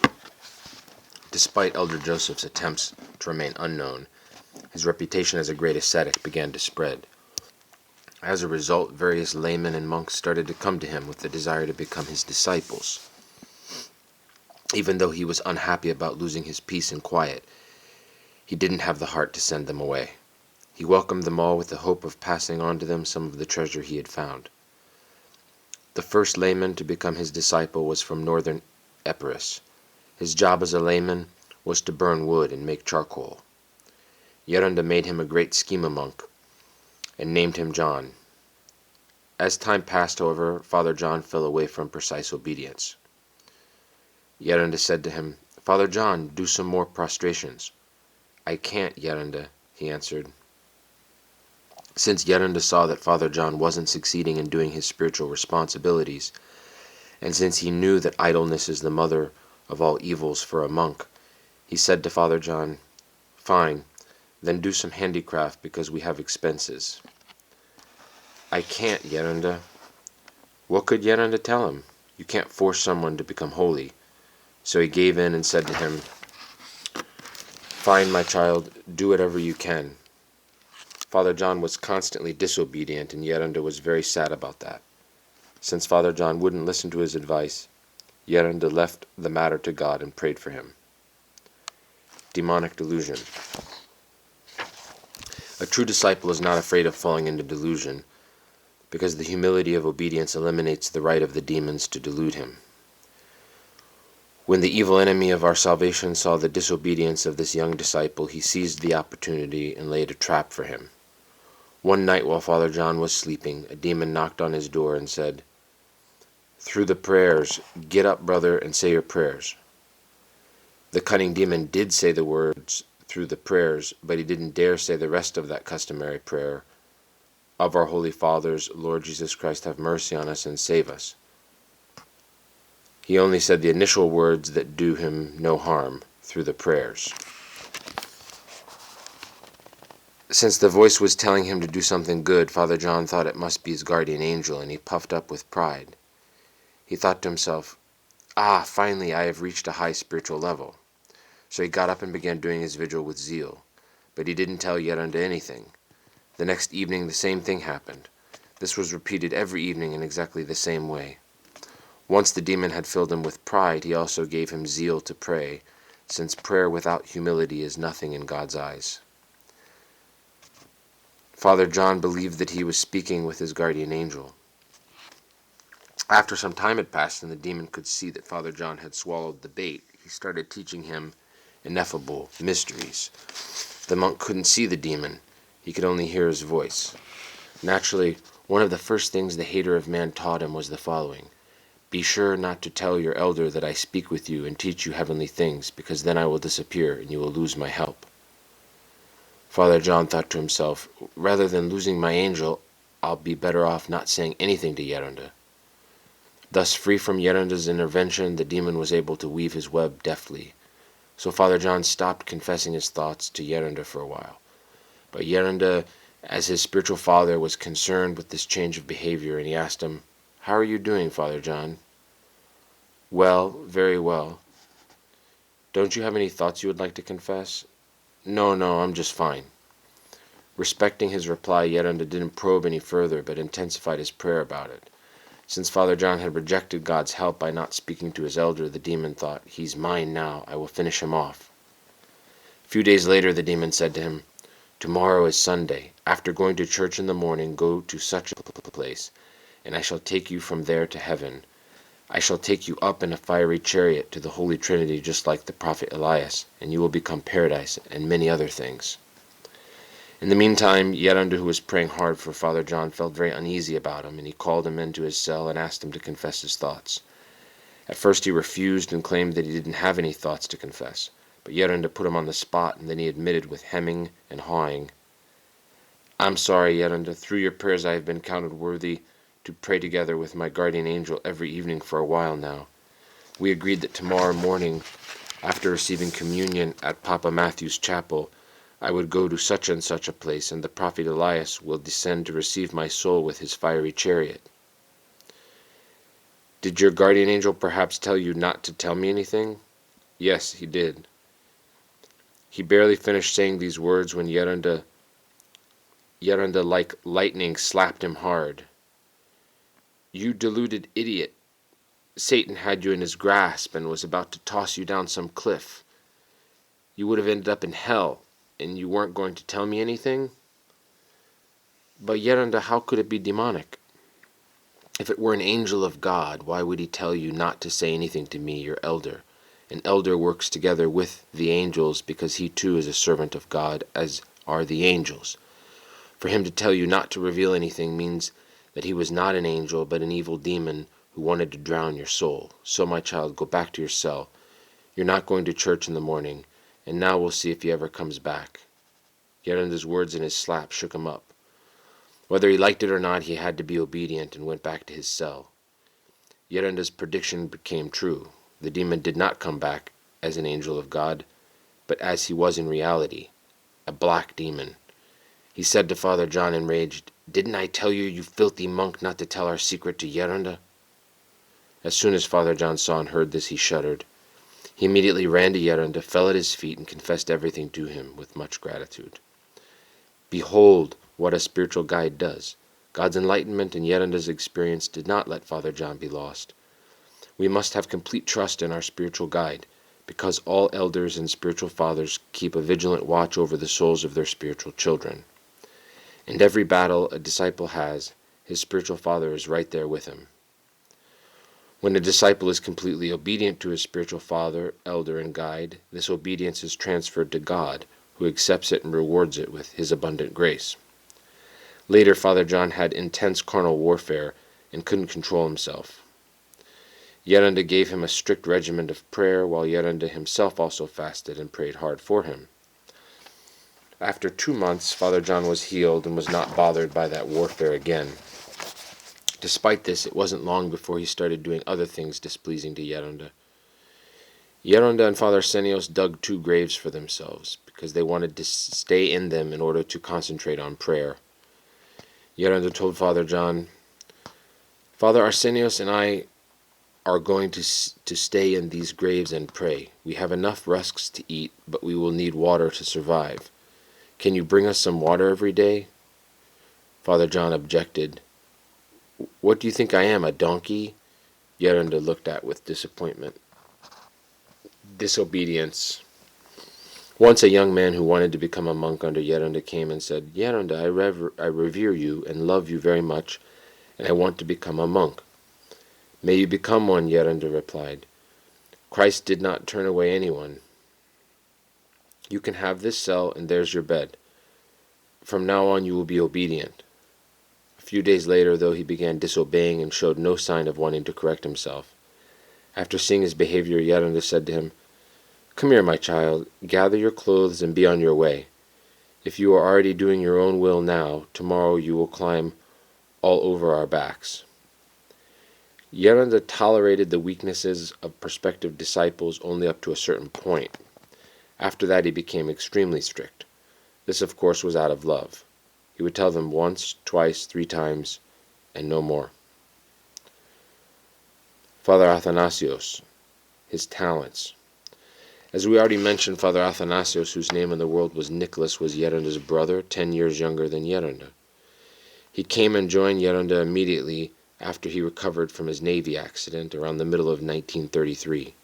He was exceptionally well educated for his time, a top graduate of graduate business school and an excellent calligrapher. Music was also among his other talents. In the world, he knew Western music and played the violin. When he came to the Holy Mountain, he learned Byzantine music very well from Elder Modestos, and he had an excellent voice. He had so much vocal endurance that he could chant and read an entire vigil on his own, which lasted 7 to 8 hours. Despite his enviable academic qualifications, he had great humility and did not attach any importance to them. He was so indifferent to them that he could barely even recall which subjects he had studied. Furthermore, he had astounding physical strength and stamina. Because of this, he, more than anyone else, went around on foot to the monasteries and sketes to care for the brotherhood's necessities. He could take their handicrafts and give them to monasteries in exchange for food, clothes, and whatever else they needed. He labored for years on end, even though he had a heart problem and hereditary bronchial asthma. He wore a tattered cassock full of all kinds of patches. He always held a large, frayed prayer rope in his hand, and he said the prayer as he walked. To avoid meeting various monks and the ensuing idle talk, he usually traveled at night. Whoever has walked at night through the crags and the stony paths of the Holy Mountain knows how dangerous that is. God only knows how he didn't slip and fall down a cliff. The old ascetics of Manathos still remember him walking at night with a huge sack on his back, which was as large as a cabinet. He tired himself out so much by hauling so many things around that in the end his legs became bowed. Referring to all the toil his brother did walking at night, Yerunda said, "Someday they will write a book about the Holy Mountain, and in it they will tell what Father Athanasios was like." "Hey, Yerunda, don't say that. I'm nothing but trash. But what a monk you are. What path is there that you haven't traversed with a load on your back?" His weakness. Father Athanasios didn't have the same ascetical sense of self-sacrifice as Yerunda, but he still offered his valuable services. By doing all the necessary tasks himself, he gave Yerunda and Father Arsenios the freedom to occupy themselves with the hesychistic life and noetic prayer. Although Father Athanasios had superhuman physical stamina and worked hard, he was weak in the warfare against thoughts. He didn't say the prayer constantly, as Yerunda taught, which is why he was plagued by that warfare.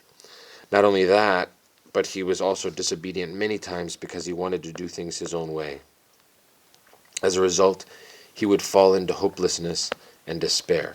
Fortunately for him, he had Yerunda who supported him. Not only did Yerunda and Father Arsenios pray for Father Athanasios, but also Papa Ephraim of Katounakia did. Once Yerunda said, "Today I prayed so hard for Athanasi that it is just not possible that God won't have mercy on him." Spiritual fatherhood is a difficult struggle. A spiritual father must not only continuously give a good example, but he must also constantly bear the weaknesses of his spiritual children. How arduous and laborious the position of the spiritual father is, with its great responsibilities. As St. John Chrysostom puts it, governing souls is more toilsome than anything else.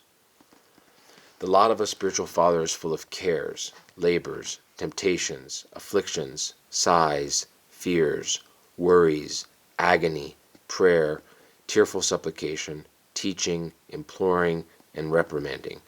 A spiritual father and an elder suffer hell until Christ is formed in the souls of their spiritual children. Every person is different. They can be as different as iron and cotton. Some souls are easily persuaded, while others need the fire of temptations to soften. The more difficult a disciple's character is, the more painful the work of a spiritual father is. This is why Yerunda wrote from experience, "It would be wonderful if everyone had a good character, humility, and obedience, but if one's nature happens to be tougher than iron, he should not despair. He needs to struggle, and by the grace of God he can win. God is not unjust in his expectations. He seeks repayment according to the gifts he has given." Being human, Father Athanasios sometimes went astray, but God saw the toil he was doing for the brotherhood, especially his persistence in repentance and correcting his mistakes. Sometimes Yerunda would get up and would be about to slap him, but Father Athanasios would say, "Hit me here so I die." Despite his weak character, Father Athanasios offered valuable services to Yerunda. Father Athanasios' great feat was that even though he had so many difficulties with his spiritual life, he still didn't leave Yerunda. Instead, he remained under obedience like a martyr until the end. Thus, through constantly falling and getting up and making a new beginning, he achieved the awareness of his weakness. Because of this realization, he was patient with Yerunda's continuous discipline. In this way, he attained deep humility, on which he established his great self-denial. Frequently, other monks would say that Father Athanasios was a real angel. Yerunda would reply, "He is an angel, but be careful not to step on his wings." He said that because Father Athanasios got angry when contradicted.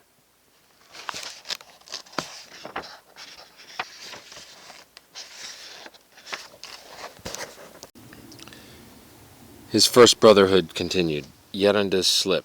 Father Athanasios exhausted Yerunda with his talking back and disobedience.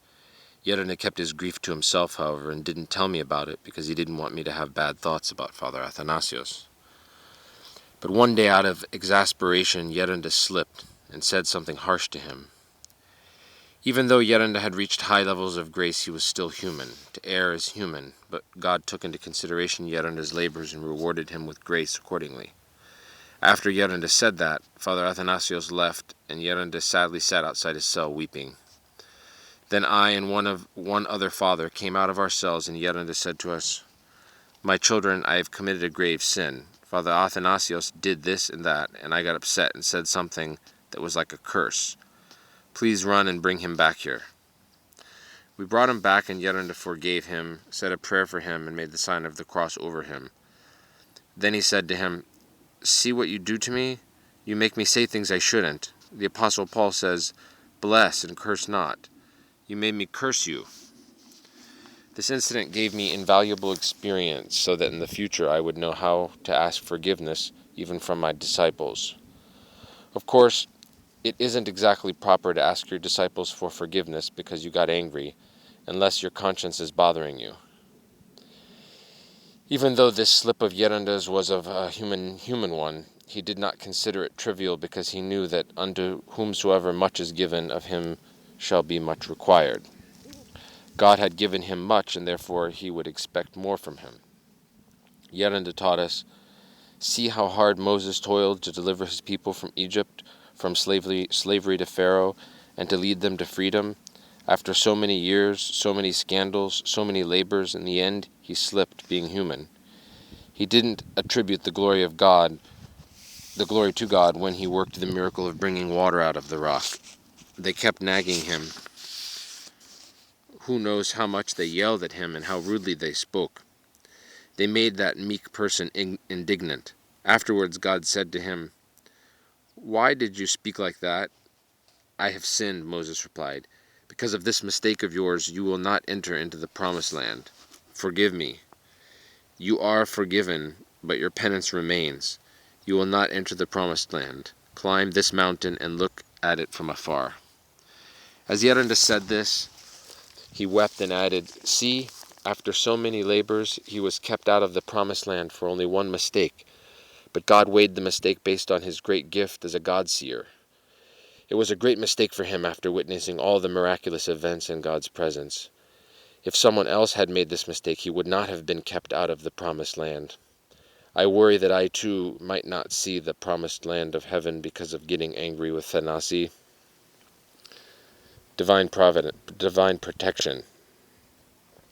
Because Father Athanasios was busy every day carrying supplies, he would return at odd hours. Ioannikios built a tiny little hut for him outside their enclosure so that he wouldn't disturb the others when he returned. In this minuscule hut there was a wood stove and 2 planks for a bed. There was barely enough room left for him to do prostrations. When Father Athanasios would return from his errands exhausted, he would first fulfill his spiritual responsibilities and then fall asleep, flat on his face. While he was asleep, many times he would be touching the stove, which was lit in winter, but his clothes never caught on fire. God protected him. Once when he entered his hut to rest, he saw a viper. He indifferently said to it, "If you want to bite me," and then laid down to sleep. The viper left. This person lived miraculously. God's grace saved him. There were 3 cisterns, and one of them was used only for watering plants because the water was so filthy. Snakes and rats would fall in it, and later the fathers would pull out their skeletons. Even so, Father Athanasios drank water from there. The other fathers told him, "Don't drink that water, Father, it's dirty." He replied, "This is not what the rabid dog," referring to himself, "should drink. Nothing bad will happen to me." He drank water that the others were disgusted to use, even for washing their clothes. Once he went to the distant Skete because he wanted to get some grapes from the vineyards there. On his way back, he passed the ridge of Mount Athos and loaded himself with vegetables at Kampsanaos monastery. Then he took 2 other paths and gathered more provisions. Finally, he set off for his hut with a gigantic sack and various other bags hanging from his belt and arms. Not even mules were loaded up as he was. When he reached the port of St. Paul's monastery, he saw a ferryman with his son and asked them, "Where are you going, Captain?" "I'm going to St. Anne's Skete." "Can you take me along too?" "Sure." When he sat down in the boat, all sweaty with the sack still on his back, he thought to himself, "I had better not take off the sack because I'll catch a cold. I'll just leave it on my back." Since he was tired and sleepy, he soon dozed off. When the boat suddenly jerked, he fell into the sea along with his sack. Even though he had been in the Navy, he had never learned how to swim. "Oh no!" the ferryman's son cried. "Dad, we lost the monk. He's going to drown." "Oh no," the ferryman shouted. "We'll end up in jail." Fortunately, however, they were able to catch him with the oars and managed to lift him back into the boat. For the rest of the journey, he remained as he was, soaked with the sack still tied to his back. When they reached the port of St. Anne's, he went up to Ioannikios as if nothing at all had happened. His battle with thoughts had already granted him deep self-reproach, which in turn gave him such a superhuman degree of self-denial that he disregarded everything. Hunger strike. As we've already mentioned, Father Athanasios had great difficulty in the warfare against thoughts. Sometimes this warfare became humorous. Once he lost his patience and said, "That does it. Since these temptations aren't stopping, I will die." "What are you going to do?" Ioannikios asked. "I'll do a hunger strike. I won't eat anything until God takes my soul." "Go ahead," Ioannikios told him. Let him do it," he said to Father Arsenios. Yerunda was a real general. With his keen discernment, he realized that trying to talk to Father Athanasios out of it would do no good, so he let him blow off his steam. For 7 days, Father Athanasios neither ate nor drank. He had a cane that he leaned on during church while holding his prayer rope, and the others were wondering how that skeleton was able to stand upright. 7 straight days without food or water, and he was still alive. He was extremely tough. After 7 days had passed, he could see that he wasn't dying. "Eat something, Father Athanasios," Yerunda said to him. "No, let this rotten old dog die." Yerunda thought to himself, "I'll fix you," and then shouted loudly to Father Arsenios so that everyone could hear. "Father Arsenios, make some cheese tigantes." This was one of our tastiest foods. He figured that aroma would conquer Father Athanasios. So Father Arsenios began frying them. The place filled with the smell of tigantes, and everyone's appetite grew. When they were ready, Yerunda let everyone have as much as he could eat. No one ate more than 2 or 3 tigantes because they were so large. Meanwhile, Father Athanasios watched them eat. Finally, he couldn't take the smell and the hunger any longer and said, "Ah, I'm not dying." "Well," Yerunda replied, "since you're not dying, you might as well eat. The tigantes are right here." "All right, I'll eat." Then Yerunda said, "All right, Father Arsenios, make some more for Father Athanasios, who's hungry." He began eating. He took 1, 2, 3, 4, 5, 6, 7.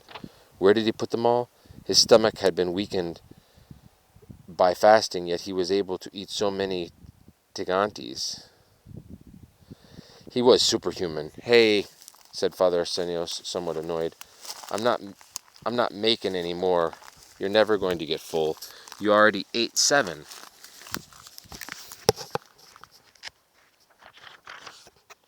Father Athanasios calmly replied, "If I opened my belt 1 notch, you'd have to make me another 7 tigantes." Father Arsenios abandoned the frying pan and the batter, saying, "Then you take the frying pan and the batter and make them yourself," and he got up and left. Old age. Even when Father Athanasios had grown old, he constantly worked extremely hard out of love in order to please his brethren so as to have a reward from our sweet Panagia. After our brotherhood moved to New Skete, he remained there almost until the end of his life.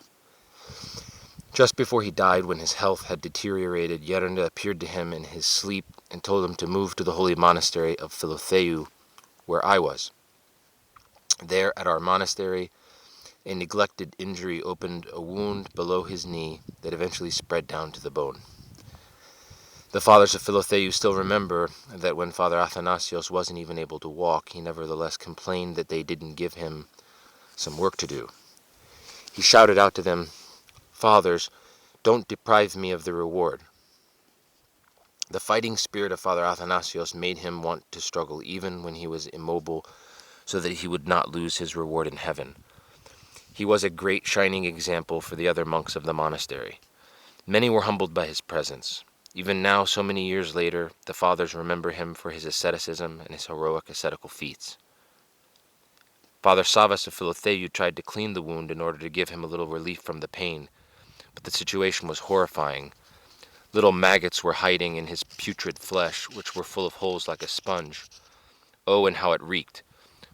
Both he and his cell had an unbearable stench coming from the maggots in his putrid flesh because the gangrene in his legs had progressed so far. Despite this, Father Athanasios was patient without complaining to the very end. He left this world like a martyr. In 1983, I had to leave the Holy Mountain to take care of some business, and during my absence, Father Athanasios found the opportunity to return to his beloved old cell in New Skete, the place where he had lived so many years as an ascetic, and where his brother and elder had died. Even with that deep ulcerated wound, he still set off from Philotheou on foot. After walking only about a half an hour, he couldn't bear it any longer and fell down into the ravine, alone and helpless. The fathers searched for days before they found him. Then they informed me and asked me to come back to the monastery. I rushed back immediately and said to him, "Come, Father Athanasios, come back to the monastery." He had a soft spot in his heart for me and loved me very much. All right, for your sake I'll go back. If it weren't for you, I wouldn't. Where would you have gone? To my hut in New Skete? You can't even drag your feet. You've been stuck here for so many days. If they hadn't found you, you would have died like a dog in a field. Come back to the monastery. We'll commemorate you and we'll do a 40-day liturgy for you. Stay in the cenobium so that you depart as a cenobitic monk. Yerunda will be very happy to see you like that. Okay, I'll go back. The fact that he accepted and chose not to die while doing his own will shows what a true disciple he was. A few days later, he fell asleep in the Lord on September 11th, 1983, on the old calendar at the age of 76. He passed away as a disciple, as a cenobitic monk, without complaining about the horrible pain, and with deep humility like a saint. He went to meet his beloved elder and brother. He went to enjoy the fruits of his meritic labors and endless walks with burdens on his back. What did the abbess of the holy mountain, the most holy Theotokos, arrange in order to glorify him? 3 bishops were present at his funeral. Even when an abbot dies, 3 bishops don't show up for the funeral. Yet this is what our sweet mother, the Panagia, arranged for him. Recollections of Father Athanasios. Many old monks of the Holy Mountain still remember incidents and stories about Father Athanasios. One of the fathers of Philotheou monastery recalled his last days with the following words: I remember Father Athanasios as a true warrior and an ascetic of the same caliber as the ancient ascetics. I consider myself privileged to have met him and briefly lived with him at the holy monastery of Philotheou. It was a great blessing to have been one of the fathers who served him and was at his side during the last days of his life. He would never lie down to sleep.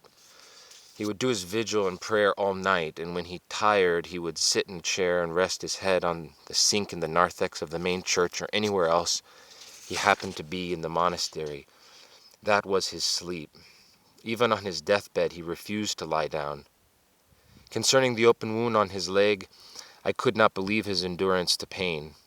Even though the ulcerated wound grew to about 3 inches in diameter and almost 1 inch deep, he never complained and refused any medical help. The last few days you could see maggots crawling around and disappearing into the flesh. And on the very last day the maggots disappeared to be replaced by worms about 3/4 of an inch long. I couldn't have fathomed the pain he was in, and yet I never saw him show any external signs of pain or discomfort. Not even a grimace. On the day he passed away, we all went to his room to pay our last respects. As he never lay down to sleep for most of his life, what I saw and experienced I will never forget.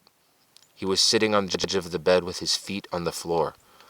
His back was leaning against a plastic crate, with other crates on his right and left to serve as armrests to keep his body in a sitting position, and that is how he died. The presence of grace was so overwhelming. A deep stillness and extraordinary peace literally immobilized us as we looked at him silently and in awe. In those grace-filled moments, we wouldn't have been surprised if he were to look up suddenly and begin speaking to us. His first brotherhood continued. Other fathers. Father Hermolias. A monk named Hermolias was very simple and also went to Yerunda. Once he lost his watch and looked everywhere, but he couldn't find it. Hours later, Yerunda saw him very downcast and said to him, it doesn't matter, Hermolios, we can find you another one. Father Hermolios replied, I know we can get another one, but I'm sad because I dragged my guardian angel all over the place and tired him out. Sometimes when Yerunda wanted to have some fun, he would tease Father Hermolios a little. Once he asked him, Father Hermolios, do you know the modes? Me, of course. If it's in a regular mode, I keep my mouth regular. If it's a plagal mode, I hold my mouth sideways. The word for plagal in Greek can also mean sideways. Father Theoklitos. Elder Yosef's reputation as an ascetic attracted a scholarly monk, Father Theoklitos. Yerunda received him warmly, but right from day one, Yerunda began showering him with insults. How could anyone endure such treatment? One day at lunch, fish was served. Yeranda took some fish off his own plate with his hands and started distributing it to everyone. Immediately, Father Theoklitos, who was accustomed to the manners of high society, started having thoughts. How can I eat that fish with the sauce all over it? The others were accustomed to eating with their hands and ate it without a problem, but Father Theoklitos used his fork. Yeranda realized at once what kind of thoughts he was having and said, Father Theoklitos, this is how tumors are removed. Stay here and you'll see how they are removed. But how could he stay in a place like that? Already by the next morning he packed up his things and left. Later, Father Theoklitos said, how would I have been able to bear hearing people say that the scholarly Father Theoklitos has become a disciple of Elder Yosef and now carries a sack on his back? Problems and consolation. There were also other educated people, older people, who came to be the disciples of Elder Joseph. There was Father Ioannikios Menangias the chemist, Father Athanasios Kampsanaos, the doctor from the Great Lavra, Father Athanasios Balsamakis, the pharmacist, Father Ephraim, who later became a confessor in Volos, and others. In addition to the permanent members of the brotherhood, many others frequently visited, while some stayed for a prolonged visit. Yeranda forced them all to do strict ascesis. He would usually give them only 1 tin can of soaked rusks for their daily sustenance. He also made them follow the schedule of prayer that he himself followed, doing all the services with a komposkini and cultivating watchful silence. Time showed, however, that the rest of the fathers had great difficulty following Yeranda's lofty lifestyle. For example, once Yeranda asked one of the fathers, how did things go at night with your prayer? Did you have tears or any visions or theoria? Ah, the fleas ate me alive, he replied. Oh my, Yeranda said to himself, what kind of people do I have with me? Those prospective ascetics had great reverence towards Yeranda and good intentions, but their advanced age prevented them from following Yeranda's rules. Because of their weaknesses, they caused problems and asked for more leniency. On the one hand, they were somewhat justified, considering their age and Yeranda's level of ascesis. But on the other hand, they had chosen Yeranda as their elder, knowing that he followed the strictest type of asceticism in the wilderness of St. Basil's Skete. As a hermit and hesychast, Yeranda did not give in at all to the demands of his disciples. Nevertheless, the situation grieved him deeply because neither was he benefiting them, nor was he able himself to follow his ascetical program comfortably with them around. This is why he told them, leave, fathers, go somewhere else. I can't govern you. I am a hesychistic type of person and I can't bear your burdens. They, however, in no way would ever consider leaving. This made Yeranda very sad. He had a burning desire to transmit to others the spiritual treasures he had found. But this cannot happen automatically like magic. A disciple must also exert himself accordingly. Yeranda's grief and sorrow for the spiritual weakness of his disciples were unbelievably intense. His grief is evident in his writings of those days. I see my soul dead, and I moan over it. I suffer worrying about 9 souls that obstruct my path, for I bear responsibility for their souls and am in pain. In bygone days, monks were strengthened because they had much grace and good examples in abundance. He even had a vision in which he heard a voice saying, what's the use of having the teacher in front of them if they don't listen to what he tells them? What's the use? Thus he realized through his own experience why Elder Ioannikios was so reluctant to have disciples. Due to the hardship of ascesis, Yeranda's worn-out holy body had become sensitive to illness and toil. He was consoled by faith and prayer, but God allowed even these to weaken a little, which is when his sorrow culminated.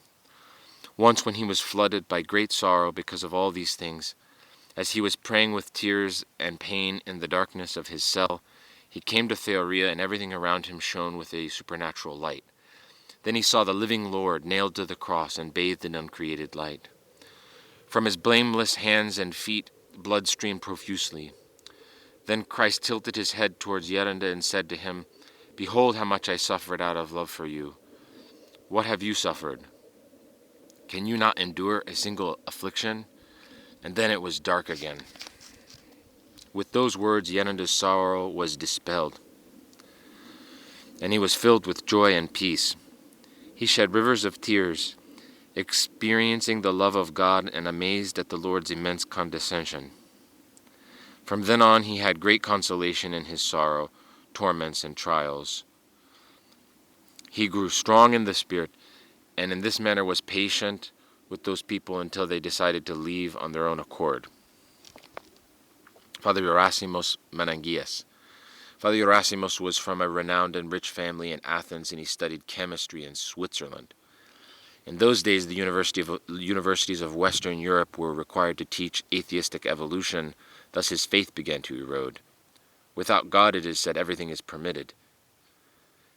So, as a young student, he started partying and enjoying life.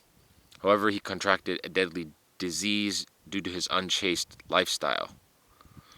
Following his graduation, he got a job in Cairo of Egypt, where he became entangled with spiritualism, that demonic scourge.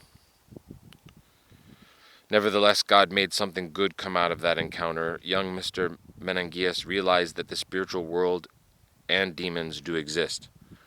He was so alarmed by this realization that he abandoned atheism and spiritualism, and he turned wholeheartedly to the gospel teachings of Christ. In 1920, at the age of 39, he went to the Holy Mountain and became a disciple of Elder Ioannikios the HESYCHAST in Katounakia. Unfortunately, though, Father Arsenios was tormented by 3 incurable diseases. Since the climate there was not helpful, Elder Ioannikios sent him to St. Basil's Skete in 1925, which was a dry and hesychistic place. Papu Yosef arrived there 3 years later in 1928. A few years later, probably in late 1934, a few other ascetics urged Father Arsenios to see Elder Joseph. He went and confided his difficulties and his diseases to him. As soon as Yeranda heard his problems, he felt sorry for him and told him, "Stay here, I can help you." Father Arsenios had a small suitcase with him. When Yeranda saw it, he asked, "What do you have in there?" "Medications, Yeranda." "Listen, you will become well immediately if you only believe that God is able to cure you. Throw all those medications and bottles and injections down the cliff." He said this to him because he could see that he was attached to his medications. "But Yeranda, I find that difficult to do," Father Arsenios replied. "Throw them all out and take what I give you, and you will get well." "Yeranda, if I don't take these medications, I will die. I'll tell you what you need to take, and you'll get well." "What should I take?" "Eat salted, unclean sardines, and instead of eating 10 times daily, you will eat only once." Despite Father Arsenios' reasonable objections, Yeranda emphasized, "You must put all your trust in God. You have to abandon your worldly medical knowledge and follow faith. And if I die, we have come here to die. Don't be afraid." "But I can't." What else can I tell you?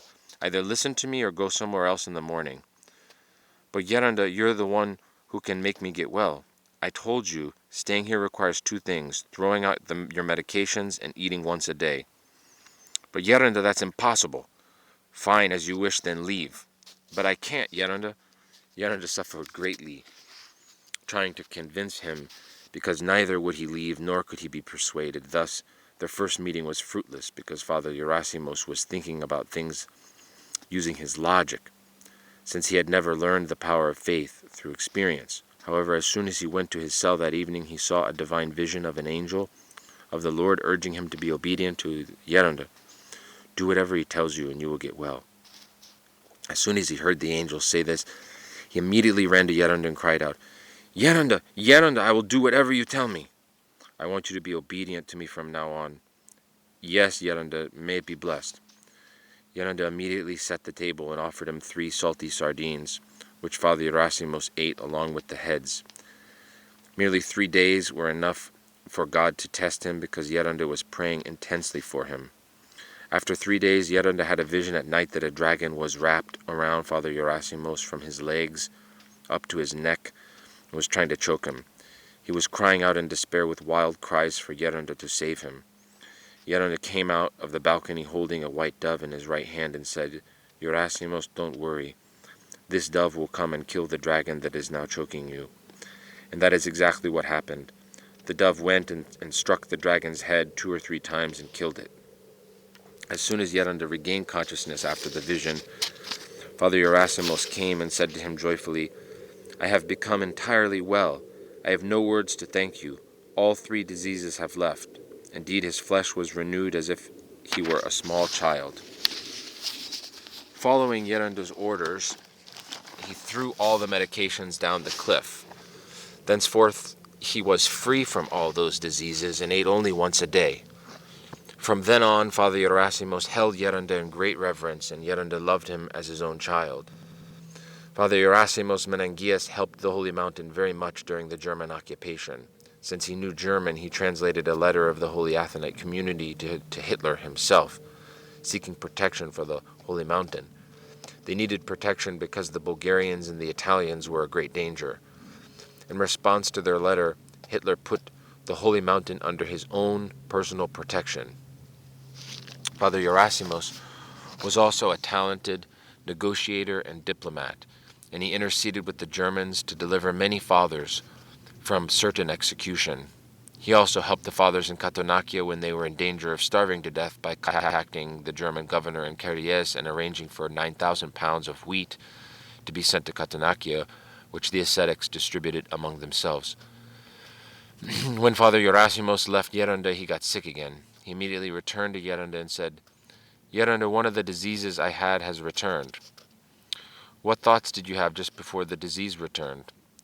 I was thinking, now that you have thrown away all your medications, what will you do if you get sick again here in the wilderness where there aren't any medications? That's it. The disease came back because of your lack of faith. Yerunda, please make me well, and next time I'll be careful not to disbelieve.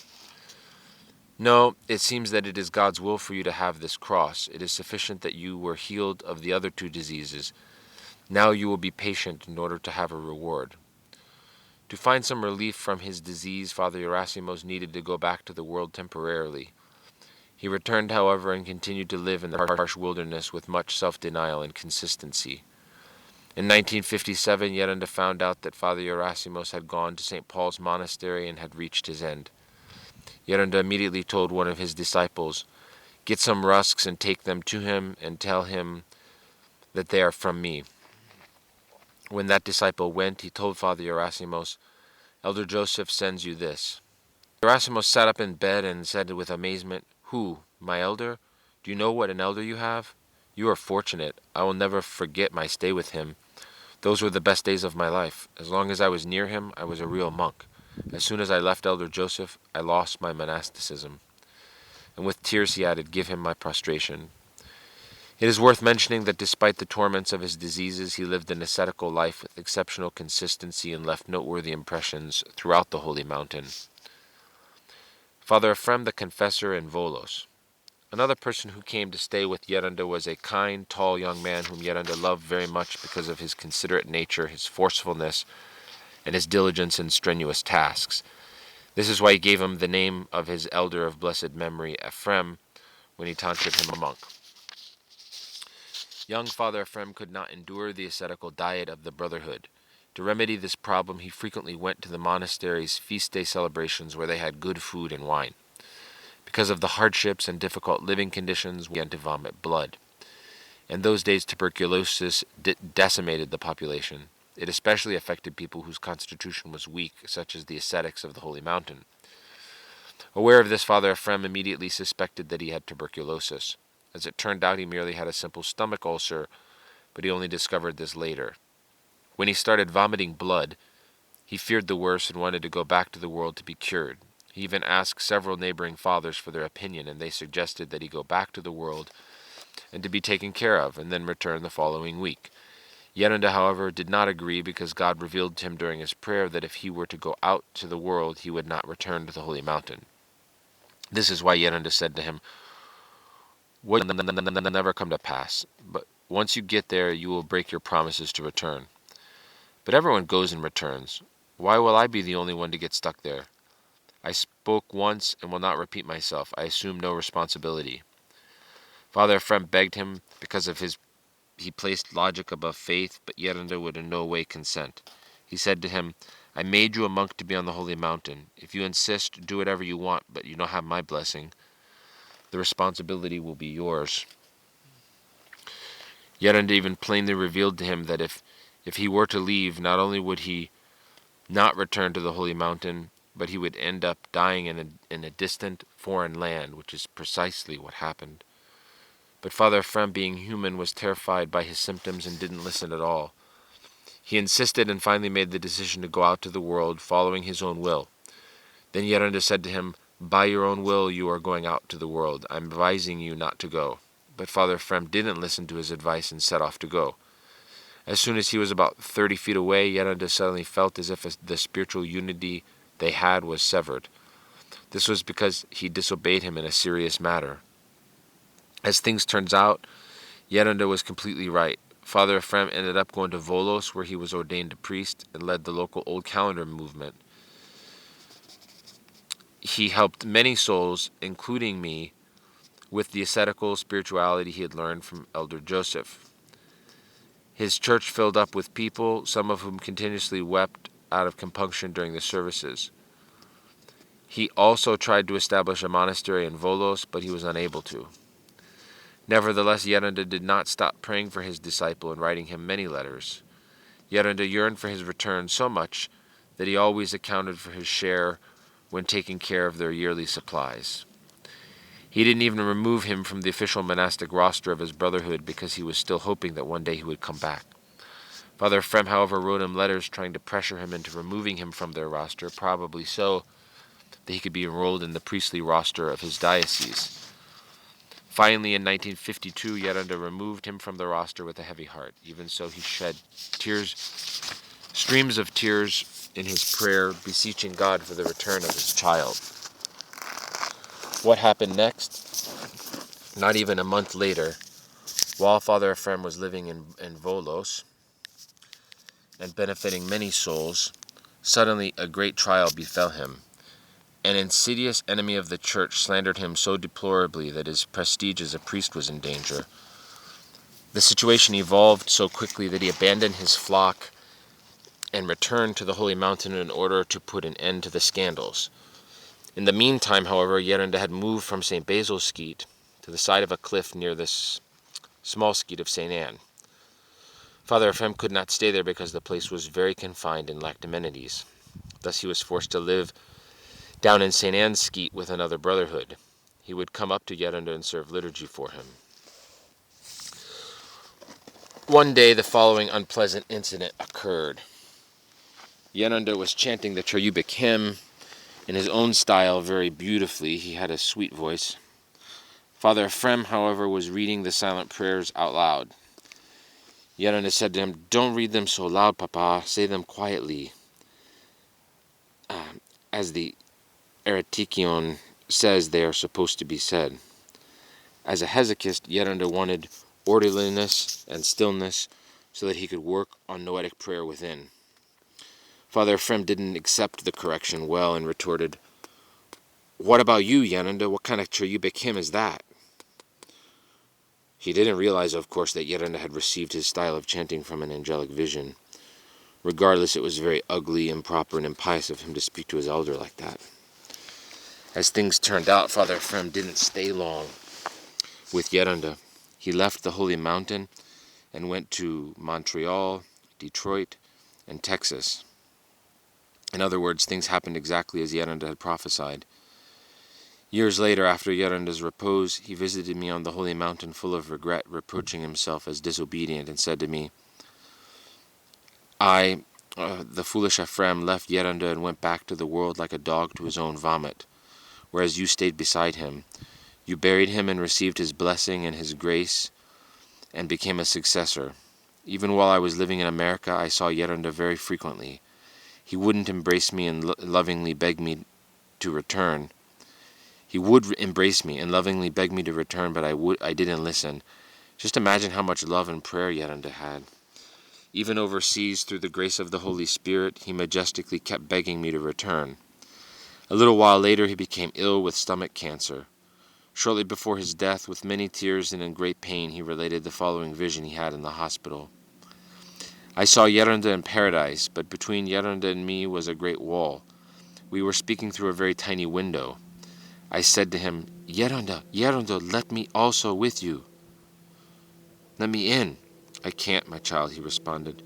Your disobedience is preventing me. After helping many people, Father Ephraim departed from this life with deep humility in 1984 at the monastery where Elder Joseph's niece was a nun. Father Basil with tuberculosis. When Yerunda was at St. Basil's Skete, a young layman went to a nearby brotherhood to become a monk. The boy was an adopted orphan. Soon after his arrival there, his adoptive father came and said to him, I took you when you were young and raised you so that you would be able to take care of me in my old age, and now you want to become a monk? Then he took him by force and left. The boy was so upset that he got sick and later developed tuberculosis. Then his adopted father drove him away and said, Get out of here, don't make us sick too. Go to the holy mountain, become a monk since that's what you want. So he got up and he went again to the elder of that brotherhood in St. Basil's Skete. When he arrived, he said to him, Yerunda, do you remember who I am? Yes, I remember you. My father gave me permission to become a monk. Fine. But Yerunda, I have to tell you that because of my great sorrow, I developed tuberculosis. That's why my father drove me away. What? You have tuberculosis and you've come here to give it to us? Get out of here, leave. But I don't want anything other than a crust of bread, and then you can leave me in the corner to die. Just make me a monk first. I don't want anything else. Absolutely not, replied that elder, and he drove him away. The young man left and just sat beside a path, sobbing inconsolably. By divine providence, Yerunda happened to walk by. He saw him and said, What's wrong, my child? Why are you crying? Yerunda, I came to the holy mountain to become a monk, but my elder drove me away because I have tuberculosis. Unfortunately, I can't find anyone who will make me a monk. I would be happy just to die in a corner somewhere, if only I could be made a monk first. Come along, my child. Yerunda said and took him by the hand and led him up to his hut. At that time, his brotherhood consisted of Father John, Father Ephraim, Father Athanasios, his brother, and Father Arsenios. When they found out that he had tuberculosis, they took Yerunda aside and said to him, He will give it to us too. Don't say anything. God sent him to test me. So don't you say anything at all. I'll take care of him until he dies. So they built a little hut for him out of wooden planks. Yerunda took very good care of him. He went all over the place, begging people for figs, rusks, raisins, and olives to give his young disciple. After living with them for about 6 months, one day the young man said, Yerunda, I see something like gypsy women. What are they doing around my bed? Yerunda understood what it was, and he said to Father Arsenios, Father Arsenios, get ready, he's reached the end. I will make him a great schema monk because he will leave this life soon. When they went to read the prayers over him in the church, Father Ephraim wouldn't go in. Go in, Yerunda told him. I'm not going in there because the doctor says he's extremely contagious. So they had to find some other priests to read the prayers. The only other fathers present were Yerunda, Father Arsenios, and Father Athanasios. After reading the prayers, they dressed him up and took him to his cell and left him in his bed. My dear Basil, that is the name Yerunda gave him, I'm leaving now to go say my prayers. I'll be back in 2 or 3 hours. Just keep saying the prayer constantly. After Yerunda had fulfilled his spiritual responsibilities, he ran back to see how Father Basil was doing. When he got there, he nudged him to wake him up, but there was no response. He had departed to heaven like an angel, wearing the great angelic schema. Yerunda was overjoyed that Father Basil went to heaven like an angel. Come, fathers, let me serve you some treats. Father Basil's gone to heaven. "Oh, my dear Panagia, a soul has been saved. Bring out the leukemia." Yeranda's joy was immense. He even started chanting, "Christ is risen." Afterwards, he dressed Father Basil in his full monastic habit and sewed him up in his raso as is customary. As he did this, he was saying, "Oh, my dear Panagia, I hope I will catch tuberculosis. I hope I will catch it." He was beseeching her to catch tuberculosis, but the more he prayed for it, the further it went away from him. The reason why he wanted tuberculosis so badly was because he called it a holy disease. He considered it sanctifying because it is a disease that gradually wastes you away, which means that you have time to prepare your soul for death. But since Yeranda didn't catch tuberculosis, he decided to burn all of Father Basil's belongings to protect the others from catching it. 3 days after Father Basil's repose, Yeranda saw him in his sleep. He embraced Yeranda and said, "My dear Yeranda, look at what you have made me. I'm an officer, a general full of medals and insignia." The repose of the nun Theodora. A few days after the repose of Father Basil, a letter arrived informing them that the old Eurondissa Theodora had also contracted tuberculosis and was on her deathbed. The letter said, however, that she was not going to let herself die until Yeranda came. "Oh, my dear Panagia," Yeranda said, "how am I going to go out into the world again?"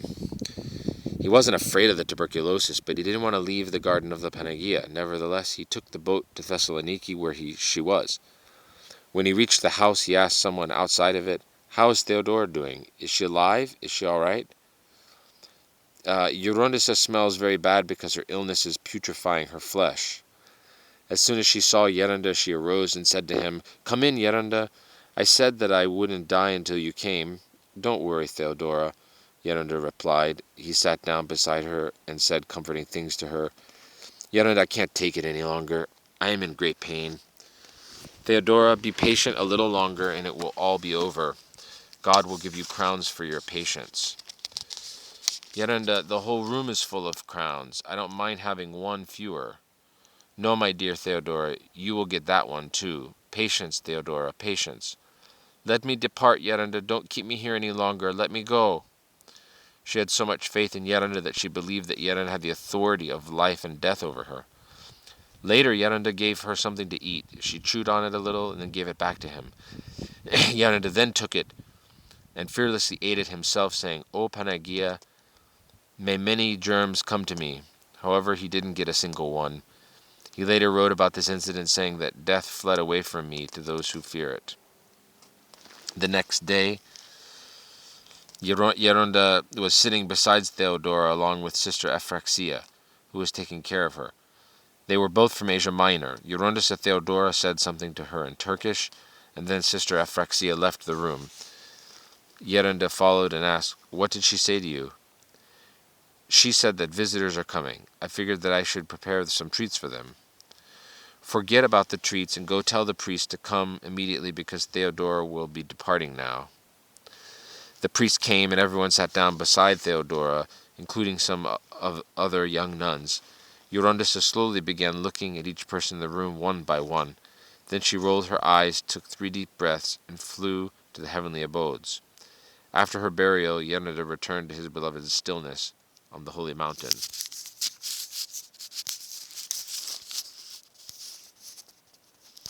Section 7. His First Brotherhood, continued.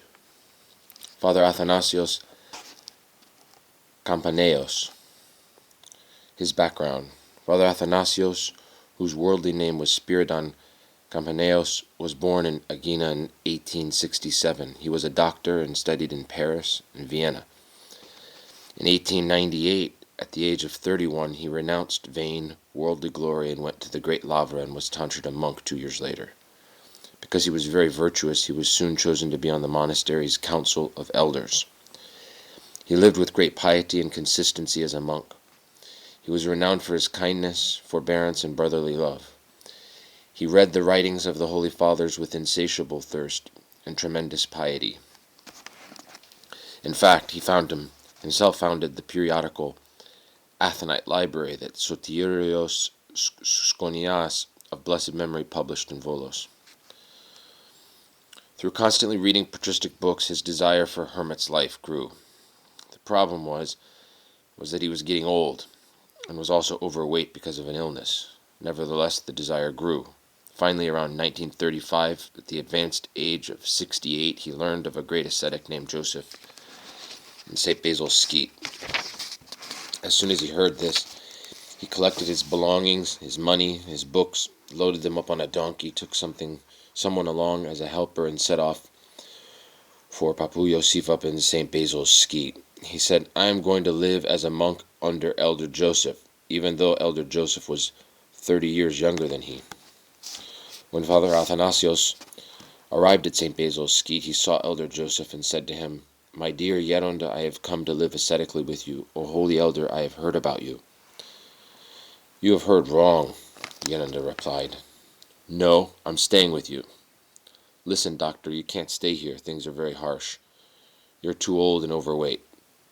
I will try, and by God's grace I will succeed." "There's no possible way you will manage, doctor."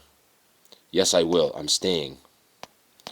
It seems that Father Athanasios remembered the story of Paul the Simple, who with his great persistence managed to persuade St. Anthony the Great to keep him.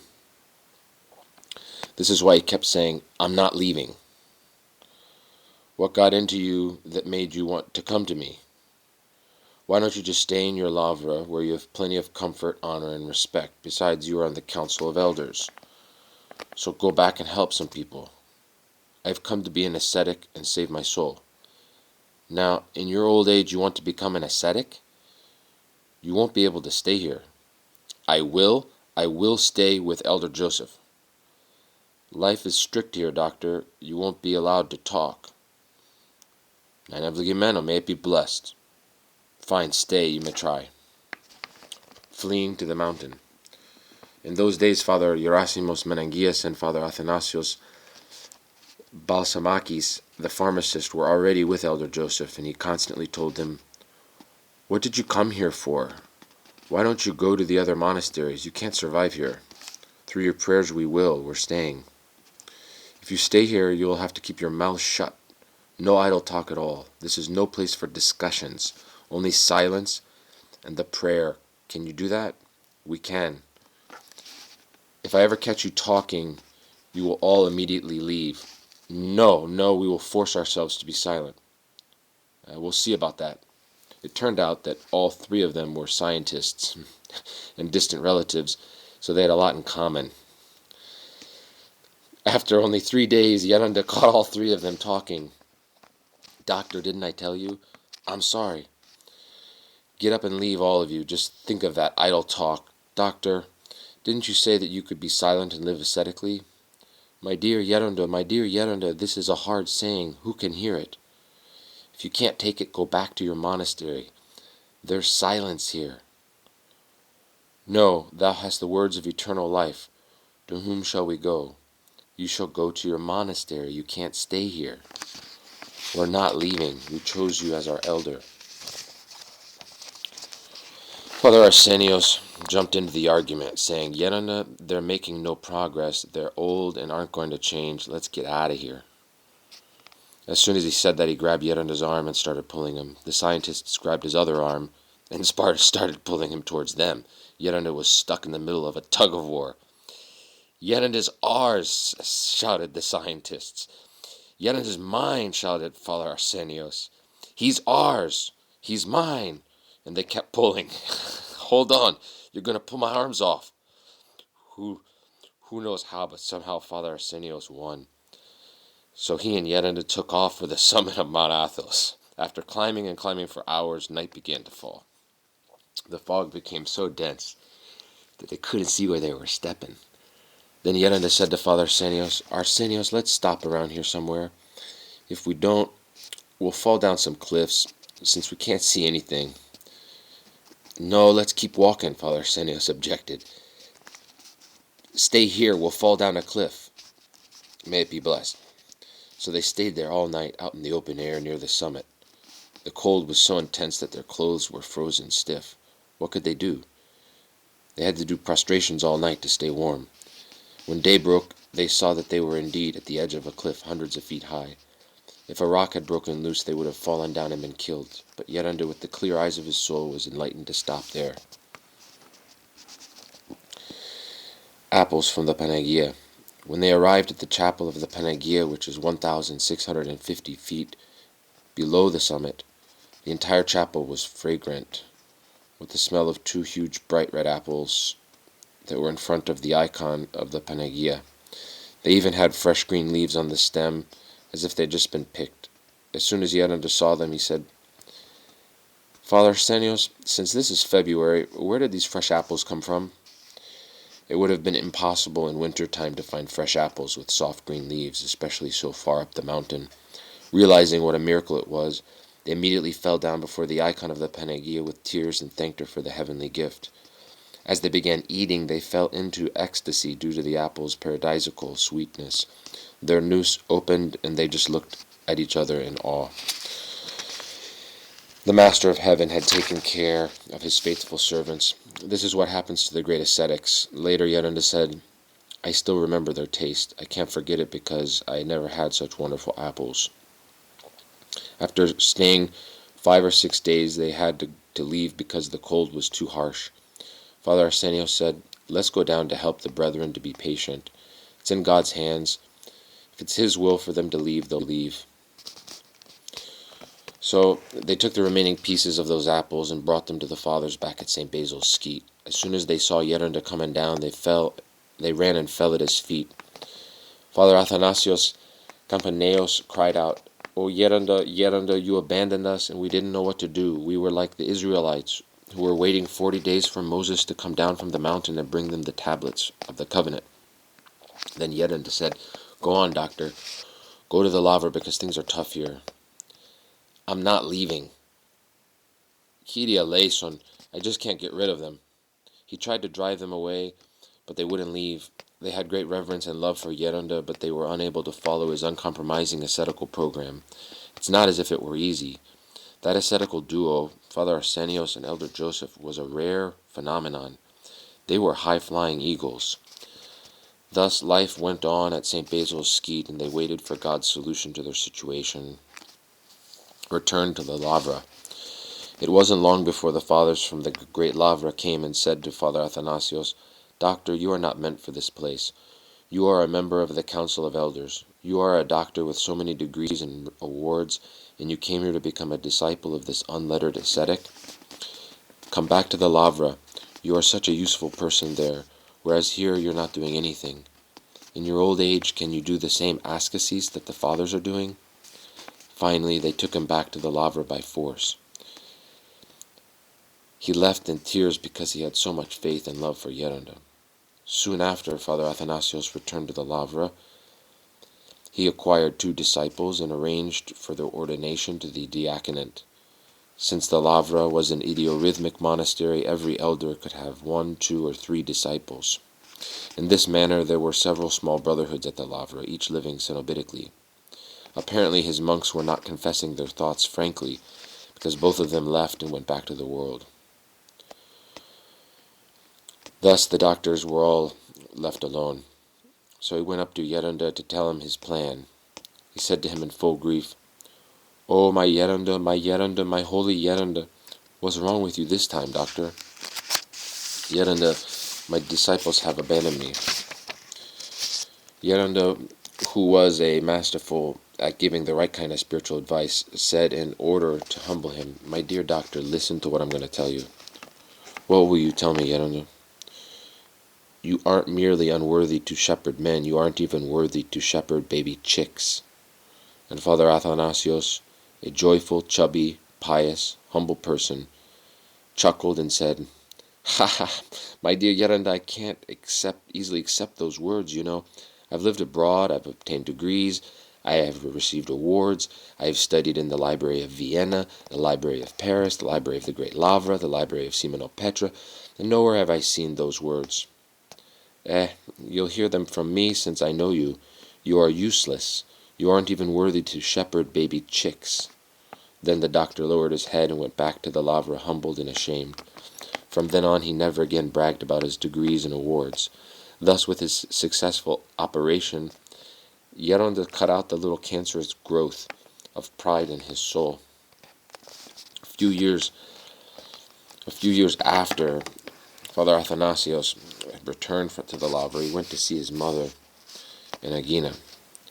He was rather overweight. He was getting old. His mother was simple and uneducated, and she only knew how to interpret the gospel literally. As soon as she saw how large he was, she said, "I don't know how to read, my child, but I have heard our priest say in his sermons that the Bible says that the door to the kingdom of God is narrow and small. You're so fat, my child. How are you going to make it through?" "Mother, dear mother, the water on the holy mountain is fattening," he replied. The next time he saw Yeranda, he said, "Yeranda, I was able to fool my mother, but how will I be able to settle things with God?" Nevertheless, he was a very holy, pious, and humble monk. It was rare to have such virtues, considering his worldly education and glory. He was very tender-hearted and helped many people by his example and edifying words. As a member of the Lavra's Council of Elders, he also helped Elder Joseph and other ascetics with the various issues that concerned them, because many sketes and huts were dependencies of the great Lavra. When they came to the Lavra's Council of Elders with their problems, he would say to the other members of the council, "Come on, fathers, we have our Lavra, our dependencies, our belongings, and we are not in need of anything. This monk here is just a poor, needy ascetic. What do you say, fathers? Should we help him? Is it blessed? Yes, yes, all right, my child. With the Panagia's blessing, do whatever you need to do." He completed this monologue while the other members of the council just stared quietly at him, dumbfounded. Father Athanasios' golden heart was evident from the way he handled the trial of someone who had committed arson in one of the Lavra's forests. After the arsonist was arrested and was in danger of even receiving a lengthy prison term, he appeared before the council of elders to defend himself. They asked him angrily, "Hey, you, why'd you burn down our forest?" "I'm sorry." Then Father Athanasios got up and said, "Come on, fathers. Since he said sorry, we have to forgive him. Isn't that right, fathers?" Yes, all right. Get along now, my child, you're forgiven." In this manner, Father Athanasios took care of things just fine. Thus the poor man was not punished, and the temptation was dispersed. Holy repose. Elder Joseph loved Father Athanasios very much, and he constantly kept him in his prayers. One day in 1940 he had a vision that the doctor was going on a big trip and would not return. The fathers were bidding him farewell outside the monastery gates. Across from him was a river with a bridge crossing it. After Father Athanasios said goodbye to all the fathers, he crossed the bridge. On the other side he turned around and did one last full prostration to all of them while saying, "Forgive me, fathers." Behind him was a golden gate. After he passed through it, it closed once and for all. It was the gate of the kingdom of heaven. As soon as this vision ended, Yeranda said to his brother, the other Father Athanasios, "Quick, go to the Lavra. Father Athanasios, the doctor's leaving. Hurry. Bid him farewell on my behalf." When Father Athanasios arrived at the Lavra, Father Athanasios, the doctor, was still alive, and he told him about Yeranda's vision concerning him. Since Father Athanasios, the doctor, had great faith and reverence towards Yeranda, he accepted the vision as a revelation from God, and he prepared himself accordingly.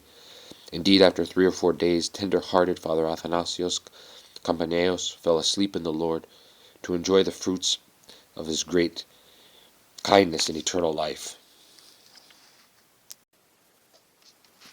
Section 7, his first brotherhood, continued. Papa Ephraim of Katounakia. The brotherhood of Papa Nikephoros.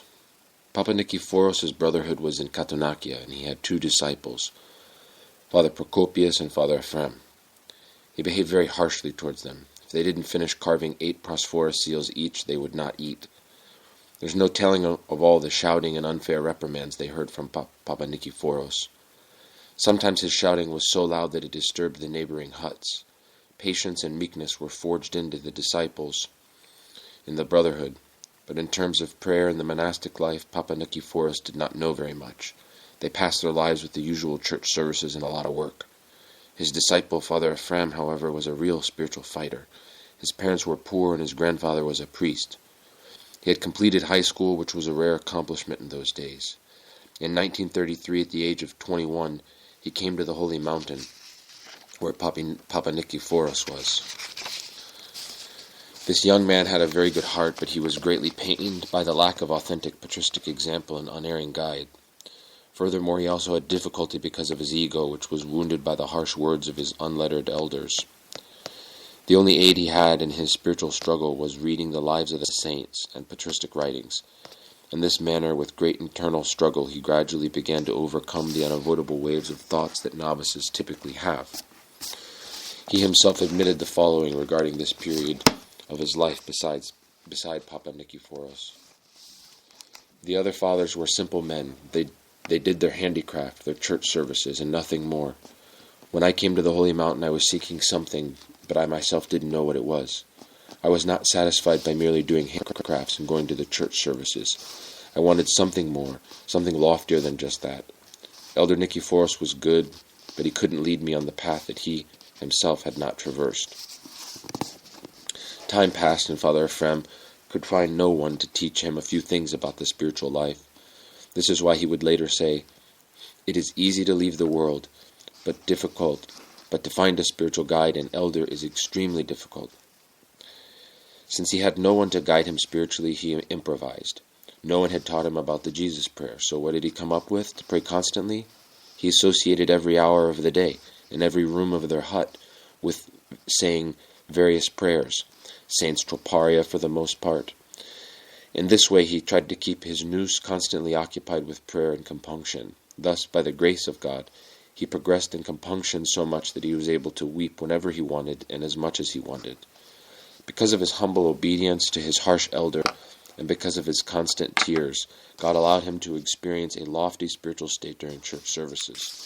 One day, while Father Procopius was reading the Psalter and Father Ephraim was feeling compunction, he suddenly saw his nous leave his body and go across the ravine, where it summoned all of creation to glorify God. As soon as he came to himself, he wondered, "What was that? Whom can I ask?" Acquaintance with Elder Joseph. Papa Nikiforos only now and then would go up to St. Basil's Skete to serve the liturgy at the little hut of the teacher. This is what they called Elder Joseph. In 1935, he went there along with his young disciple, Father Ephraim, to serve liturgy. At that time, Father Ephraim was 23, and Elder Joseph was 38.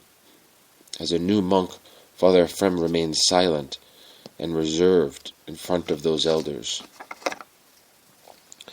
After the Divine Liturgy finished, they briefly sat down together so that Elder Joseph could treat them with the customary refreshment.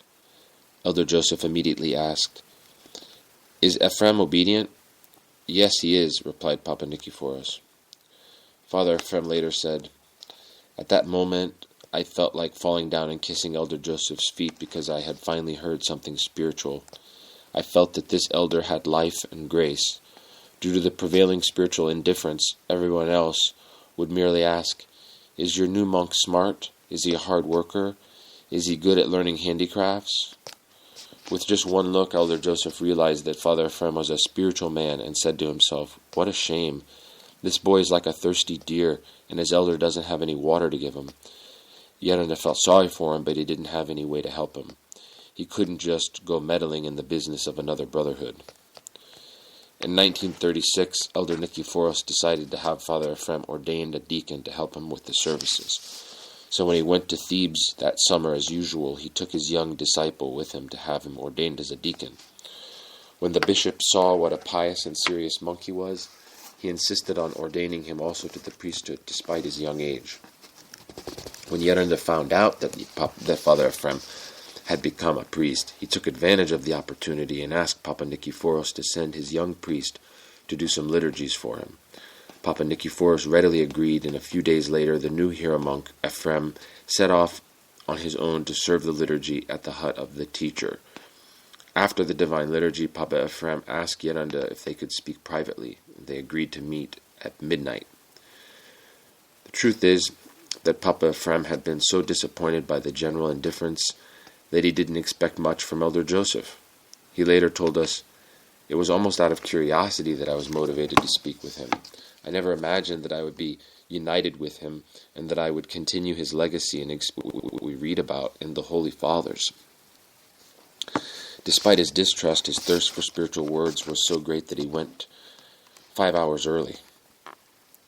Since he had arrived so early, he sat on a little stone wall near Yeranda's hut and waited for him to complete his prayers. He looked out towards the salt ponds and the sea, and he enjoyed the view of the wilderness at night. While he was praying there, his tears flowed like a river without stopping for 5 whole hours. Meanwhile, Yeranda was having his doubts about speaking with Papa Ephraim, since he also knew quite well the prevailing spiritual indifference around him. He was thinking, what's the use of getting involved with Papa Ephraim? He's going to be like all the others. But since he had already agreed to speak with him, he told his brother, Father Athanasios, to call him in. Papa Ephraim came in and said to Yeranda, I see that all the monks are occupied merely with their handicrafts, and there isn't anyone to discuss thoughts with or hear some spiritual advice from. So is our life really monastic, working from dawn till dusk, while being rudely humiliated and never hearing kind words? Where is the virtue? Where is the love? Where is the prayer? My child, be careful, he's your elder. It is he who God has revealed to you. You may neither leave nor judge him.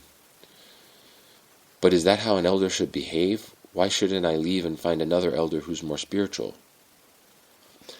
Listen, my child, on the one hand you gave your vows to renounce the world, and on the other hand you want honor and compliments. Well, you're wrong. If you want to become a servant of Christ, you ought to accept everything he suffered for our sake. Scorn, insults, humiliations, and even being spit upon and beaten.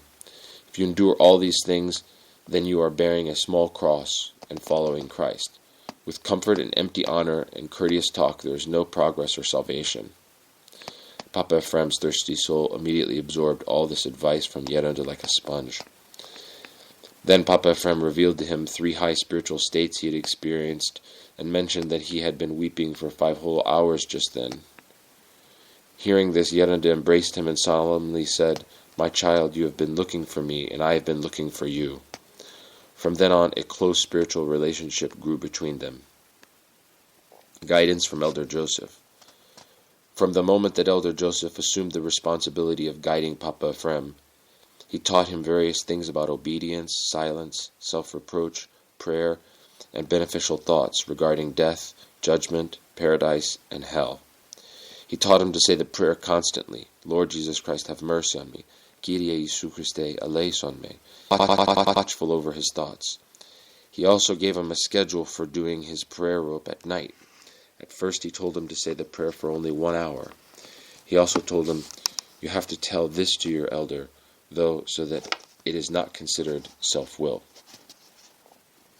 Papa Nikiforos had no objections to his disciple's new schedule, not only because he acknowledged Yeranda's sanctity, but also because he had the great virtue of being free of envy. Thus, from that day onwards, the soul of Papa Ephraim was resurrected, and in essence his elder was Yeranda, while he continued to have Papa Nikiforos as his elder merely as a formality. The next time he went to serve the liturgy for Yeranda, Yeranda asked him if he did his komboskini, and he said, Yeranda, with the prayer, the tears run like a river from my eyes, and a fire is burning in my heart for Christ. Then Yeranda increased his prayer rope and began explaining to him what praxis and theoria are, and what the fruits of noetic prayer are. Thus, through Yeranda's constant supervision and through Papa Ephraim's dedication to the struggle, in 2 or 3 months he became afire with zeal and grace. This experience showed him the value of grace and obedience. Serving liturgy. At first, Papa Ephraim went to St. Basil's Skete once a week, but the more spiritually united he became with Yeranda, the more frequently he would go. Sometimes he would even go 4 times a week. With all his heart, Papa Nikiforos let his disciple go to the teacher to serve liturgy, because he could see that through Yeranda's guidance, Papa Ephraim was becoming more and more eager to be obedient and to work. Near the end of his life, Papa Ephraim said regarding that period of his life, I admit that I had a great struggle with thoughts over leaving Papa Nikiforos. But Through the advice and prayers of Elder Joseph, I was able to remain obedient until the end. I don't regret it, because grace showed me 40 years later that I had done the primary will of God. He also said something that all of us had felt. I have never loved and feared anyone else in the world more than Elder Joseph. His great fear was a result of his great love. For out of his ardent love for Yerunda, he was afraid of doing anything that might grieve him. In fact, he acquired so much reverence towards Elder Joseph and Father Arsenios that in the beginning and at the end of his private prayers, he always said, through the prayers of the Holy Fathers Joseph and Arsenios. He revealed his thoughts and spiritual state to Yerunda in detail, and Papa Ephraim joyfully accepted his advice. Amazed at Yerunda's clairvoyance, Papa Ephraim said, Yerunda can see everything inside me. The Holy Fathers say that nothing increases more than thankfulness and gratitude. Papa Ephraim offered both of these abundantly, not only to God but also to Elder Joseph. Whenever an opportunity arose, he would volunteer his labor out of gratitude. He helped Elder Joseph's brotherhood with many material needs while not neglecting his obedience to Elder Nikiforos. Once, when Papa Ephraim was very sick and in danger of getting tuberculosis, Elder Joseph kept him in his own hut and cooked for him. Elder Joseph even arranged for Mrs. A. and Volos to send him cheese, eggs, butter, canned milk, etc., so that Papa Ephraim could regain his health. At first, Papa Ephraim objected because he didn't want to eat those foods on fasting days, but for the sake of obedience he gave in. He ate everything Yerunda gave him until he got well. Yerunda told him, you have to for Andromache for sending you all that food. Divine experiences. Once when Papa Ephraim went up to St. Basil's Skete to visit Yerunda, he found him in a state of ecstasy and prayer. Yerunda hugged his head, put it on his chest, and continued praying without saying a word. He prayed for us. Yerunda, are you going to eat the cookies by yourself? Whispered Papa Ephraim, longing to taste whatever Yerunda's soul was tasting. Yerunda applied pressure with his elbow to Papa Ephraim's side, signaling him to keep silence. After a while, Yerunda came. A green sigh said, my child, you don't have just a clean soul. You have a completely pure soul. This is what had been revealed to him while praying. On another time, Yerunda put his hand on Papa Ephraim's head and started praying for him. All of a sudden he stopped. He couldn't continue because he was flooded with grace. Afterwards, Yerunda said, I was praying for you, and instead I received prayer. Whenever Yerunda was flooded with grace like that, it meant that God would fulfill his prayer request. Teachings. Elder Joseph guided Papa Ephraim in many ways. He laid special emphasis on preserving one's original zeal. He said that if a monk does not manage to increase it, he must struggle by all means not to let it decrease. Elder Joseph also pointed out to him that losing zeal brings negligence, which crushes a monk.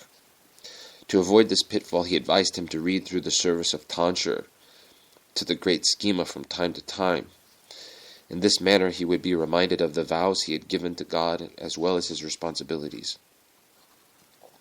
Above all, though, what benefited Papa Ephraim was the mere sight of holy Elder Joseph and his example. Once Papa Ephraim had intense carnal warfare. He lay down to sleep, but the warfare was very strong. To resist the temptation, he began saying the prayer fervently. Soon afterwards he fell asleep and saw the following vision. Across from him at the front door was a demon, exactly as the Holy Fathers described them, with horns, black wings, and a menacing laugh. However, the demon couldn't approach his cell or enter it. When he awoke, he went and told Yerunda about what he had seen. Do you see, my child? Yerunda told him that by saying the Jesus prayer, you keep him at the gate, and thus he can't come near you. Visitation of grace. Papa Ephraim, as a true disciple, would tell Yerunda all his thoughts and never hide anything from him. In this manner, he quickly acquired streams of tears. He said to Yerunda, I have a lot of tears. And Yerunda responded, tears are good, they cleanse the soul. Now you are digging and opening a road so that the vehicle of grace, the God's grace, can come in. This is how you will find grace, through tears. Another way to find it is through noetic prayer, which is loftier than tears. If tears come during noetic prayer, forget about the tears and keep the prayer in your heart. Tears diminish noetic prayer. Noetic prayer makes man experience grace more than tears do. About 6 or 7 months later, the following incident occurred, as Papa Ephraim himself told it. One evening, after waking up, I washed my face and stood up to say the Jesus prayer with my prayer rope as usual. I was standing in front of my window that overlooks the sea. After finishing quite a few prayer ropes, all of a sudden I saw 3 luminous figures approaching me. My cell filled with light and an indescribable fragrance. My spiritual senses informed me that the middle figure was Christ, accompanied by 2 angels. I fell down and my soul embraced Christ's feet. I felt an amazing joy and delight. I was in such a heavenly state that it cannot be described. As he continued this story, he began to weep. I remained in that state of bliss for quite a while before it gradually began to subside. Suddenly, myself filled with demons. They surrounded me. I was terrified. I was petrified out of fear. I felt them beside me, and I shuddered with an indescribable fear. As I prayed, they gradually withdrew. While still trembling out of fear, I took my oil lantern and went to Elder Joseph. When I arrived, I said to Father Athanasios, "Inform Yerunda that I need to meet with him at once." Yerunda received me immediately, even though it was at an inappropriate time. As soon as I sat down, he asked me, "What's wrong?" "Wait a minute, Yerunda, so that I can come to myself and tell you." Due to the fear, I could barely speak. When I recovered, I related to him the incident with the 3 figures and the demonic presence afterwards. Then Elder Joseph stood up, embraced me, and said to me, full of joy, "This, my child, is the first step. This is grace. Do you remember that I was telling you that through tears you are, in a sense, digging so that God's grace, the grace's vehicle, could pass? Well, now it has passed. From now on you will have revelations from God. He will inform you of things, and you will see differently. God's grace will manifest itself in images and shapes to help you. New horizons, different spiritual garments, a different spiritual food, and a different prayer await you." The demons came afterwards because they realized the state of grace you had and were envious. Later, Papa Ephraim said, "The progress I made under Elder Joseph was due solely to his prayers and his guidance. He would tell you, this is how you should pray, this is how you should say the words. When you encounter difficulty, don't repeat the prayer in its entirety, only repeat half of it. He teaches you how to say the prayer, how to live, how to pray. When you are tired and lose heart in the struggle to say the prayer, and you want to give it up, he comforts and strengthens you. He puts you back on track, so to speak. When Elder Joseph said, 'The more faith you have in me, the more spiritual progress you will have,' it was as if he were saying, 'I have a spiritual treasure. Do you want some? Take as much as you want.'" From strength to strength. Soon after this, Papa Ephraim began experiencing lofty spiritual states. He received abundant grace from God, who kept raising him to higher levels that only people with experience can understand. All of this was because of the unerring teachings and prayers of Elder Joseph, who said to him, "My child, the way you were progressing before we met, you would have found grace on your own, but you would not have been able to keep it. You found grace through tears, so continue with tears. But you are running quickly, and I'm afraid for you.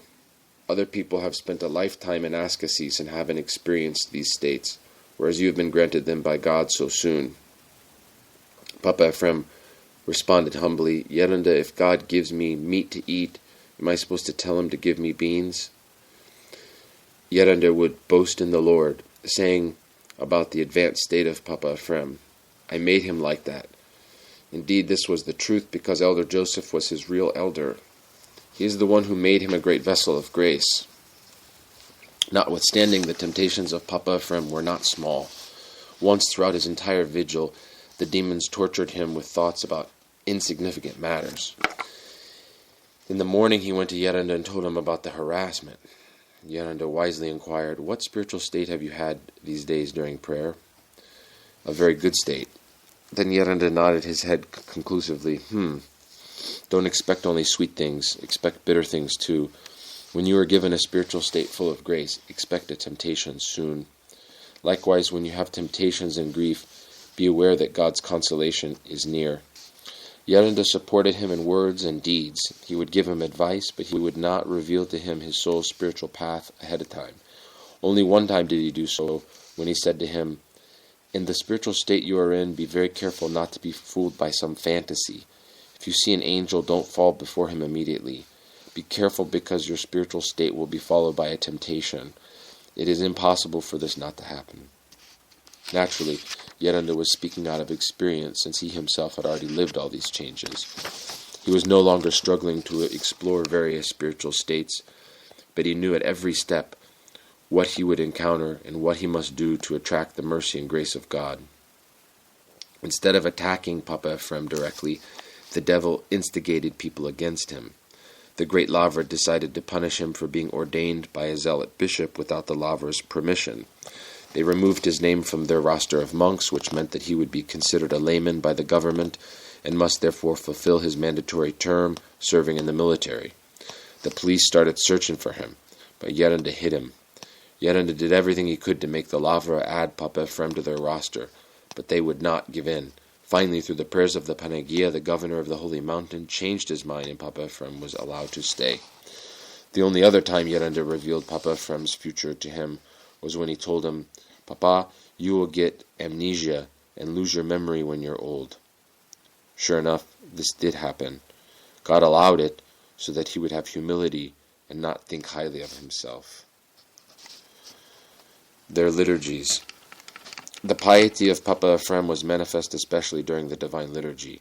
He said, "When I served liturgy for Elder Joseph, I had overwhelming compunction and a flood of tears, a torrent. I could not contain myself when serving there. I must admit, though, that it was all because of Yeranda's prayers." He was taught how to intone the petitions and the rest of the liturgy by Elder Joseph, who in turn had learned it when his Zeus was seized in rapture. He took the tones and melodies from the chanting in the vision he had of little birds chanting the Terium. Ever since then, he taught the elders how to chant the "Lord have mercy" serenely, hesychistically, as if a voice was coming from afar.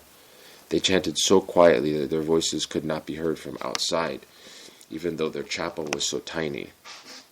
They chanted quietly to preserve tranquility, because it is through quietude of the mouth that the soul cries out and communicates to God, with God. Elder Joseph was delighted with those liturgies and the compunctious atmosphere that was created, because everyone in his brotherhood was wholeheartedly devoted to worship, and no thought removed their nous from prayer. He wouldn't let anyone else serve the liturgy for them, because he didn't want to lose what they had. He even said, "I believe that on all of the Holy Mountain there is no better divine liturgy than the one we do, the way we do it in this humble little chapel." Elder Joseph had experienced the fullness of Noetic prayer, and his disciples followed him. Thus the Divine Liturgy was a liturgy of prayer. Frequently during the Divine Liturgy, Papa Ephraim saw the grace of God tangibly filling the entire chapel. This is why he could say from experience, "The Holy Spirit cannot be seen, but His grace can be seen." Grace flooded their hearts in that tiny chapel, and many times Papa Ephraim could see Christ as an infant on the holy paten. At such times his tears ran like a stream. One time at the consecration of the holy gifts, he was informed of what is meant by the phrase, "heirs of God and joint heirs with Christ," while feeling an intense ardor of spirit. Another time, when he went to rest after the Divine Liturgy, he suddenly saw a cherubim. With inexpressible joy, he embraced it and kissed it. When he told Yeranda what had happened, Yeranda explained to him that it was a manifestation of God's grace. Once during the liturgy, he saw the Trinitarian God in the holy gifts, and he recounted it as follows. "I saw the entire Godhead in the holy gifts. I saw Him with the eyes of my soul, but I can't describe it. Of course, man cannot see God and live, but I saw Him in the sense that Moses did. when he saw the back parts of God. At that moment I found myself in a state of ineffable bliss, peace, love, divine eros, and tears. The living God was in the holy chalice. So then how can you dare approach the holy chalice? After such incidents, Yerande would humble him by sweetly saying, "You are traveling very fast, my dear priest." When Papa Ephraim served the liturgy and said, "Peace be unto all," he had the thought, "Who am I to pray for peace to come to Elder Joseph?" This thought concerned him for a while, until one day he heard a voice coming from the stole. "You are not the one saying it, I am saying it." He then realized that it is the Holy Spirit who is blessing through the priest. After so many heavenly events, it is no wonder that the abandoned chapel of Elder Joseph in the wilderness, where Papa Ephraim served the liturgy for so many years, is still fragrant. Whenever Papa Ephraim found himself in lofty states of prayer and couldn't restrain himself, Yerande would tell him, "Whether you have joy or sorrow, do not let it show. You might be inebriated in paradise or engulfed in hell, but you must not reveal it.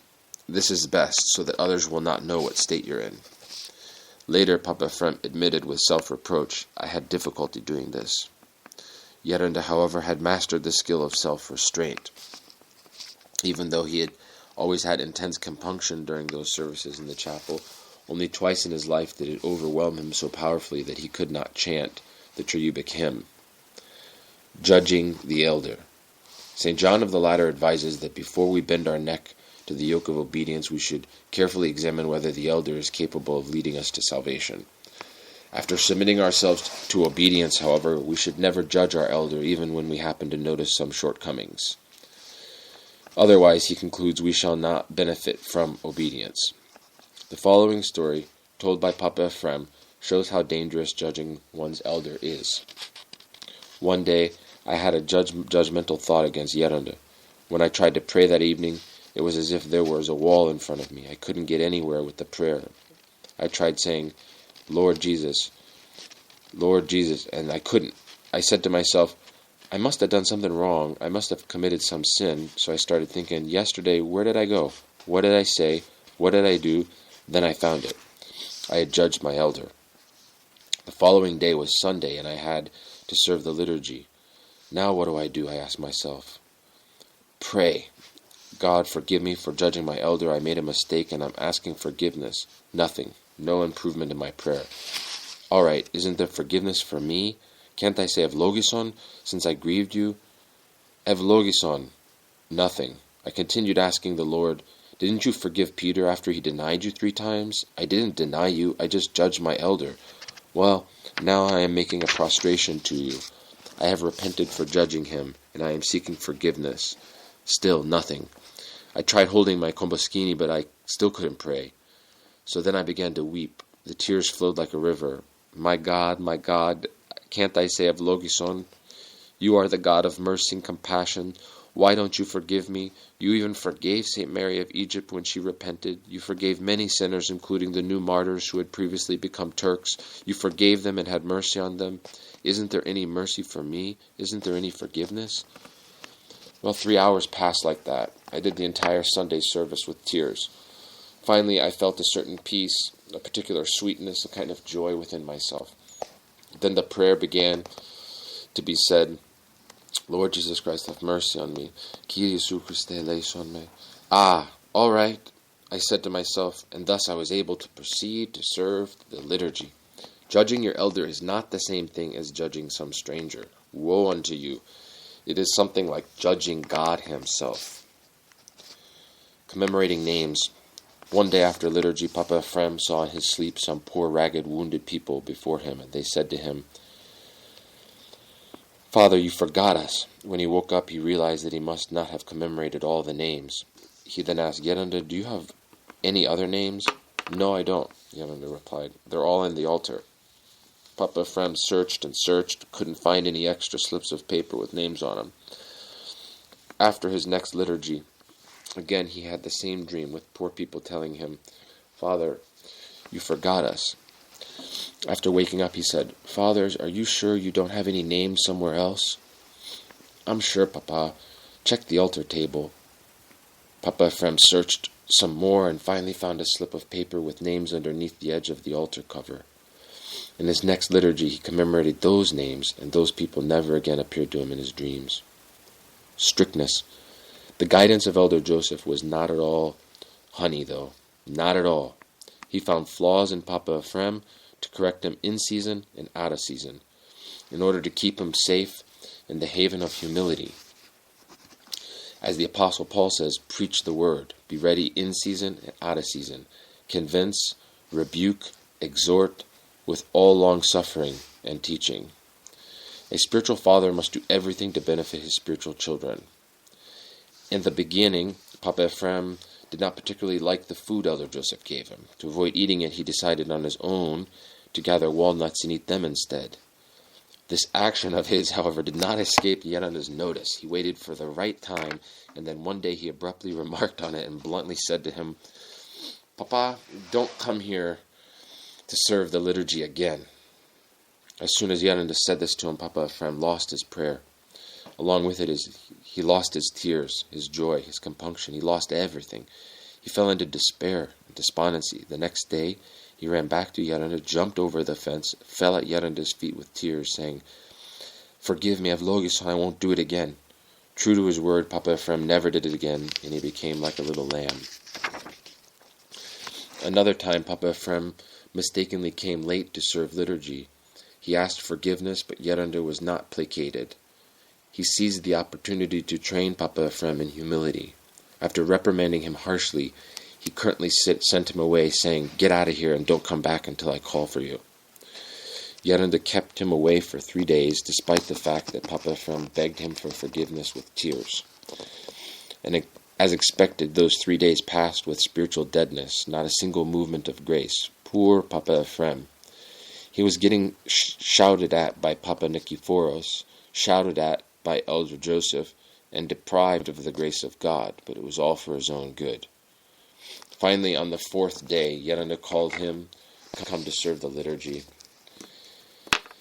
During the divine liturgy, grace overshadowed him for the first time in days, and he rejoiced. When he told this to Yaranda, he replied with his sweet fatherly demeanor, "My child, couldn't you tell that in spirit I was embracing you?"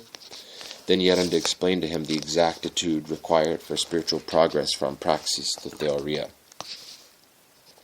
Another time, Papa Ephraim opposed an order of Yaranda and was disobedient to him. Because of this, as he himself admitted, he not only grieved Yaranda, but was also severely chastised by God.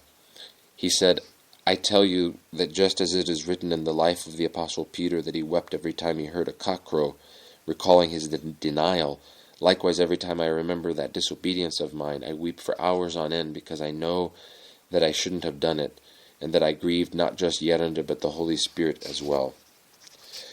Through his obedience, Papa Ephraim reached such heights of virtue that Father Arsenios was astounded and said to Elder Joseph, My, we do such strict asceses, but he just does obedience and surpasses us." Stubborn Papa Nikiforos. This may have been the case, but his obedience was no small feat. It was a sheer martyrdom because Papa Nikiforos treated him harshly for decades. One day Yaranda asked Papa Ephraim, "When will you come to serve liturgy for us next?" "On the feast day of St. John Chrysostom."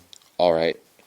A little while later, their neighbor Elder Gabriel asked Papa Ephraim if he could come and serve liturgy for him on the day of St. John Chrysostom. Papa Ephraim replied, "All right, we can do that. After all, both Yaranda, Nikiforos, and I are priests, so one of us can serve here and the other can serve for Elder Joseph." When Papa Ephraim returned to his elder, Papa Nikiforos, he told him, "Yaranda, forgive me, I am in a bind. I gave my word to Elder Gabriel that we would serve liturgy for him, but I had already told Elder Joseph that I would serve liturgy for him." Papa Nikiforos replied, "When you give your word for yourself, not for your elder. You have to learn your place. I give my word for my spiritual child. A spiritual child doesn't give his word on behalf of his elder." "Fine, Yaranda Evlogios, but now I'm in a bind. I don't know what got into me. Anyway, you can go to Elder Gabriel and I'll go to Elder Joseph." No, I'm not going. What's this you're saying? You're ordering me to go to Elder Gabriel? You have to realize your position and learn how to talk. Okay, I'm sorry. It's my mistake. I said no, I'm not going. Papa Ephraim said to himself, now what'll I do? Well, since I go to Elder Joseph all the time, this time I might as well go to Elder Gabriel. So Papa Ephraim served liturgy for Elder Gabriel, but he admitted later, my conscience was bothering me so much that I felt as if I committed a crime against Elder Joseph. If you commit a sin against someone else, it's not as serious as committing a sin against your elder. If you disobey someone else, it's not so serious. But if you disobey your elder, it's serious. The next time Papa Ephraim went up to see Yerunda, he said to him, welcome back, Papa. Why didn't you come for St. John Chrysostom? After Papa Ephraim explained the whole story, Yerunda said to him, you fell into a temptation, and Papa Nikifor should have helped you. He should have said to you, listen, my child, you are a disciple. If I were to tell you to go to Elder Gabriel, you would have to go. If you tell me where to go, I don't have to go. Do you understand how things work? But since you've already given your word, I'll go to Elder Gabriel. You go serve liturgy for Elder Joseph. But don't ever do that again. Yerunda, I was in a bind of Logison. Now what penance should I give you? Elder Joseph continued, since God already gave you a penance through your conscience, I don't need to give you another penance. God has taught you how serious it is for a priest to break his promise, and even more so, a promise to his elder. Even though Yerunda forgave him, Papa Ephraim still suffered greatly from his conscience pricking him. Spiritual bond. The spiritual state of Elder Joseph was so lofty that Papa Ephraim drew a flood of grace from him because of their spiritual bond. As Papa Ephraim himself said, I remember those years. I experienced grace in torrents when Elder Joseph prayed for me. When I would kiss his hand as I was leaving, if he said wholeheartedly, go, it was as if he were saying, go and see. I would immediately abound in prayer and grace. On the contrary, if I had disappointed him in something, and if he abruptly said to me, go now, then I would have a spiritual drought and abandonment. This was verified when one day he said to me, go, you won't have any grace until Saturday.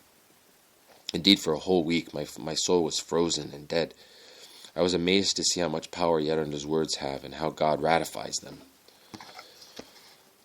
The first thing that all of Elder Joseph's disciples found out was that God truly ratified his salvific words. This is a mystery that negligent and inexperienced people are unable to explain.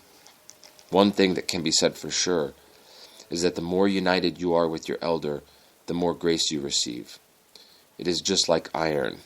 The more it approaches the fire, the more it becomes like the fire, while the farther it withdraws, the darker it becomes.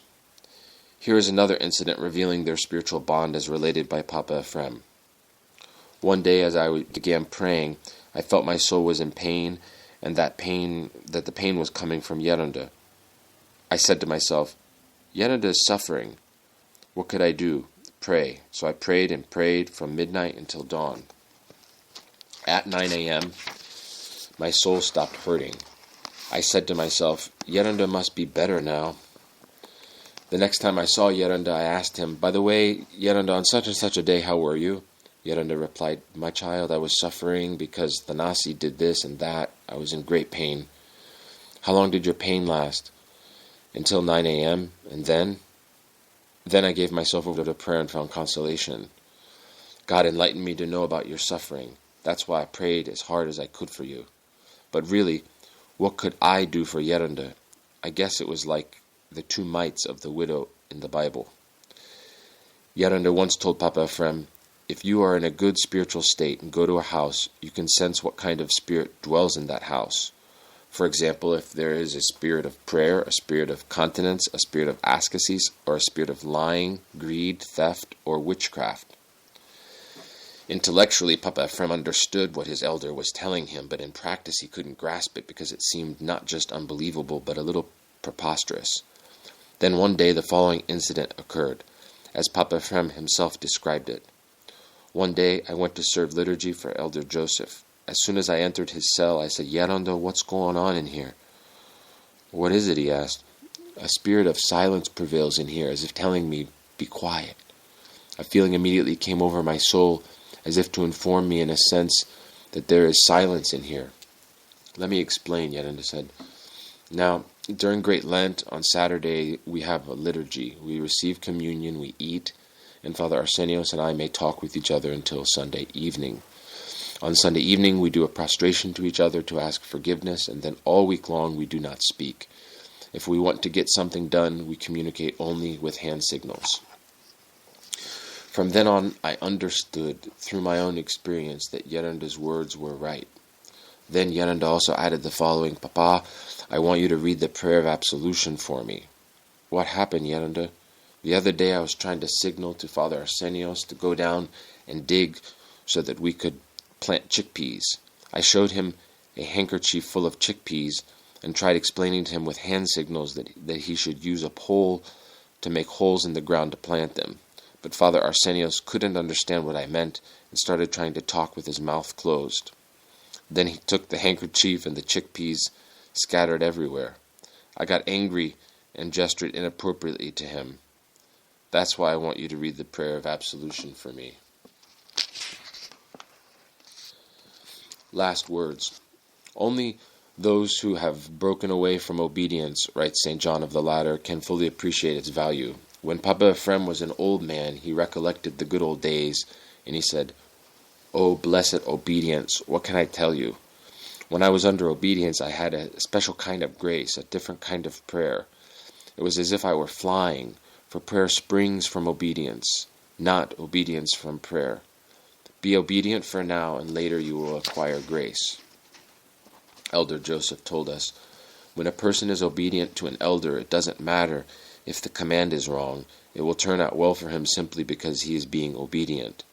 It doesn't matter who his elder is. What good did it do Judas that he had Christ? None. What good did it do Gehazi that his elder was a prophet? None. What good did it do Adam, who was in paradise, and his elder, in a sense, was God? None, because he was disobedient. Yet Ioannikios, who is mentioned in the ladder of St. John of Sinai, suffered no harm even though his elder was grouchy, cantankerous, and even beat him. Despite this, he became a great saint." Decades later, as Papa Ephraim approached the end of his life on earth, he wanted to visit the huts of Elder Joseph and St. Basil's Skete one last time. As soon as he approached the abandoned chapel of Yerenda's cell, he said to his companion with deep emotion and a stream of tears, "May his memory be eternal. May his memory be eternal. We were satiated with grace. We were satiated with grace. For 3 years beside Yerenda here, I drank water, the water of paradise. Oh, in those days when I used to go to St. Basil's Skete, to Elder Joseph, what grace that was, what spiritual states, what liturgies, what theorias, what mysteries, what revelations. You would think that the shrubs and the crags and all of creation were glorifying and singing to God." Papa Ephraim passed away in 1998 after living an exemplary life of holiness. 2 books about his life have been translated into English. Elder Ephraim of Katounakia, written by his disciples at the HESYCHAST St. Ephraim in Katounakia, and published by Tu Perivoli tis Panagias in 2003, and Obedience is Life, Elder Ephraim of Katounakia, written by Elder Joseph of Vatopedi, also published in 2003. End of Section 7. Section 8. In the small skete of St. Anne, moving out. No one lasted. It was not possible for a person, no matter how passionate he was, to live beside Yerenda and not be cured of his passions, as long as he was obedient. That heavenly man knew how to cure his disciples' passions with much discernment. All they had to do was remain beside him in obedience, to become like new men. Yerenda had much love and was full of grace, but he also was so strict and rigorous in his ascetical routine that it was difficult for people to stay with him. Since he had lived through all the various ascetical struggles, he knew exactly how God's grace is attracted and preserved. That is why his words were always brief and to the point. He would say, "In this situation, You will do this. And he demanded complete obedience from the person asking his advice. Many people passed through and benefited from Yerunda, but almost all of them didn't stay. Many people with important positions and advanced degrees passed through, but as soon as Yerunda put them in the furnace of obedience, they would leave despite their initial zeal. No one could stay beside Yerunda unless he was ready to write himself off from this life. This is why his brotherhood never grew large. It was characteristic of him to say, I want to make him into a monk, a real monk, not something watered down. Yerunda would not turn people away. Out of love he would welcome everyone who wanted to stay, who claimed to desire Hesychia in the spiritual life. Time would tell, however, that although they had good intentions, they lacked the self-denial required by ascetical life in the wilderness. They also had some old habits, deeply rooted within them, that prevented Yerunda himself from keeping his ascetical program. This is why he would tell them, you would be better off going to one of the monasteries where there is security. Be obedient there and have a humble spirit. Thus in 1936, the only ones living with him were Father Arsenios, Father Athanasios, his brother, and Father John. There were, however, serious problems with their life at St. Basil's Skete, which is why they decided to move elsewhere. The primary reason for their move was Father John, who was not being obedient at all. Not only would he not listen, but he also prevented Yerunda from living as hesychistically as he would want. Another reason for moving was the excessive physical labor required to haul all the necessary provisions up to such a high altitude. Third reason for moving was the disturbance from others. His reputation as a great ascetic had spread, and as a result many monks went to him for advice. This made him lose his stillness, time for prayer, and freedom from cares. For all these reasons, Yerunda decided to leave along with Father Arsenios and Father Athanasios. Let's leave, he said. Let's go somewhere else to struggle so that people won't easily find us and rob us of our prayer in Hesychia. An ideal location. On the southwest side of Mount Athos, on a steep wooded slope, lies the beautiful Skete of St. Anne, at an altitude of about 1,000 feet. It consists of huts built on terraces, one behind the other. Most of them are hidden behind gigantic trees or greenish-gray boulders. In those days, there were about 200 fathers living in the Skete. It is named after St. Anne, the mother of the Theotokos, because the largest known holy relic of hers is kept there.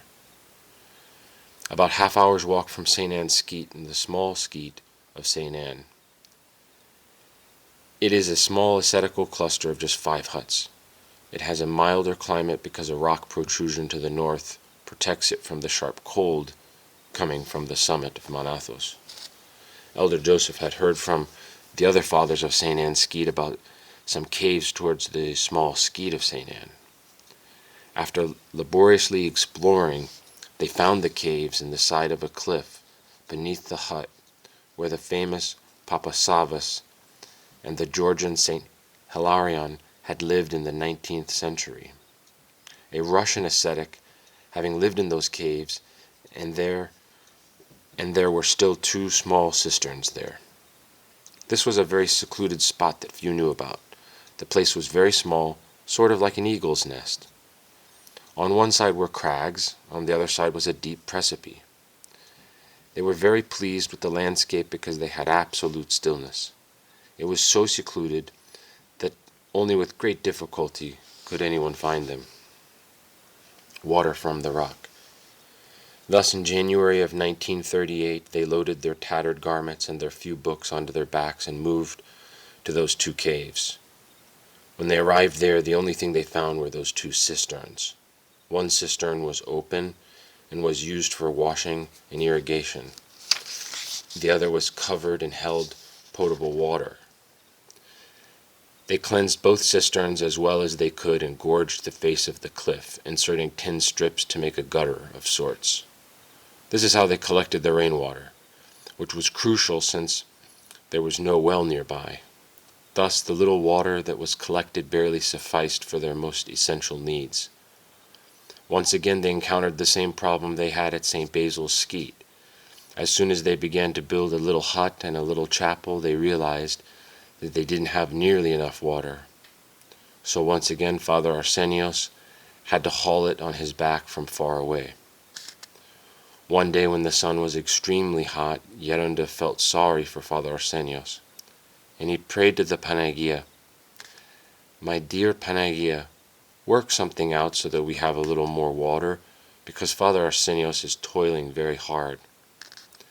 As soon as he finished this prayer, he heard a boom from the boulder next to him. He turned to look, and what did he see? It looked as if the boulder was perspiring and water was dripping from it. So they put a vessel beneath it and began to gather the water. From then on, Father Arsenios no longer needed to haul water. Their huts. They built a hut in one cave and the little chapel in the other. Papa Ephraim of Katounakia also helped with the construction out of gratitude for all that Yerunda had done for him. He hauled red dirt on his back from the awe-inspiring Kurulia, which Father Arsenios used to make bricks. Papa Ephraim managed to do all this without neglecting any of his own elders' needs. At first they stayed together in the hut, which was separated into 3 small rooms and a tiny closet. But to avoid idle talk, they later decided to build separate huts. Yerunda took a hut they built inside one of the caves 40 yards away. They found some old beams to support the sheet metal, which they used as a roof. The hut of Father Arsenios was a little further back, whereas Father Athanasios' little shack was built outside their enclosure, because he frequently returned late from his endless errands of hauling provisions. They also built a doorway and a door at the only entrance to the enclosure, so that even if someone happened to find them, they would not be able to get it. Their huts were so small that only with difficulty were their needs met, even though their needs were minimal. The cell dimensions were about 6 by 5 feet. Instead of a bed, they had 2 or 3 planks covered with some patchwork. They made a small opening in the wall, which was used as both a door and a window. That is how they went in and out. For fresh air, they had 2 holes that were covered with rags instead of curtains. The floor of their cells was damp and moldy.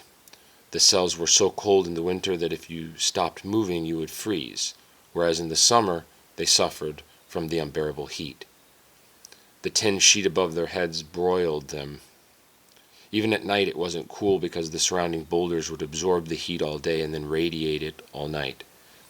It was like the Babylonian furnace, heated 7-fold. How could anyone sleep in there, especially on that kind of hard bed? Their cells were real tombs. It was inside this hut, which smelled like a muddy tomb, that Yerunda sat and did his vigil every night, with noetic prayer for 8 to 10 hours. When he closed the door, it became pitch black and no fresh air came in. It was a sheer martyrdom. Their chapel was so small that you could almost reach the iconostasis while standing in your stall, but it was very compunctious. They dedicated it to St. John the Forerunner. The neighboring brotherhood of Father Daniel offered to paint the icons for it. Later they also planted 3 little orange trees below the chapel. But there was no more room on that ledge of the cliff to plant anything else, no matter how much they needed it. Besides, had they planted anything else, the frequent rock slides would have destroyed anything outside the caves. At first their life was truly harsh and uncomfortable, since they lacked even the most basic essentials. Yet despite the numerous inconveniences, the cramped space, and the flimsiness of their huts, they were very happy because no one bothered them. They were isolated on the side of a cliff, where there wasn't any path for people to pass by, so they were always alone and had indescribable stillness. They had no cares, since they didn't have a garden. All they had was their huts and something for cooking. Those were their only provisions. They had the virtue of poverty to the extreme. They intentionally avoided comforts and lived with whatever was simple, so that they would have few cares. This would allow them to concentrate on their spiritual life of prayer and contemplation. Sleeplessness. Elder Joseph's move to this rough place did not please the subterranean demons, who wanted those caves for themselves. They began to disturb Yeranda on a daily basis. Later he would tell his disciples, "You came here and found everything ready. If you only knew what I went through in the beginning here from the demons." The priests in the world exorcise the demons and command them to go to deserted places, which is why they had all piled up here. If you only knew what I went through. What he was implying was that if his disciples had arrived back then, they would not have lasted. In order to ruin Yeranda's vigil, the demons started waking him up with loud noises every evening after sleeping for only an hour or an hour and a half. Afterwards, demons would appear to him with grotesque faces, and he wouldn't be able to fall asleep again. This situation kept dragging on. Day by day, Yeranda began to grow more and more tired, since he couldn't sleep regularly and since he refused to omit doing his vigil. Furthermore, he was deprived of the special grace from prayer because the lack of sleep clouded his mind and prevented him from concentrating. Nevertheless, he would not give up easily. He said to himself, "I will be patient with this situation for a month, and if the problem has not been resolved by then, I will leave this place." Yeranda gradually started to feel the deprivation of grace. Many times he couldn't control himself and kept weeping and weeping inconsolably for days or even weeks. Because of this situation, he fell into great sorrow. He started to complain, in a sense, to God as if he had been treated unjustly. He was complaining because God kept allowing so many temptations to befall him without curbing them even a little, so that he couldn't even catch his breath. As he was praying with tears and pain in the darkness, he arose, raised his hands, and said, "O Lord, will you even let them defeat man's volition? If so, then how will man fight?" Then his little hut suddenly filled with light, and he heard a very sweet voice say to him, "Will you not endure everything for my love?" Upon hearing those words, his sorrow immediately dispersed, as if a heavy dark cloud had left him. Right away he realized where that voice was from, and he fell down on his face and began to weep with much love, repenting for his despondency that had overcome him. "Yes, my God, for your love I will be patient." Later he would say, "I shall never forget that voice which was so sweet that the temptation and all my faint-heartedness immediately dispersed." From then on, Yeranda had great consolation in his sorrows and afflictions. He regained his spiritual strength, and thenceforth had greater fortitude in temptations. After patiently enduring the temptation of sleeplessness for 30 days, the battle finally ended, and the demons vanished. Their schedule. Their ascetical schedule at the small Skete of St. Anne was as follows. At dawn, they woke up and began work. Their work would either be to make some handicraft or to do some other necessary manual labor. At noon, each of them would go to his own cell and to do vespers on his prayer rope. If there was extra time, they would also do some reading. Afterwards, they would all gather together for lunch. Next, they received Yeranda's blessing and retired to their cells to sleep for 3 hours until sunset. At sunset, they arose, drank some coffee, and began their vigil, which lasted until midnight. When they had a priest, they would begin the divine liturgy at midnight in their little chapel. When they had no priest, they continued their vigil in their cells, either with reading or more prayer. After the divine liturgy, they would rest until sunrise. Thus, they slept a total of 6 hours in 2 3-hour shifts. This schedule helped them greatly in their vigils. Yerunda would never change this schedule because he knew that changing it would adversely affect his prayer. He emphasized in his teachings, if you work more or less during the daytime, your body will be affected analogously. As a result, your nous will be scattered, which will diminish your eagerness for prayer. This is why he kept his schedule with great precision, even at difficult times in his life. Of course, things were easier for him because of his character, which was orderly, decisive, and unyielding. The following event demonstrates how much importance Yerunda attached to keeping his hesychastic schedule. One day during the rest period, his disciples returned from afar loaded up with provisions and some fish. They said to him, Yerunda, we brought some fish, and if we don't cook them now, they will spoil. There certainly weren't any refrigerators in St. Anne's Skete then. Bear in mind that fish was a rare treat for them, not simply because they were ascetics, but also because fish was expensive to buy and toilsome to catch.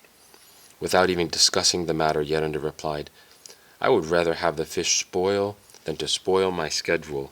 Leave the fish as they are and go rest.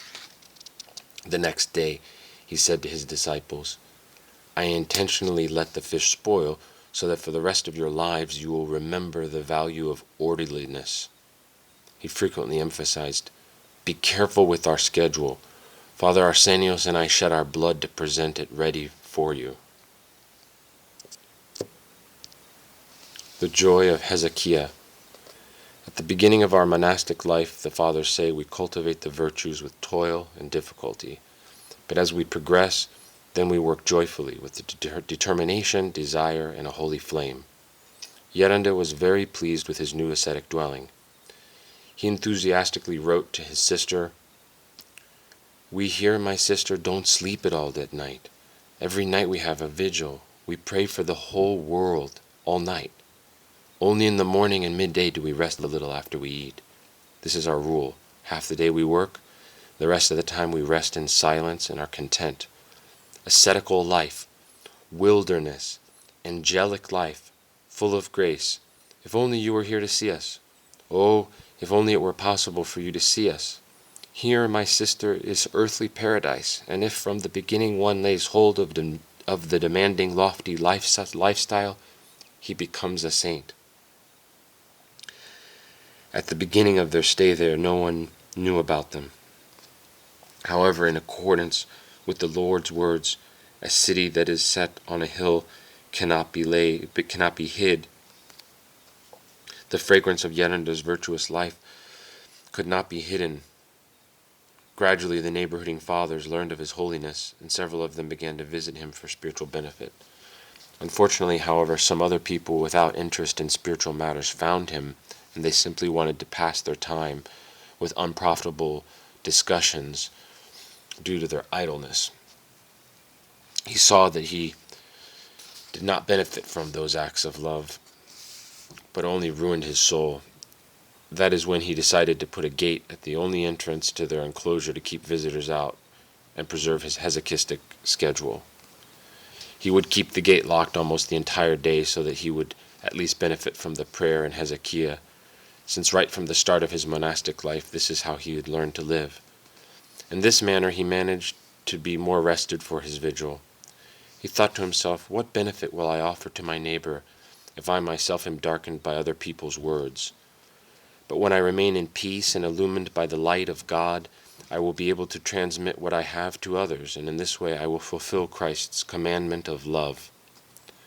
He took care not to waste the precious time of early evening.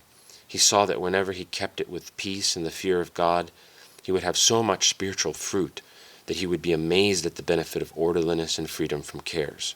So he made a sign that said, do not knock. I do not want discussions, idle talk, and criticisms of others. Nevertheless, he would leave the gate open for 2 or 3 hours in the morning.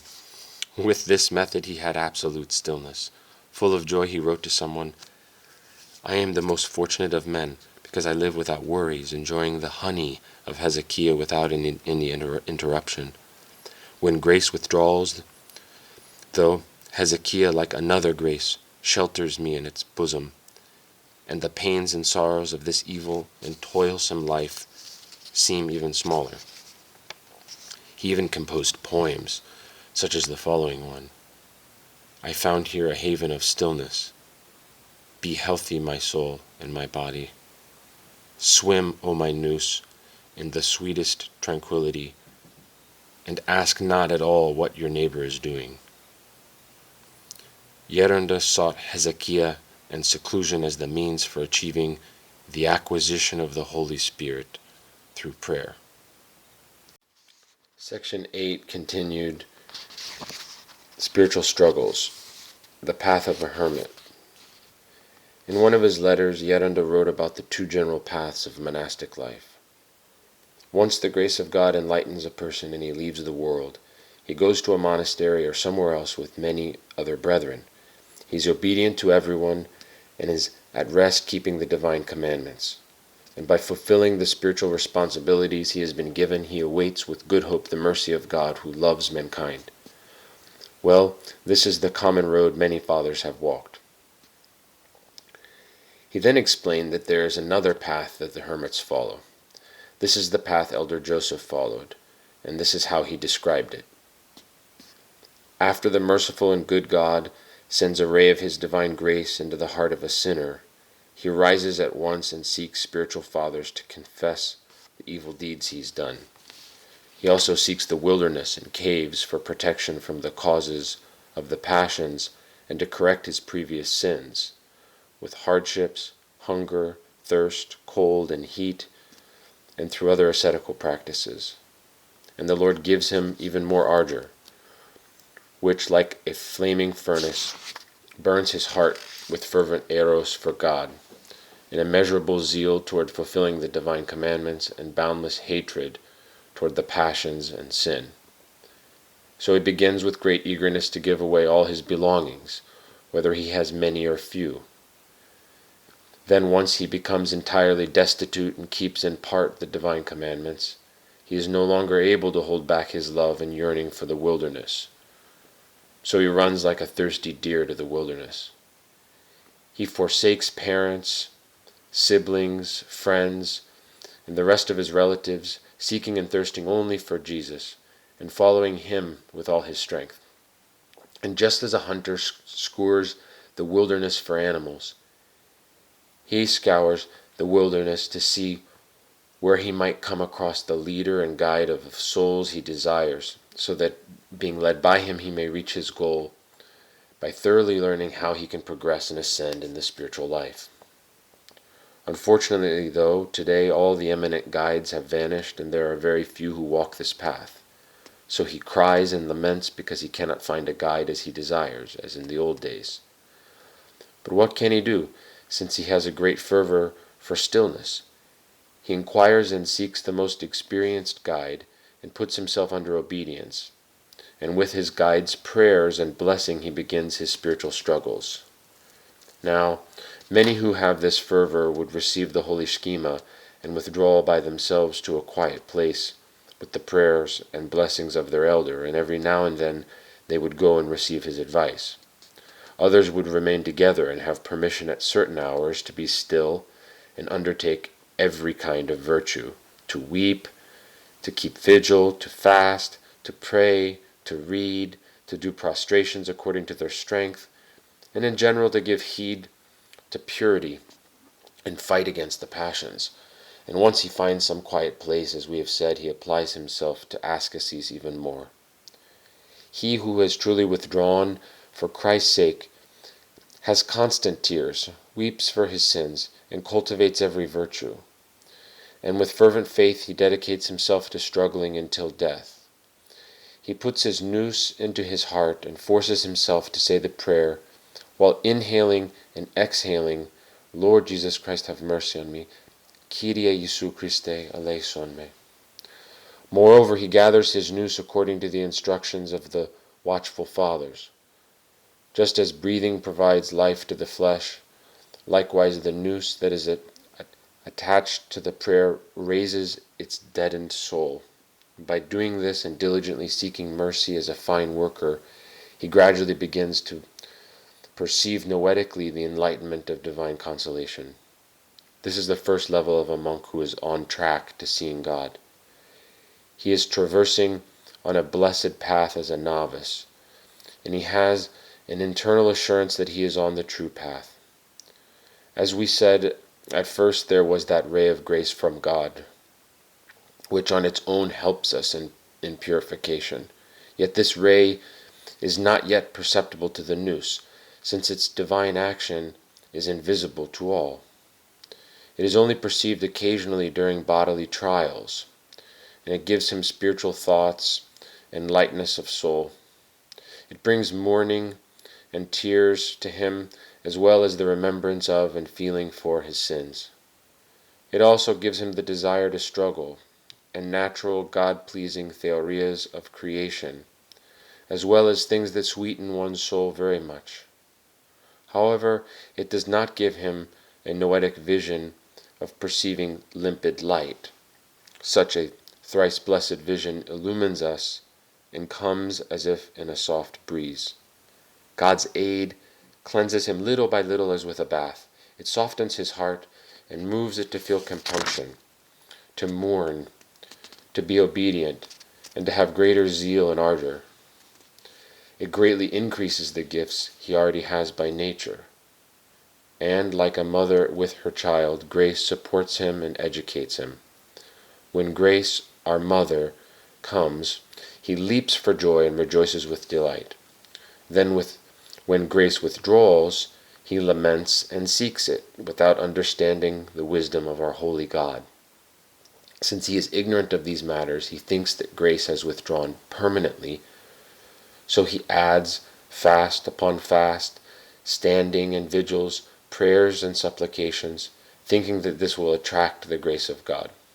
Meanwhile, divine providence allows our enemies, the demons, to afflict him in multifarious ways, in order to test him, and so that he will seek help from God with more tears. And then, when the divine visitation comes again, he cries out like an infant, Ah, why did you abandon me? The demons almost strangled me. Don't ever leave me again. What can I do to keep you? Thinking like this, like an infant, that his struggles bring this visitation. Yes, my Savior, from now on do not leave me, but stay with me throughout this life, and when I depart, may I pass the toll houses with you. Although he says these and many other such things, his request is not heard.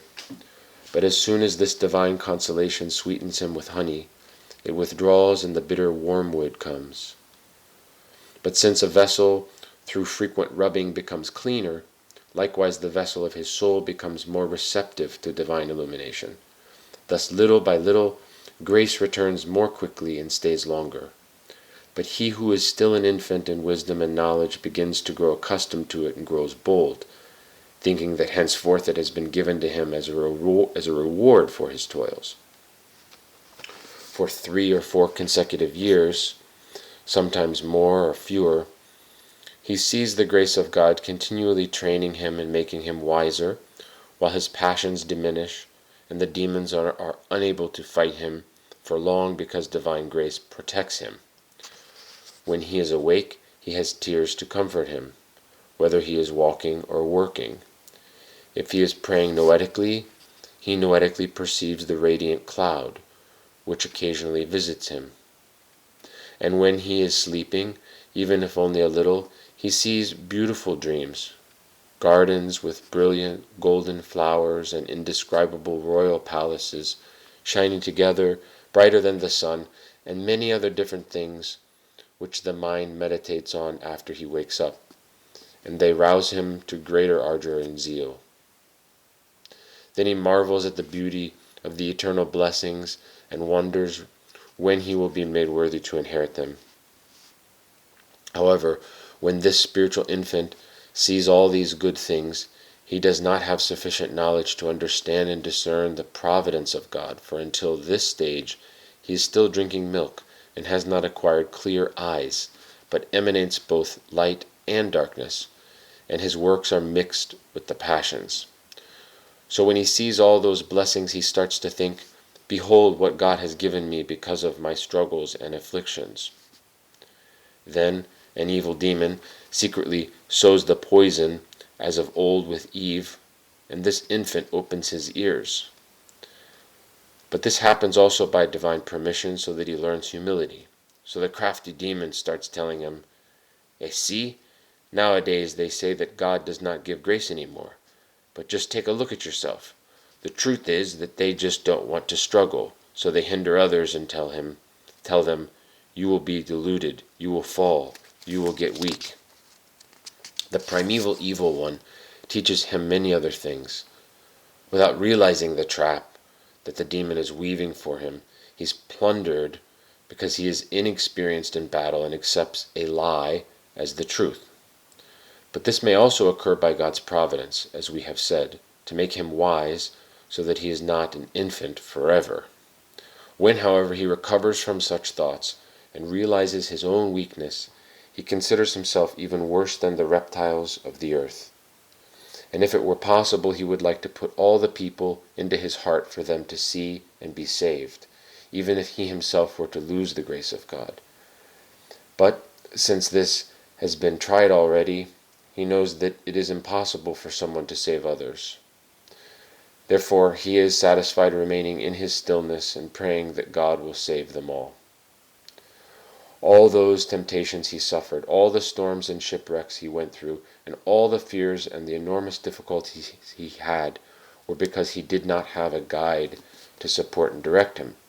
And since there is a lack of these practiced guides, barely 1 in 1,000 is found to pass through this dangerous path, which, as we have said previously, is the short path to God which raises one to eternal life. And since there is a shortage of such guides, various delusions have followed. For it is absolutely necessary for the grace of God to leave once a tried struggler has acquired a good taste of it in the beginning, so that he may be tested and become a practiced soldier of Christ. And without such temptations, no one has ever ascended to perfection. This stage that we mentioned, where many fall into delusion, is the stage where the grace of God withdraws in order to make us, as we have said, practiced soldiers of war, so that we are not infants forever, but the Lord wants us to become worthy men and brave fighters able to guard his riches. That is why he allows us to be tempted. End of quote and excerpt. Continuing, scandalizing others. The devil, who hates everything good, the author continues, could not bear seeing Yeranda's heavenly lifestyle. Since all his attacks against him had failed, he instigated several monks of the holy mountain against him. They would come from various places without asking ahead of time about his schedule. They were scandalized when he wouldn't welcome them or to open the gate for them. Yeranda would say, "No matter who it is, let him come back in the morning as our program dictates." Once he even shouted out to someone who had come late, "Even if you're an angel, I won't welcome you at this time of the day." Only when he deemed it necessary would he open the gate in the afternoon or evening, but this would happen very rarely. His time was limited, and he would have to ruin his schedule in order to speak for an hour with a visitor at night. One of Yeranda's disciples was perplexed at his insistence in keeping his schedule and asked him, "Yeranda, since you have so much love and so much condescension to all who visit you, why do you insist on not welcoming them outside the regular hours, which scandalizes them?" Yeranda replied, "Experience has shown me to do this because otherwise I would not be able to continue doing what God has led me to do." In other words, Elder Joseph's desire for Hezekiah did not come from his own self-will, but he realized that he had a calling from above for noetic prayer. He continued, "The common path that abounds here on the holy mountain is for monks to welcome visitors unconditionally, which is what is expected of them. Wherever you go, the fathers will give you hospitality. We, however, have the duty to continue the tradition of the watchful fathers, such as St. Gregory Palamas. When he lived ascetically here on Marathos, he would avoid people and hide in caves and pits. He pursued every method to have seclusion in order to cultivate noetic prayer by rigidly keeping his hesychastic schedule. Yeranda took care to inform his visitors about his schedule so that they would not be scandalized. He said, "I am accustomed to doing everything in this manner, to say and do everything clearly, as in a mirror, so that I am not misunderstood by anyone, whether in word, deed, or thought." He was also very careful not to judge those who were scandalized. This is why he would say, "Let them speak against me. Those are the eyes they have, and that is how they see. It's not their fault, since their eyes don't see properly." He never said a word against any of them who spoke ill of him. He felt sorry for them, and he never stopped praying for them day and night. He wrote, "Only I am at fault because I scandalize them, since they see with whatever eyes God gave them. Wouldn't it be unjust and unfair for me to say, why don't they see as I can see?" Slander. Because of his schedule at this small Skete of St. Anne, word gradually spread that Elder Yosef was deluded. These rumors had begun even earlier, because even before he moved there, he was following a schedule that was different from the norm on the Holy Mountain. Once he settled down at the small Skete of St. Anne, however, the rumors intensified and solidified into fact. Even today, however, there are still some old fathers left who admit that what was really bothering some people back then was their own jealousy. What made them jealous? Monks and laymen would come, sometimes even from abroad, and ask, "Where does Yosef the Hesychast live?" They would ignore the rest of the fathers and head straight for Elder Joseph.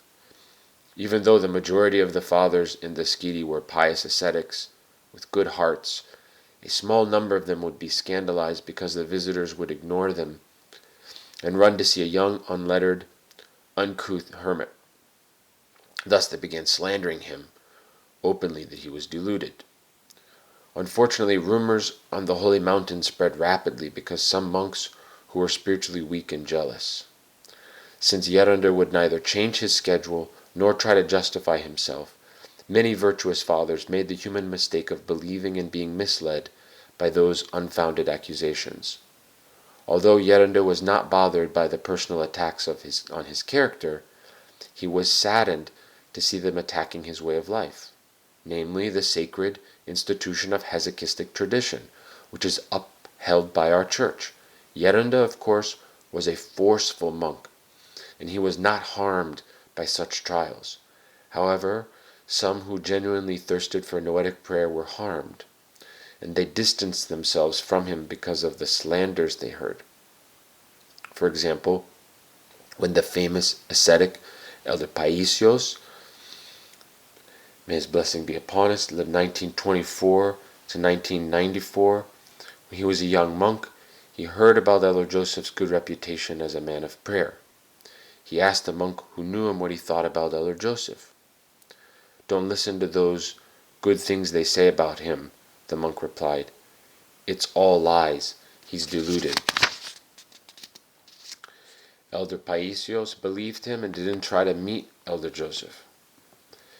Years later, when Elder Paisios read the letters of Elder Joseph, he realized what he had missed and said, "Oh, what did I lose? What did I lose? Now I realize what a rare personage he was and what a great treasure I have lost." Who knows how many thirsty souls would have found the water of salvation besides Elder Joseph if the enemy of our salvation had not sown his weeds of slander. Once when Yeranda was walking down a path, he approached a neighboring monk who was a layman. The monk said to the layman, "That monk is deluded." He said it loud enough so that Yeranda could hear him, but Yeranda didn't respond. As he walked by, the layman stared at him. Yeranda continued walking by and left, without even being troubled by the event. The layman admired him and said, "How discerning that deluded monk is." Some of the other monks were even scandalized by Yeranda's scufo. He didn't have a hard one like everyone else, but only a soft one. One day when he happened to meet someone, Yeranda simply greeted him with the customary "bless," and then immediately continued saying, the Jesus prayer out loud. The other person responded, "Who knows how many demons are in that skufo you're wearing?" But Yerunda controlled himself and refrained from talking back to justify himself. Patient endurance. Many people slandered Yerunda based solely on the fact that he did not want distraction and idle talk, which is why they labeled him as deluded. Unfortunately, even today, if some hermit refuses to open his door indiscriminately to everyone, he receives the same treatment from the weak and ignorant. Yerunda knew what he was doing, though, and he put things in their proper perspective. He said to himself, "This is a temptation. I will continue my work." Yerunda truly struggled day and night for years to overcome this temptation through long suffering, forgiveness, self-reproach, and prayer until he received tremendous grace from God in his prayer. But in order to reach that level of justifying his slanderers in his thoughts, he had a bloody internal struggle. As he wrote to his sister, "Do you know what it is like not to bother people while they irritate you, not to rob them while they rob you, to bless while they curse you, to show them mercy while they treat you unjustly, to praise them while they criticize you, for them to come to censure you for no reason, and constantly call you deluded all your life, while knowing that it is not as they say? To see the temptation that provokes them, yet to repent and weep as if you were guilty of being such a person.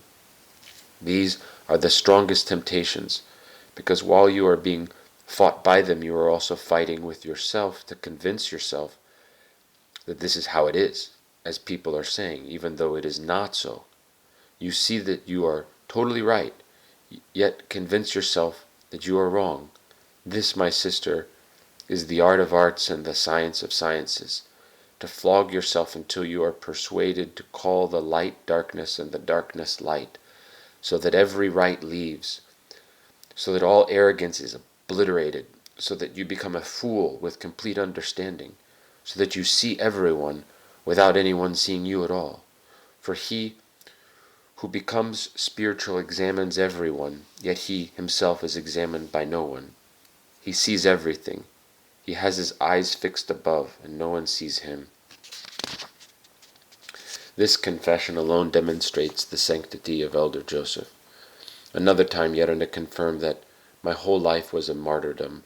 For the most part I suffer for the others, wanting to save them while they do not listen, crying and praying while they sneer and are overcome by the tempter. Persecution and divine intervention. Despite Yerunda's humility and silence, things became progressively worse. In fact, some of the fathers of St. Anne Skete decided to punish him, ostensibly to humiliate him and free him from his delusion. So they coerced him to do various chores, such as whitewashing the Skete's main church. He did them all with obedience and without grumbling. One would expect that when they saw him doing those chores with so much eagerness, patience, humility, silence, and obedience, they would have realized what his inner state was and would have been at peace. The devil, however, continued to stir up the weaker fathers against Yerunda. The devil instigated them to write a rule in the codex for Yerunda's hut, that it would not be given to anyone. Their ulterior motive was to make Yerunda not be the owner of his hut, so that he could be driven away from there. Naturally, what troubled Yerunda was not the thought of losing his cell. It would have not been difficult to find another such place.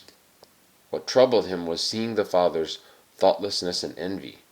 He tried to defend himself, and thus for the first time he came up against the fathers. In the end, however, the ruling monastery agreed with the fathers of the Skete to drive him away. This decision of theirs caused Yerunda much pain. He wasn't upset merely because of the personal injustice he suffered, but he grieved primarily for the damage done to the fathers' souls. So he went into his little chapel, and he fell down in tears before the icon of the Panagia.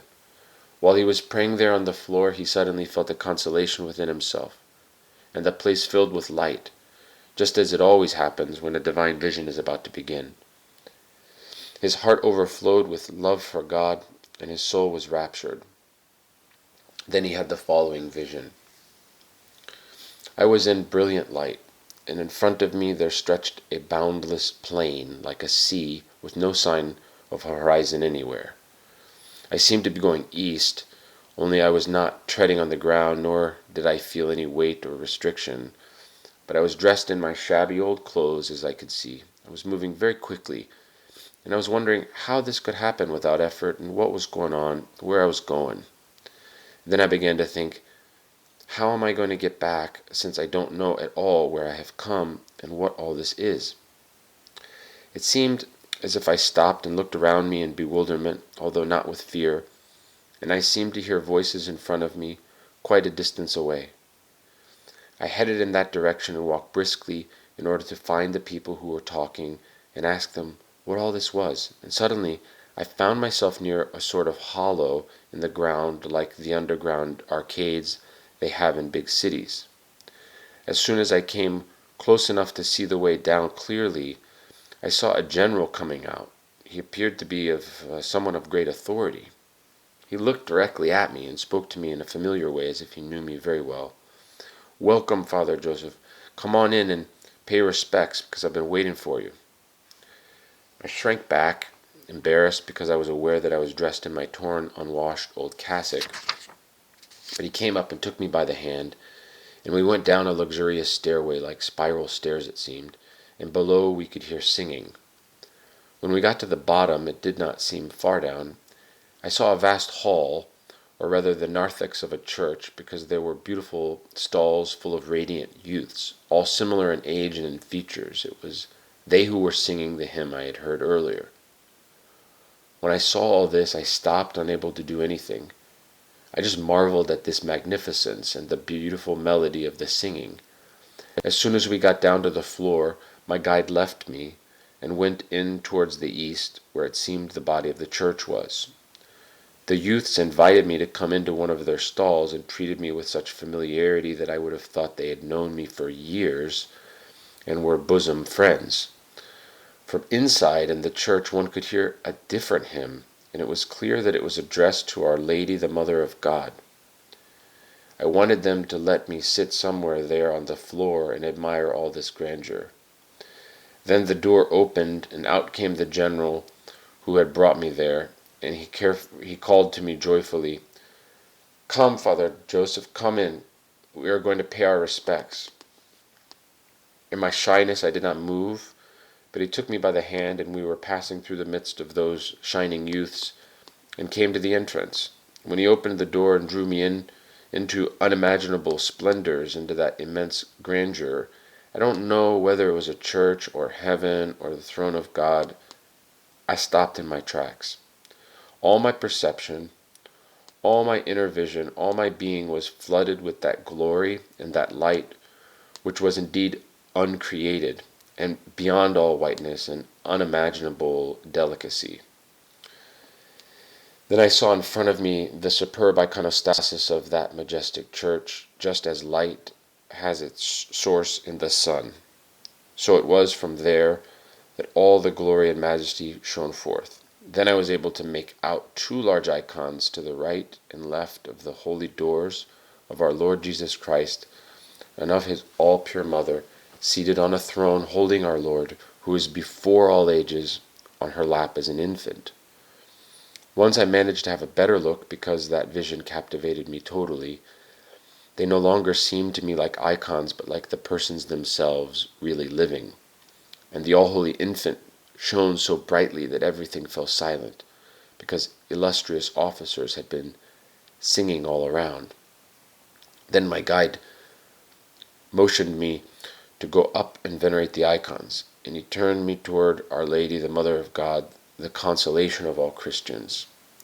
I don't know whether I moved or how much, and while I was turned toward her and was trying to admire her glory and majesty, my guide, who appeared to enjoy great familiarity and intimacy with her, said to Our Lady in a tone of entreaty, in a very clear voice which I remember even now, "Mistress of the world, show your glory to your servant, so that he is not swallowed up by grief."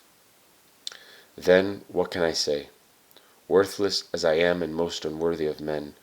Her most holy visage shone like the sun, and then, according to the capacity of my mortal nature, I clearly saw the Lady and Queen of all holding in her arms the Saviour of the world, our Lord Jesus, full of grace and majesty, not like an icon, but living in full length.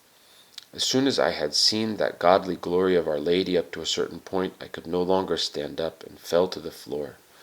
I began to weep, whispering, my Lady, do not abandon me." Then I heard her blessed and most sweet voice, surpassing every consolation, saying to my guide, "Take him now to his own place to continue his struggle, and let him place his hope in me."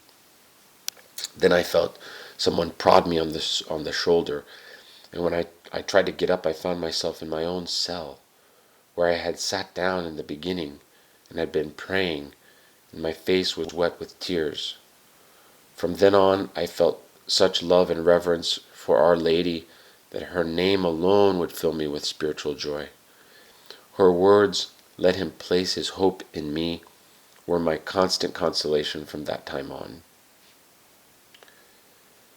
After this vision, the Panagia enlightened the superiors of the Skete, who were against him, to be patient, and they gave him a Skete permit, which guaranteed his residence there at the Skete. Nevertheless, although the persecution stopped, the slander and sorrows kept coming one after another. The vision of the Divine Child. One time he felt as if his heart was about to burst because of all the pain. He went back to his little chapel and began praying with many tears to the Panagia while kissing her icon on the iconostasis. He would always turn to the Panagia, since she herself had told him to place his hope in her. For a moment he became tired and sat down in a stall. Suddenly her icon on the iconostasis flashed with light, and then her image took on regular dimensions, and it was no longer an icon, but the Panagia herself. She was so beautiful and bright that he couldn't look at her. The Divine Child in her arms shone like the sun. They filled him with so much love of God that he felt as if his body were weightless, and he was beside himself with wonder. Then the Panagia kissed him in a warm and maternal way, and he was filled with inexpressible joy and fragrance, and she said to him with a voice sweeter than honey, "Didn't I tell you to place your hope in me? Why do you despair?" She stretched out her arms to give him our most sweet Jesus, but Yerunda remained motionless out of amazement.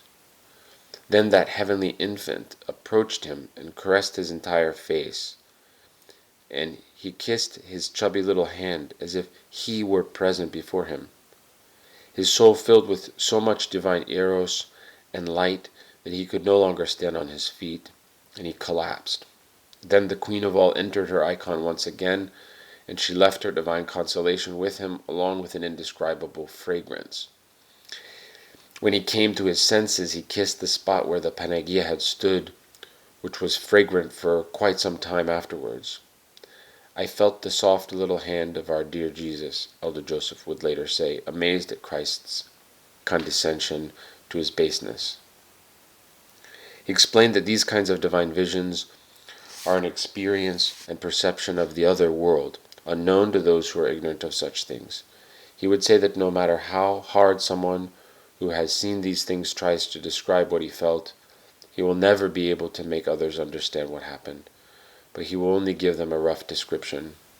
Besides, even St. Paul himself not only couldn't describe what he had seen in paradise, but he himself couldn't even comprehend his rapture, which is why he wrote about unspeakable words. God consoled Yerunda from time to time with divine visions such as these, because in those days he was abandoned.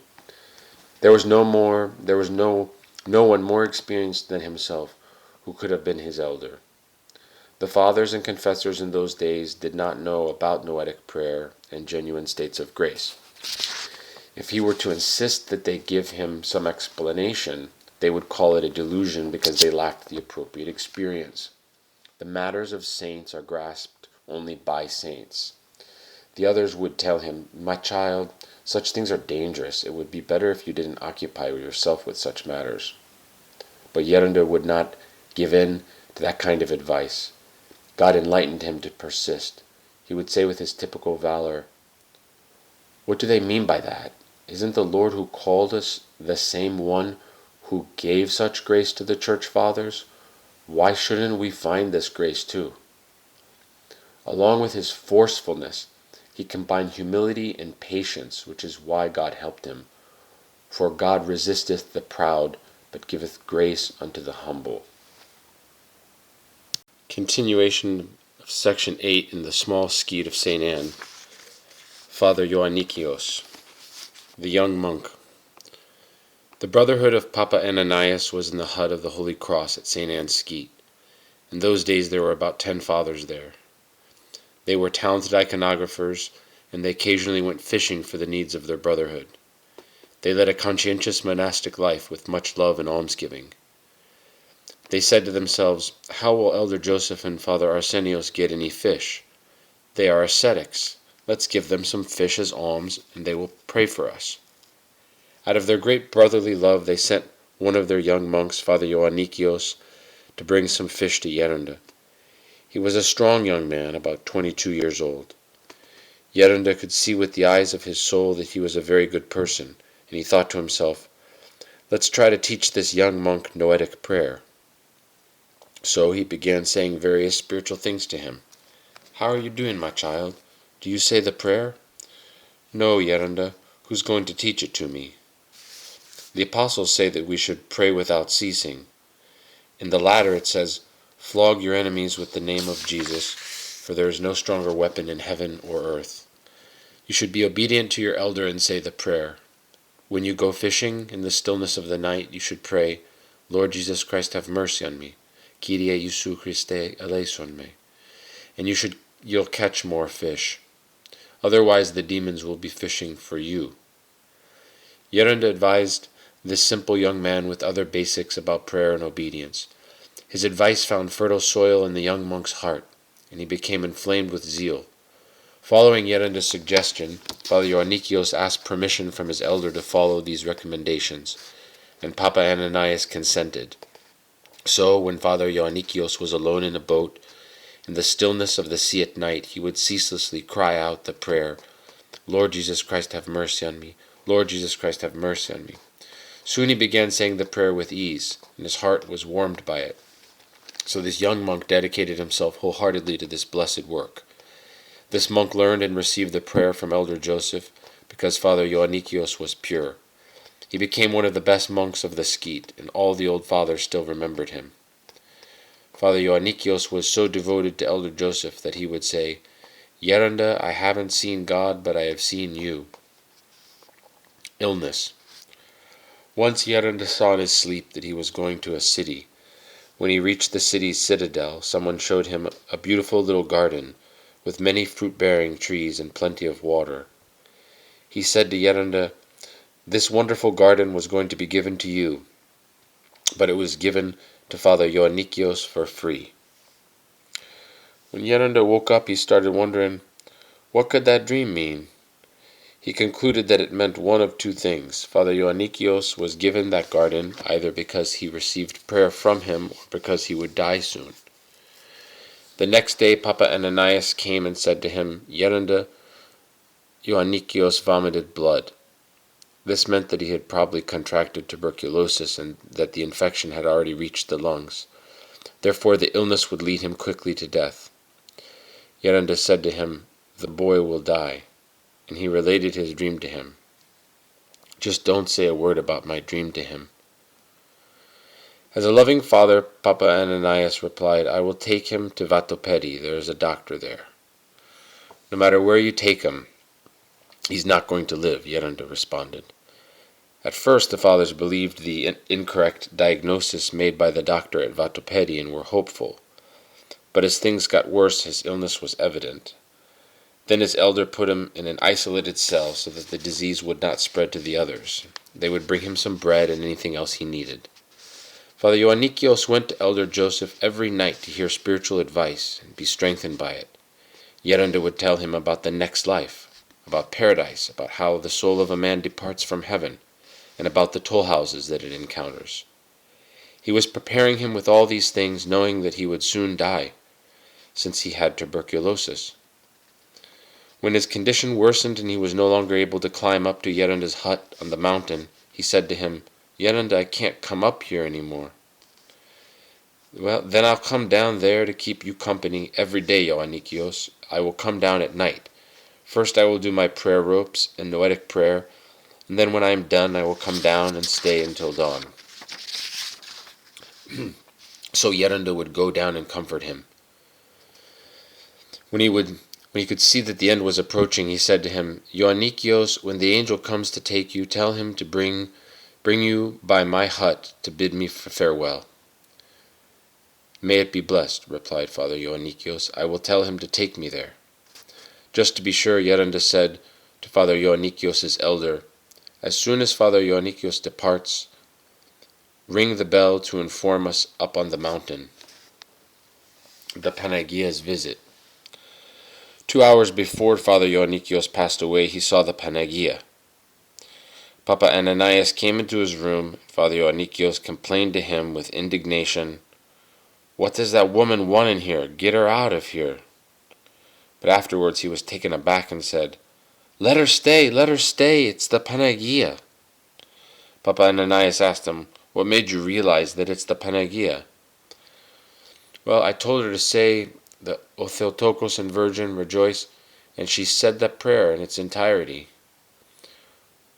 "Oh, fine, Father Ioannikios. Where is she now?" "Look, she's there in the corner." "What kind of clothes is she wearing?"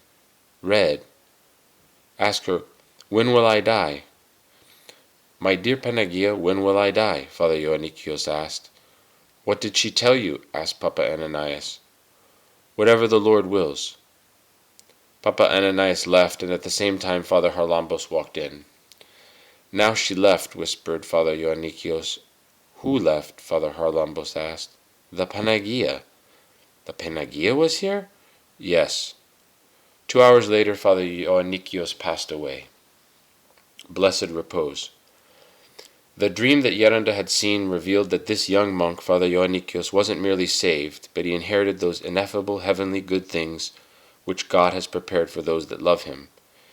Yeranda viewed Father Ioannikios as his own child because Father Ioannikios received prayer from him. He received Yeranda's grace, and in the end he even obtained the garden that Yeranda would have inherited.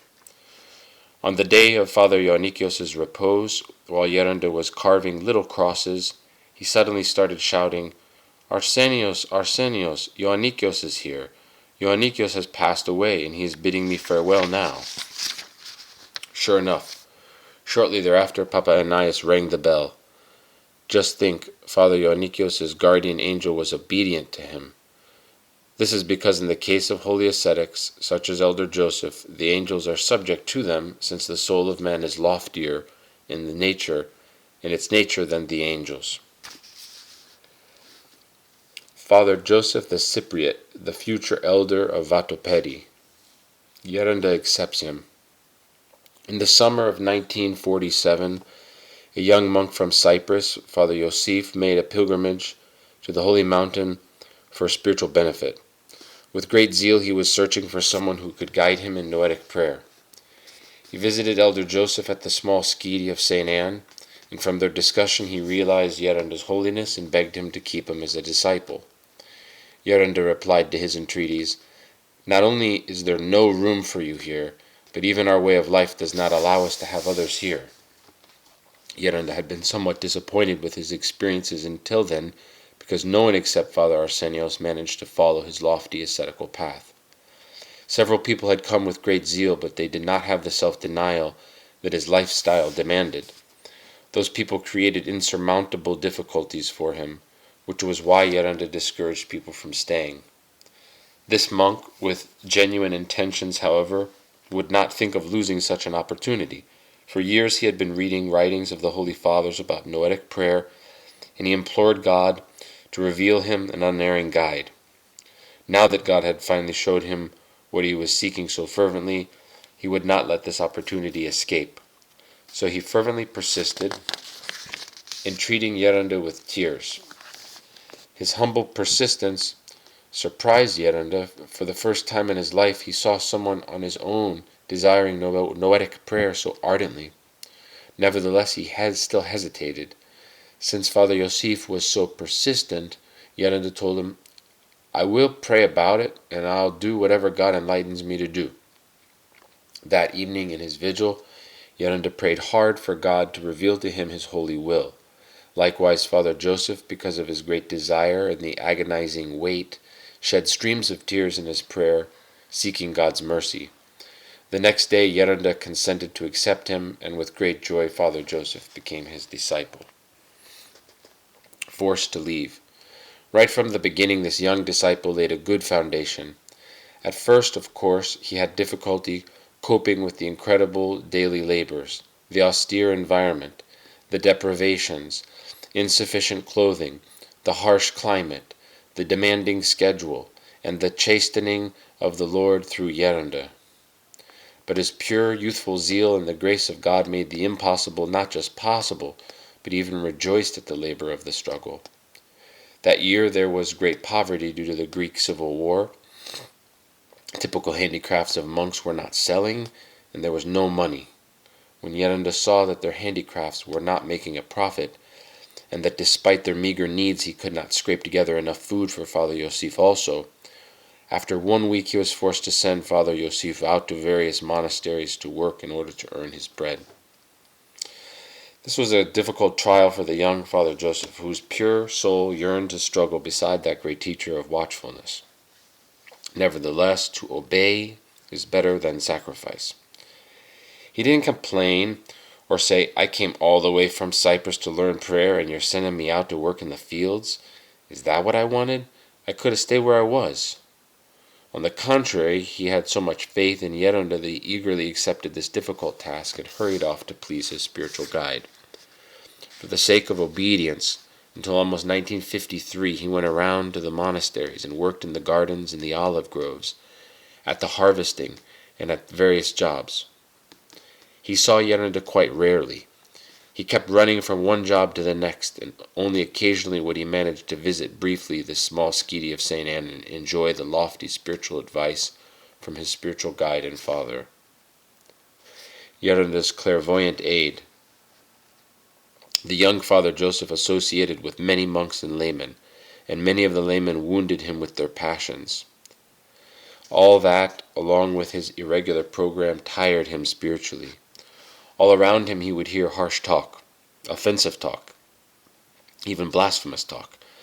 The blasphemous talk especially stabbed his heart because he was from a very pious family, and he himself had a great faith and piety. But every time his patience began to falter, without even telling anyone, a letter would always come from Yerunda. He himself said about those letters, "There I would find written down the state that I was in, and the reason for whatever was preoccupying me and where it came from. And the strange thing was that even before I opened it, a change would take place within me. All sadness vanished, and I was filled with spiritual joy. And I was no longer concerned about any of the things that had been choking me with worry a short while before. At other times this happened without even a letter, just with the awareness of the elder's presence in a supranatural manner. And I always understood this when it approached me in a manner that left no room for doubt." The boldness of Yerunda's prayer. In August 1949, when the harvest was over, young Father Yosef returned to the small Skete of St. Anne for the feast day of the Dormition of the Theotokos. Finally he began once again to enjoy the lifestyle that his youthful heart longed for. One day after lunch, he was about to go to his cell as usual. Yerunda stopped him, clasped his hand, and said to him with a smile, "Tonight I will send you a little parcel. Make sure you don't lose it." Well, Father Joseph didn't understand what he meant. Besides, who would have understood an enigma like that, especially considering that Yerunda wouldn't miss opportunities to humble him? Father Joseph was thinking, "Who knows what kind of nighttime ordeal he is preparing for me again? Maybe he's going to scold me or something." So he didn't attribute much importance to what Yerunda had said, and when he awoke for his vigil he had completely forgotten about it. In his own words, this is what happened that evening. "I do not remember how I started off, but I know very well that I had just begun and had not pronounced the name of our Christ many times before my heart was filled with love for God. Suddenly it increased so much that I was no longer praying, but wondering in amazement at this outpouring of love.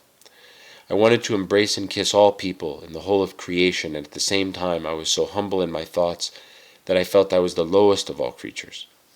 But the fullness and the flame of love was for our Christ, whom I experienced as present, although I could not see him, to fall at his spotless feet and ask him how he could have set our hearts on fire like this and remain hidden and unknown. Then I had a subtle assurance that this was the grace of the Holy Spirit, and that this was the kingdom of heaven, which our Lord says is within us, Luke 17:21. And I said, "Let me stay like this, my Lord, and I won't need anything else." This went on for quite a time, and gradually I came back again to my former state and waited in agony, impatient for the time to come when I could go to my elder and ask him what this was all about and how it all happened. It was about August 20th, and the moon was very bright when I ran down and found him outside his cell, walking in his little courtyard. As soon as he saw me, he began to smile, and before I could make a reverence, he said, "You see how sweet our Christ is? Do you understand and practice what it is that you keep asking me about? Now exert yourself forcibly to make this grace your possession, and don't let negligence steal it away from you." At once I fell at his feet and said with tears, "I've seen it, yet unworthy as I am of all creation.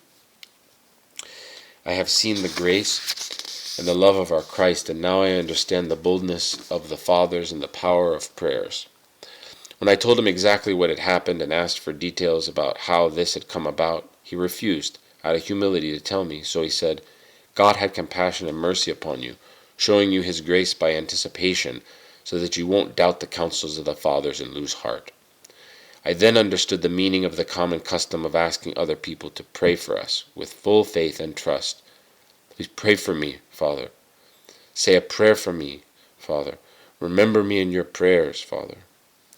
These incidences teach us that it is one thing to say, through the prayers of my holy elder, and to face the difficulties and temptations of life with his prayers, and it is another thing for our elder himself, as one having authority, to send us grace, blessings in every spiritual state, whenever and as much as he wants, through his own volition and foreknowledge. This is characteristic only of charismatic and God-bearing elders.